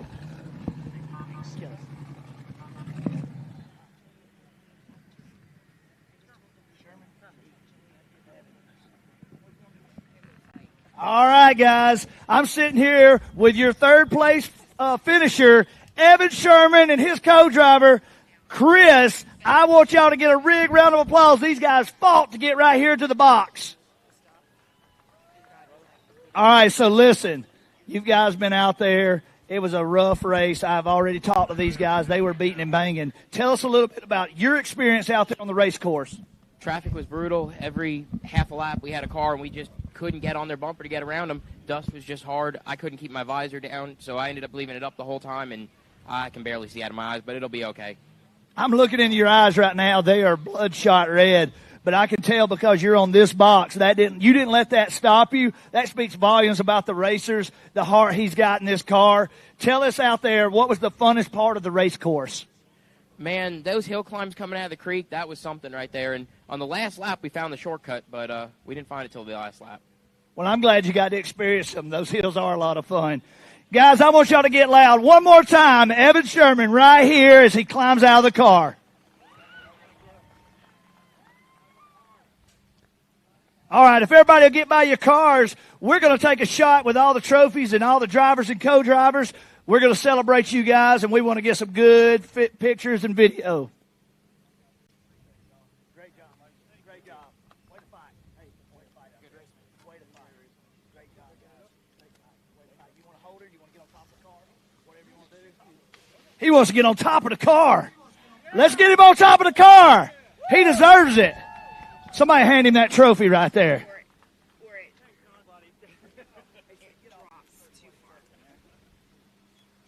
All right, guys. Looking at the cameras, give us a big smile. Y'all better get loud for these guys. All right, guys. Y'all celebrate with them, and we're about to bring in our next class of winners.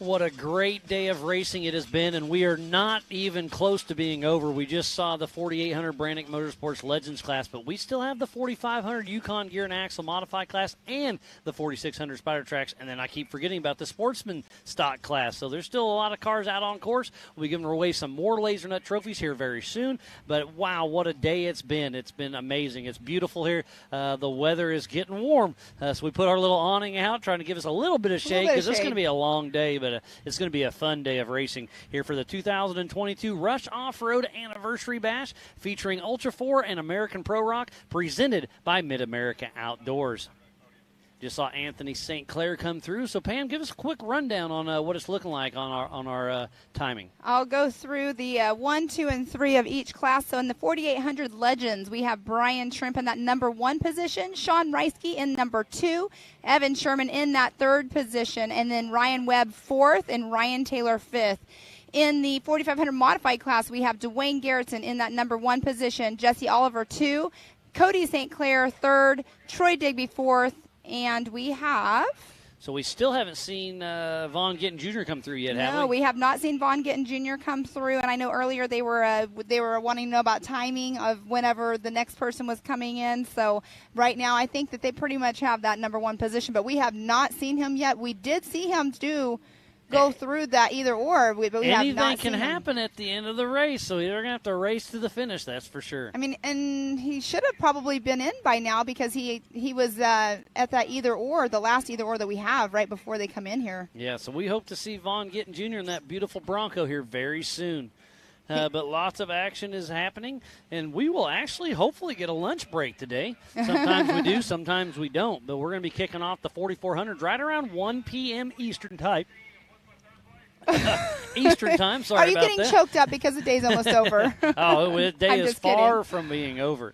So, 1 p.m. we'll kick off the 4400s, and then at 4 p.m. we'll kick off the 170 race. Then 6 p.m. we'll kick off the America Pro Rock Racing. So still lots of action to come. Get on that MAO app, download that, check it out. Go to the MAO and Ultra 4 Facebook and YouTubes, and hit the share button, start a watch party. Let's blow this thing up. I think there's a lot of people that can enjoy this style of racing. It's a sold-out crowd here, but there's a lot of people back home tuning in and watching, so we appreciate each and every one of you. You can see behind us the pits are switching out here again. We'll have the hot pits. I'm wondering to see if we have tire issues like we have seen so far this day. We've seen a few UTVs, but the big cars, they're wider, they're bigger. I think tires are going to become more and more of an issue. Well, like Levi Metzinger was saying, I mean, there's trees, there's stumps out there that you can't get rid of, and you can't see them, and especially with the dust pan. Exactly, for sure, and especially on that pipeline road where there are bigger rocks than, like you're saying, the dust. If you're in that dust and you hit one of those in the wrong spot on your tire, it definitely can pop it very easy. But the trees too, sidewall punctures happen when you're sliding into the corners. Anything can happen out here. There's a lot of different types of terrain. We got solid rock that they have to climb up that's wet. You have the trees. You have the rocks that are loose on course. And the ruts, we were seeing those. This course is starting to get a little tore up. And like I said, last year it was the mud. This year's the dust that's playing its toll. But as you can tell, the brown cars are everywhere, so mud is still out there here in Rush, Kentucky. Exactly. It's definitely awesome. I'm really glad this year it's not like it was last year with the mud, even though there's still mud out on course. But the pits are not muddy. It's easier for all of these big haulers to get out of here and everything. Yeah. And we still have the EV class, the Holley EFI Dana Spicer EV class. It's kind of the future of everything. So we'll see how that plays out. We have a lot of teams that are already building these cars. So I'm excited to see where that comes. We still have that in the future. And the future is just looking extremely bright for Ultra 4 and King of the Hammers, everything involved. And we got another car that just came through. I believe that was Troy Digby. It was Troy Digby, okay. correct. Yep. So while we do have our little bit of a break, they're going to clear out hot pits, and they're going to actually water it down a couple times before the 4400 start. Try to get the dust down in the hot pits, because when they're coming through, it's just dusting everybody out. So the dust is definitely thick. Yeah, EB has his team out here, and they're ready to go as soon as the race course is cold. So they will be watering down that hot pits. Justin Barth just went through just momentarily, a moment ago. I saw him go through.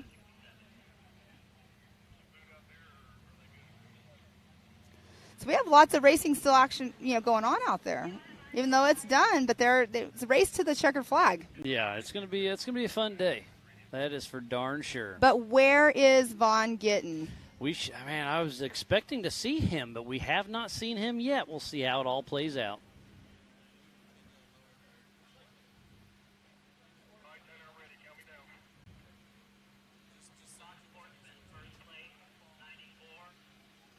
So we're trying to get everything lined out, but we're hoping to give away the 4500 Yukon Gear and Axle Modified Awards here very soon. This is our first race in the Eastern Series race. Our next is our second in the Western Series race at Prairie City SVRA for some amazing short course. So be sure to tune in all season long. It sounds like Joey Beck's down there to hand away some of those Laser Nut trophies. Ready to you, buddy. All right. Thank you, Miles. We're down here in the winner's circle.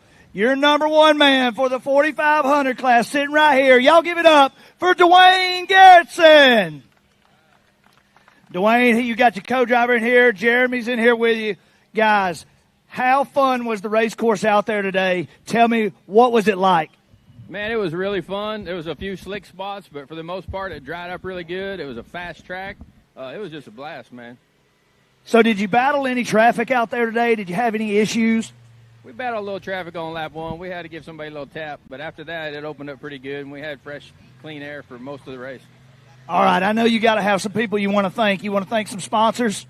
Oh, yeah. First off, I'd like to thank my co-driver, Jeremy, all the guys that come get you some for working hard all week and letting us come out here and play, Yokohama Tire, Raceline Wheel, Warren Winch, Scranton Truck and Trailer, Tom Woods Drivelines, Yukon Gear and Axle, Brannick Motorsports, Radflow Suspension, PSC, PRP, man, I don't even know, Custom Splice.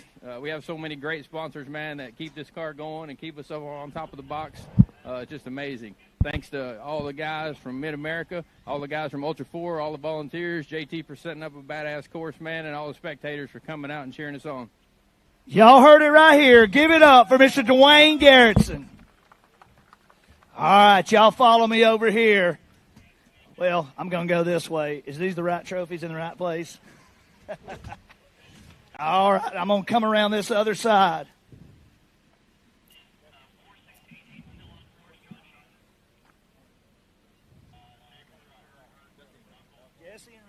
All right, I'm over here.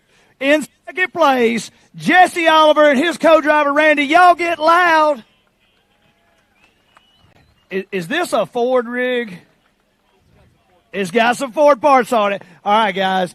So I see y'all coming in here. You look like you're just physically exhausted. I want you to tell us how your race experience was.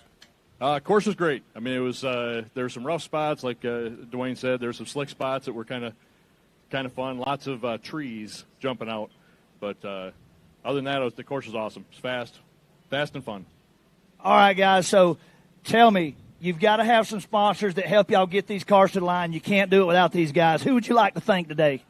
We got Stan from Brannick here. I mean, his parts hold up no matter what. Ironman Off-Road, they put a ton of hours into the car, putting it together with me. Magnitude suspension, factory mast engines, everything worked flawlessly. Raceline Wheels, Falcon Tires. lost one in the last lap. But other than that, it was a perfect day. That sounds great. Guys, we're excited for y'all. I want y'all to get loud one more time for Jesse Oliver right here in the second spot. All right. I'm coming over here. I got a father and son duo. They're smiling from ear to ear. This has got to be fun to do it together. I want you to tell me, what does this race and this finish mean to you guys? It's honestly just an honor to be up here with these two because, even though the 4,500 class is small, it's still an honor to be with some of the best 4,500 racers that there are. So tell me, does your dad sit there and tell you what to do the whole time, or does he just sit back and be quiet? It's 50-50. If you got anybody you'd like to thank, we'd love to hear who helps get this car to the start line every time and keep you going during these whole brutal races. First off, Cooper Tires, they did amazing. They hooked up their mud tires. They clean out real good. Torco Oil had great oil pressure. Trans Temp stayed nice and cool. PSC, never had a steering problem. Dave's Off-Road helps us get us parts. Full throttle battery, the car never died. Always stayed where it's supposed to be. Raceline wheels with Cooper, never had an issue. And Dad, even though he's 53, he's still willing to crawl in the car with me. So how many times have y'all made it to the podium before? Too many to count. Y'all heard it right here. He's ready to go up to the top spot some more. Y'all get loud for him. One more time. Cody St. Clair and his father, Anthony. All right, Miles. We're going to send it back to you guys up there. We're going to get the next class in here. See you in a few. Thank you, Joey, for that, giving away some of those amazing Laser Nut trophies. And we still have another class to go. But where is Vaughn Gittin Jr.? Has he came across the line? He has I do not came think across so. the line. So is he having issues? Where's John Schaefer? Who else is in this class? John Lawner. We're struggling. John Schaefer. So Vaughn Gittin, John Schaefer, John Lawner. Those three right there. So have a definite podium spot yeah. if they come across the finish line here. But we were expecting to see John Lawner hasn't came Gittin. through even for lap well, one. John Lawner was having issues early on, yes, I believe. Yes, he was. So here's our 4,500 Yukon Gear and Axle Modified class. In fourth place goes to Troy Bigby. In third place, Cody St. Clair. Second place, Jesse Oliver. And top of the box goes to Dwayne Garrettson. And our 4,800 Brannick Motorsports Legends class, we'll give you a leaderboard for that. And 10th position is Kent Fultz. In ninth position is Jonathan Terhune. And eighth spot goes to Justin Barth. In seventh position, George Schooley. In sixth position goes to Ryan Taylor. And fifth position, Trevor Fultz. And fourth spot goes to Ryan Webb. In that number 3 position, Evan Sherman. Second position goes to Sean Reisky. And on the top of the box, the 896 of Brian Tremp. So congratulations to all of them. What a great day of racing it has been, and it's just going to keep getting better and better as we go, even though we haven't had a bad time yet at all. Right. But yeah, I'm super excited to keep it going. So we're still anxiously awaiting. Where's Vaughn Gittin Jr.? Where's John Schaefer and everybody else? So 4,600 has not came across the line yet, but we shall see. Right now, if it sat as it shows on here, would be John Lawner in that number 3 position. And then John Schaefer in that second spot. And Vaughn Gittin Jr. in that number 1 spot. But we have not seen Vaughn yet, so we're wondering if they have any radio communication and found out what's going on out on racecourse. We saw Lauren Healy earlier, but I don't see him right now. They're probably on their rugged race radios trying to figure out what's going on. And they're doing some pit swaps already here for the next class. And here's our Stock Sportsman unofficial results. In that 4th position, it goes to Matt Gresser. In that 3rd position. Oh, so Matt and Chris didn't even start. No, they didn't. So number 2 position was Jason Dean. And then if it sticks this way, it could be Mark Zaboff in that Toyota.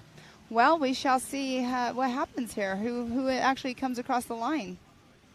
Because also we have to clear a course for the next race as well. Well, we got time. We're actually running ahead of schedule, and I'm actually getting some news right now. John Dykes just heard that John Schaefer broke a knuckle out on course, race mile 5. Oh, that's such a bummer. So 46.88 is going to need some recovery. So thank you, John Dykes, for telling me that. But John Schaefer is out of the race. But where is Vaughn Gittin Jr. and Team Funhaver in that Bronco? And you know that Vaughn is close in because we saw where he was at last on camera, was at that large either-or, which is not far from coming in. Not far. So he's having issues and not sure if him and Eric Davis can get it squared away or not. But we're sure hoping for that. But we're way, I mean, I'm not going to say ahead of schedule, but we're looking like we're going to actually have a lunch break, kind of let everybody chill, let all this the safety crew and volunteers take a little break, and then at 1 p.m. we'll be kicking off the 4,400 Unlimited class. We have 20 of the fastest guys and gals that will be taking the green flag of the day, and it's going to be very exciting to see. It's all exciting. I love watching all of this racing, but it sounds like we're going to go to some commercial break here momentarily so we can give some love to the sponsors. And it's time for electric to turn into lightning. An electric truck that can haul on both ends, that can help build your house, and if need be, power that house. That feels like a bullet train and works like a freight train. The fully electric F-150 Lightning.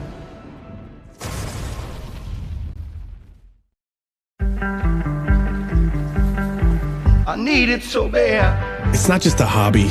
It's not just something we do on weekends. It's how we live every day. Can we go out and play?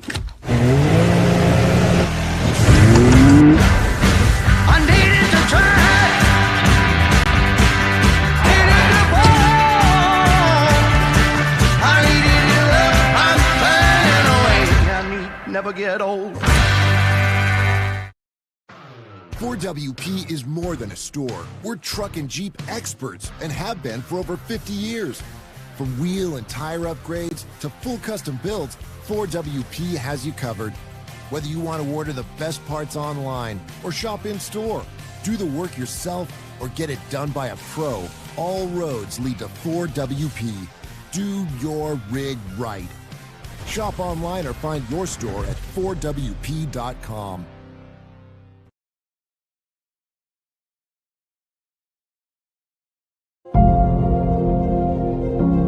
You know, the thing that people don't realize about ARB is that they have been developing the parts as our series and our sport has grown to these new extremes. They keep evolving as the sport has evolved.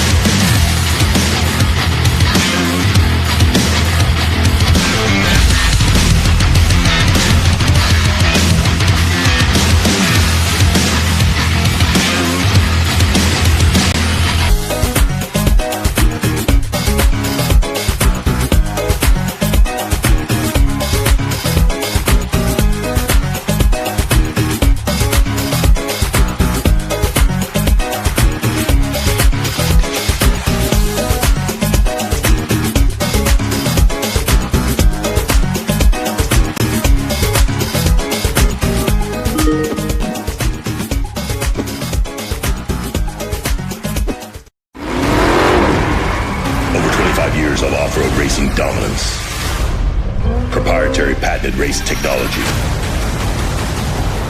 Proudly made in the USA. Unparalleled customer service and support.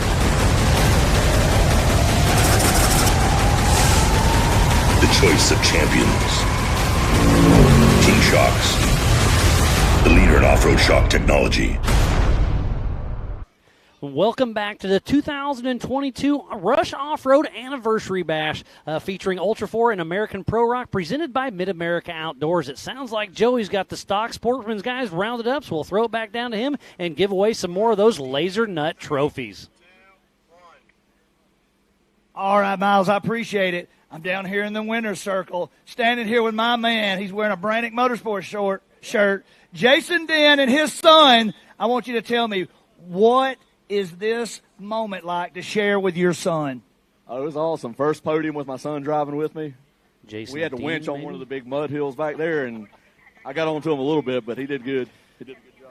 He stayed pretty clean, so it must not have been too awful bad. So tell me about your day out there. What was traffic like, race conditions? Just tell us. We want to know, how brutal was it? It was rough in some spots, but little choppy, big rocks. Well, big rocks in some of the areas, but the worst part for us was the muddy ravine and the big hills. But I want to ask him, this is your first time getting to ride in this big car with him in this racing at Ultra 4. How was your experience? It's very fun. Will you be back? Yes. All right. You got some sponsors you want to thank quickly? Yeah, Pure Country Weavers, Warren Winches, Brannick Motorsports, Milestar Tires. All right. Y'all give it up right here. Jason Den, Stock Sportsman, second place. All right. I'm no stranger to this man. He's been standing on these boxes for quite some time. In your number one spot, Mark Zabeth and his co-driver. Tell us a little bit about who you got here with us today. I got my nephew with me, Trent Duncan. He's bringing him back from about 5-6 years there. Ran off to college and got an engineering degree, and finally said, come on, let's jump back in the car and make it happen. And so back in the car again, and hopefully he's having a good time. We kept him in the car the entire race, so he probably appreciated that. It was a great, fast course, just amazing, and want to thank Ultra 4 for kind of bringing the sportsman guys all together to be able to race with you. So I'm hoping to be out here on the East Coast for the rest of the season. So, speaking of the sportsman class, just for you at home, we made this class as we made these mergers at the last moment, so everybody would be included. We want to continue to grow this class. These guys want more competitors. So if you're at home, check us out. Get with us about this class. These are wild men. There was more out there, but this is all that finished the race today. On 35-inch tires at that, too. You got some sponsors you want to thank? Yeah, I'd like to thank Trail Gear for all their help. I'd like to also thank Got Propane and Maxxis Tires. I'm just amazed by how they're working today, and so I want to thank all those guys for helping the team out and getting us here. So thank you. All right, guys, I couldn't be more excited to see you two guys up here together. Y'all been doing this together for a while. Y'all give it up. Mark Zabeth, number one, Stock Sportsman.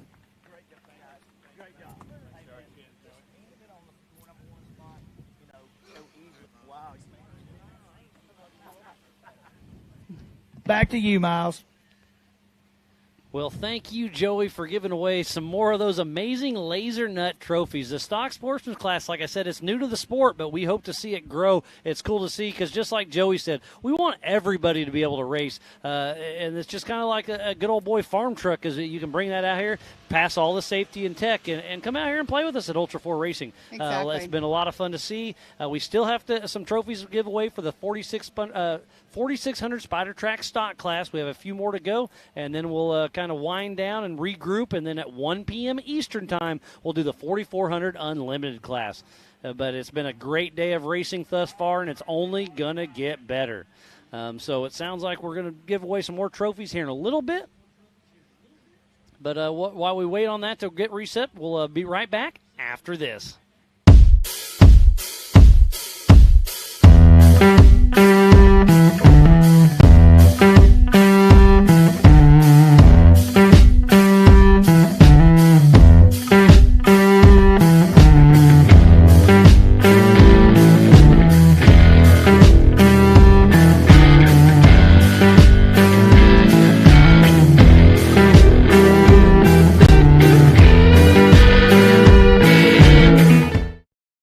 It's time for electric to turn into lightning. An electric truck that can haul on both ends, that can help build your house. and if need be, power that house. That feels like a bullet train and works like a freight train. The fully electric F-150 Lightning.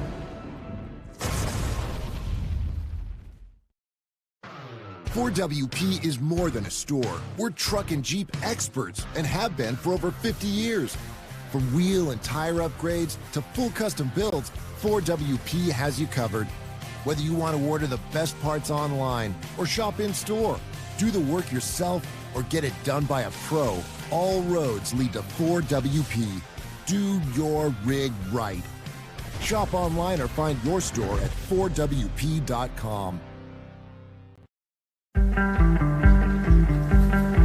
I need it so bad. It's not just a hobby. It's not just something we do on weekends. It's how we live every day. Can we go out and play? I needed to try. Needed to fall. I needed your love. I'm burning away. I need never get old. Bronco, an American classic, returns. And it only gets better when it's outfitted with the right gear. From bumpers to winches, rigging accessories, suspensions, body armor, and wheels. You need a full array of gear to outfit your Bronco for adventure. Get them now at Warn.com.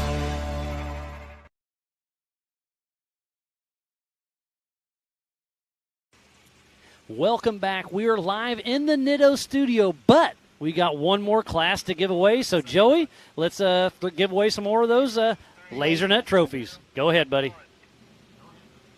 All right, Miles, I'm down here. I got a lot of trophies to give away, but I got to tell you, the developing news here is only one man was brave enough to dare this course in stock and make all the laps and get back here. Well, two men in one car. Y'all give it up for Vaughn Gittin Jr. and his co-driver, the #1 stock car coming in here today. So, guys, we've been hearing from all the other classes that was on course the same time as you. When you guys were out there, you had to start at the back of the pack. I want you to tell us a little bit about traffic and how it impacted your race. Yeah, traffic actually wasn't that bad. We caught a 4,500 car, and he was pretty respectful. We heard the siren, got out of the way, and we ended up getting hemmed up. The course is getting gnarly, just getting beat in. It's really sloppy and loose out there, and we ended up in a bad spot on one of the climbs, ended up having a winch, and beyond that, we didn't catch any more traffic. We had, I think, the leaders of the 48-45 race come up on us and obviously respected and got out of the way and just kept running our own race. And, really pumped to put this Bronco on the top of the podium in the stock class. It wants to go so much faster on the course, but we knew we had to be patient. Eric was just keeping me calm down, letting us, our team was letting us know the splits and just running a smart race, and that's what it is, and that's what earned a win. So listen, of all the race course, can you tell us about maybe what was the wildest spot or maybe your funnest spot as you come around that track each time? I love the nice, smooth tree sections. Just rip and roll a little left foot brake and, rotate the car and into the turn. It's just so fun. The power lines are fun, but they're getting pretty sketchy in this class. A lot of rocks are coming out. What was your favorite part, son? Definitely wasn't the topsoil. The topsoil is so slick here. It took us about 10 minutes to winch out. I like it when it's beat down and you're on the dry clay. We could roll and put some time down. It was awesome. Well, guys, we couldn't be happier to have you standing here on the top spot. Y'all get your pictures and get loud one more time. Vaughn Gittin Jr. right here, Team Fun Haver. All right, Miles, we're going to send it back up to you. We're having a blast. Y'all stay tuned. Well, thank you, Joey. We just wrapped up all of the EMC classes, so just, again, a huge congratulations to everybody that's raced so far today. We started out with the UTVs, just ran all the limited classes, and then at 1 p.m. Eastern time, we got about an hour and a half before we kick off the 4,400 Unlimited class. So it's going to be a great day of racing, and then at 4 p.m. we kick off the 170 Youth class. That's the future of our sport. Yes. I'm so excited. I think we've only got 3 UTV. 5 now. We got 5 now. Yes, We got we a few more that got added. Awesome. But again, that's the future of the sport. That everybody starts as a kid, so it's cool to see. They didn't have UTVs when I was a kid, so it's really cool to see that. And I think that's just going to progress more and more. And it's really cool to have the youth out here racing with them. So I saw Chris May. He's got his daughter Hurricane Riley out there. And they just built a new chassis. Car, It's going to be cool to see. Tell me about it last night. Yeah, it's going to be fun. So that's at 4 p.m. and then at 6 p.m. the America Pro Rock rock mounting starts, and that's definitely a spectator friendly. It's going to be a lot of fun watching. They're going to be right behind us. You can just see up this hill. They're going to be racing up there, knockout racing, side by side, drag style racing up a hill. Don't miss it. So it sounds like we're going to wrap up here. We'll be back. Remember, 1 p.m. is when we start, so we'll come back a little bit early. So make sure you join back in on Facebook or YouTube. Yep, Facebook, YouTube. Go to MAO app. Get on all that stuff, ultra4racing.com/live. So we're going to take a quick little lunch break for just over an hour. But 1 p.m. Eastern time, we'll kick it off. So we'll see you guys here in just a little bit.